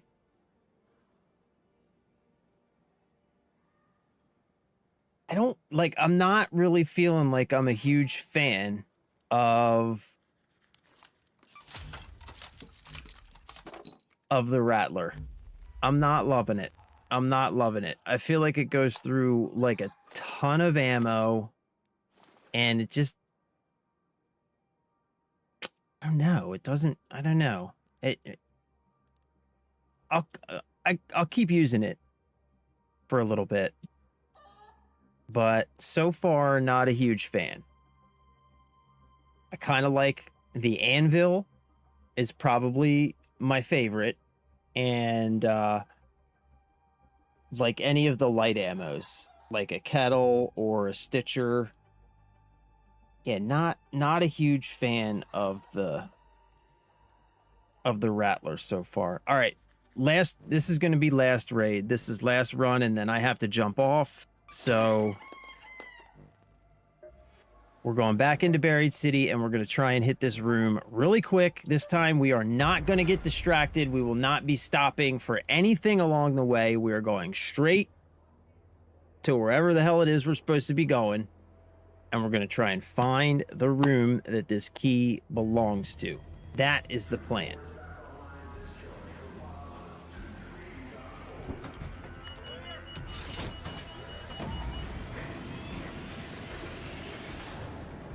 We do not have time to get distracted.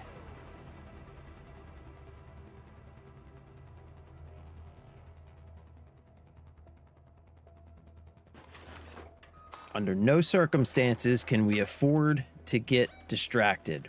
Boom. And we're going right here. Space travel. Actually, I'm going to mark, where's our room? Our room is right here. So basically, like right there. Let's go to space travel. That's the room that we're going to.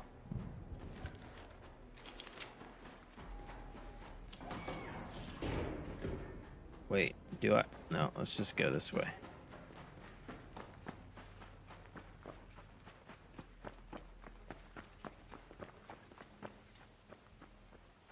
Oh, wait, isn't there... There's a gun case, like, right over here. Let's move to that location. Okay, hold on. We're going to check the gun case first. Because it's right here.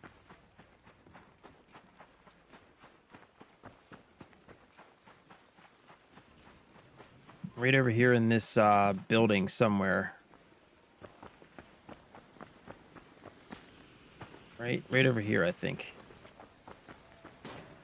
Somebody's already checking it. Going for the gun case. All right, you got here first. Good luck, bro. He got there first. What's up, man? I said you could have some of the loot too if you want. You could have the crates. All right, cool. If you take... Grenade too, because I know grenades. Oh, wait, here. You need some grenades? Yeah, always. No way, dude. That's so nice. Gotcha, brother.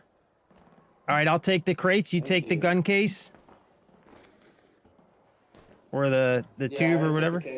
All right, cool, man. Yeah, I took the tube. Yeah, take the crates. All right, thank you, brother.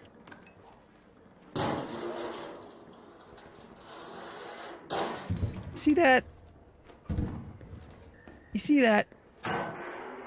That's why you don't...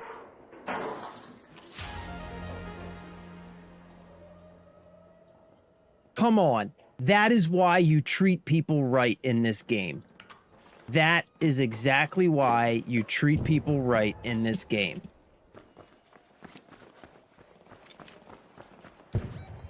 All right, now we're going back here. This question for the Murano station. It's locate the cache near the Murano station. I'm not exactly sure, man. Sorry. I mean, I know where Murano's station is. I don't know where the cache is.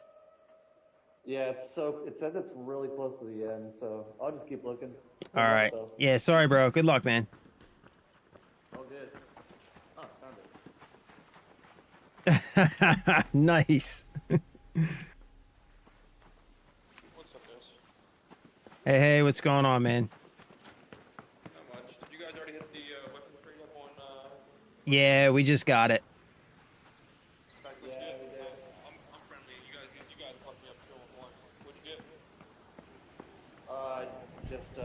I got grenades up in the crate. I got a blaze grenade, a secret grenade, I- and a snap blast.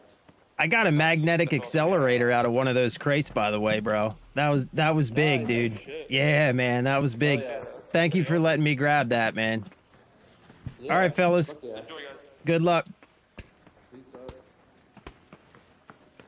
Solos is something completely different in this game. It's crazy how different solos is compared to duos or trios in this game. It's absolutely bananas. Like, everybody is just on the same team when you play solos.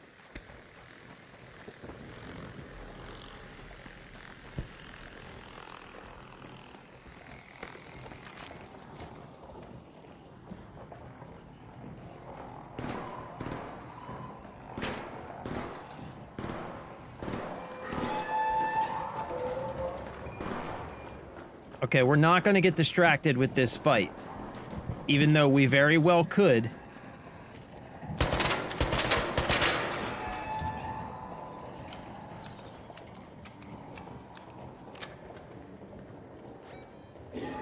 Okay, well, that's where we're going.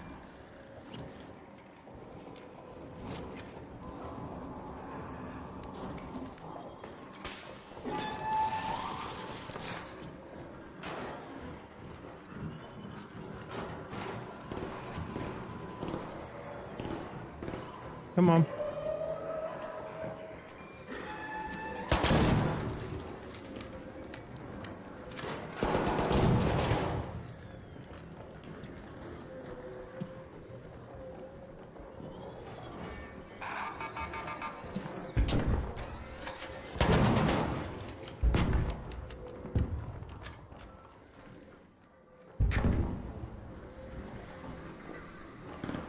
Okay, we gotta find this door.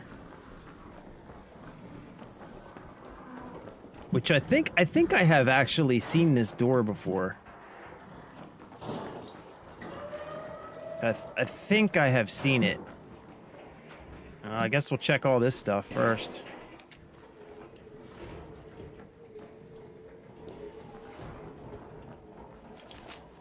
We're not gonna find this door, are we?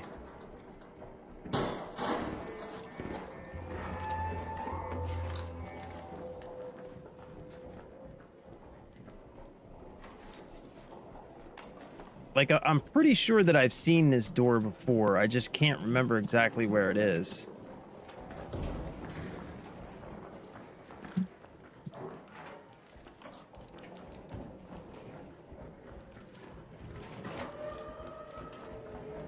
Hey, bro. Where'd you go?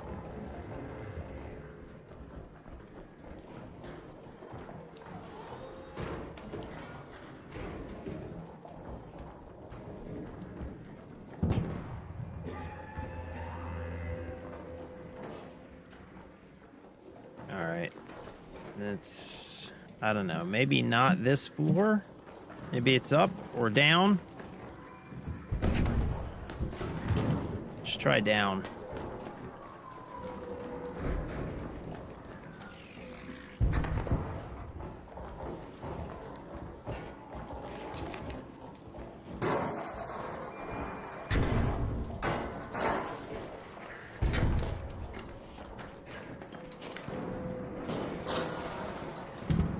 think this stuff's all a waste of time, really.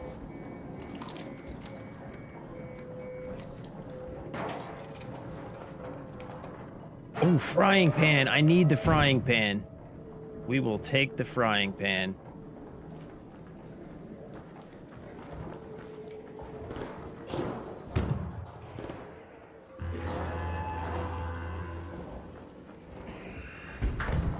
These have all been searched. Is this maybe it? Is this... No, this can't be it. Okay.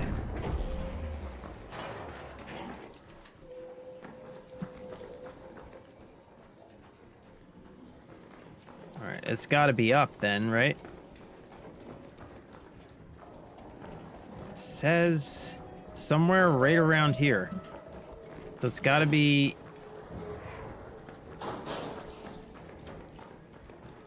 upstairs. 4th floor, maybe. Alright, come on. Just give me the door. Is this it, maybe? Hey, bro. This isn't the room that requires a key, is it?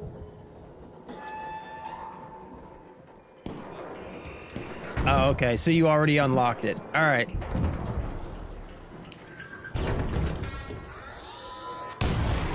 All right. So that's got to be the room then. That's it. And he already unlocked it. Ah, that sucks.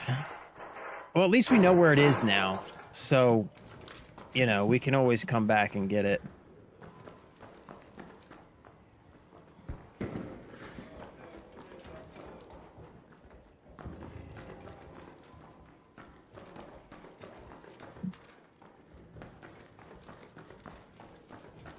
Yeah, okay. It looks like it. I don't know, maybe he left something. Probably not. He didn't breach these, I guess we can take these.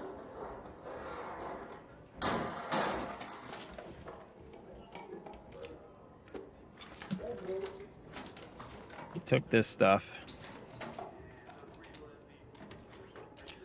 I mean, whatever.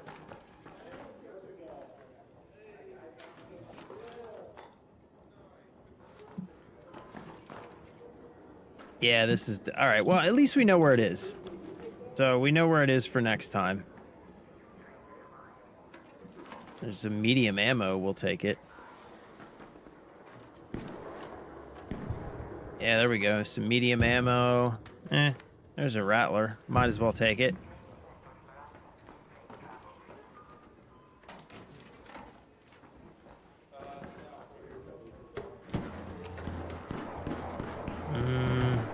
Shotgun choke. Berletta.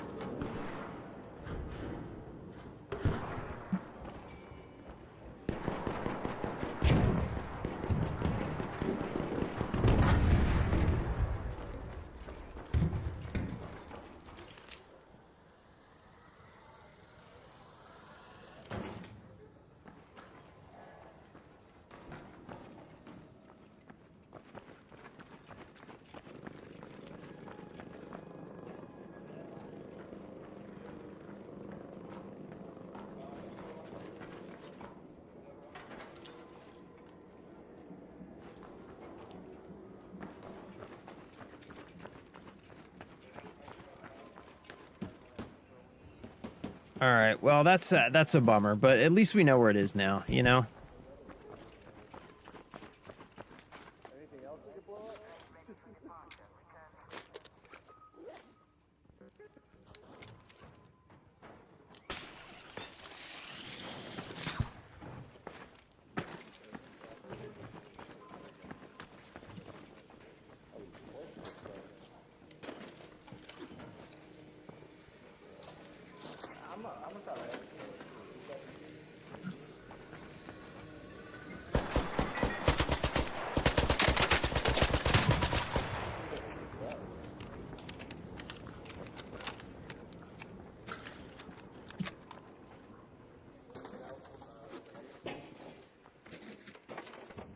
See the last track?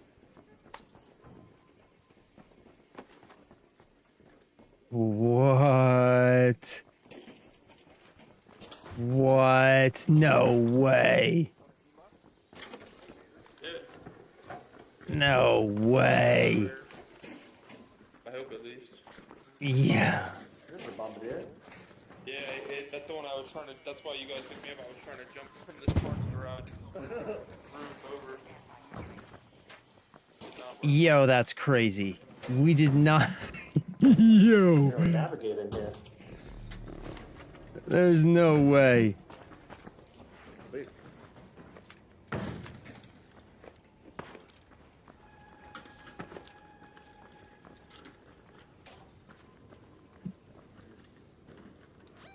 Well, Let's go to that metro.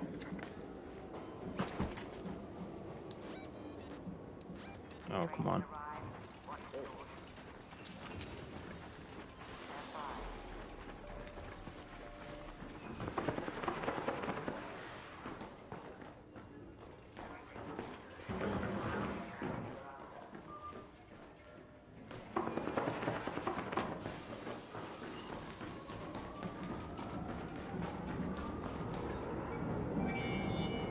I mean, look, man.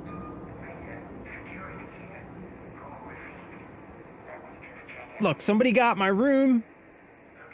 All right, so, you know.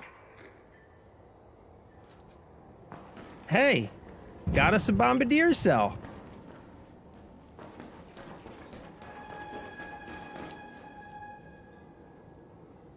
Couple weapons. You know, I mean.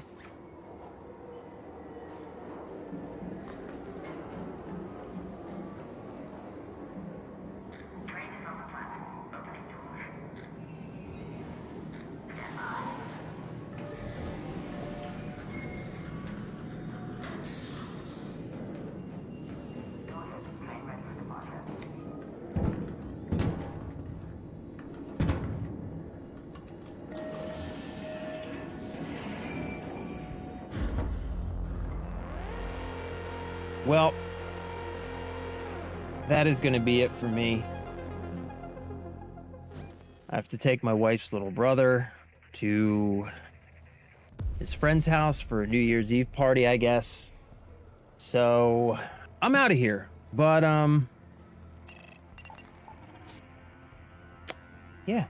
I'll see you guys next time. I'll be back tomorrow for another daytime stream. Spider and Doc, I can see you guys are in Twitch. I will talk to you both later. I'll either see you tomorrow or maybe see you guys in Discord.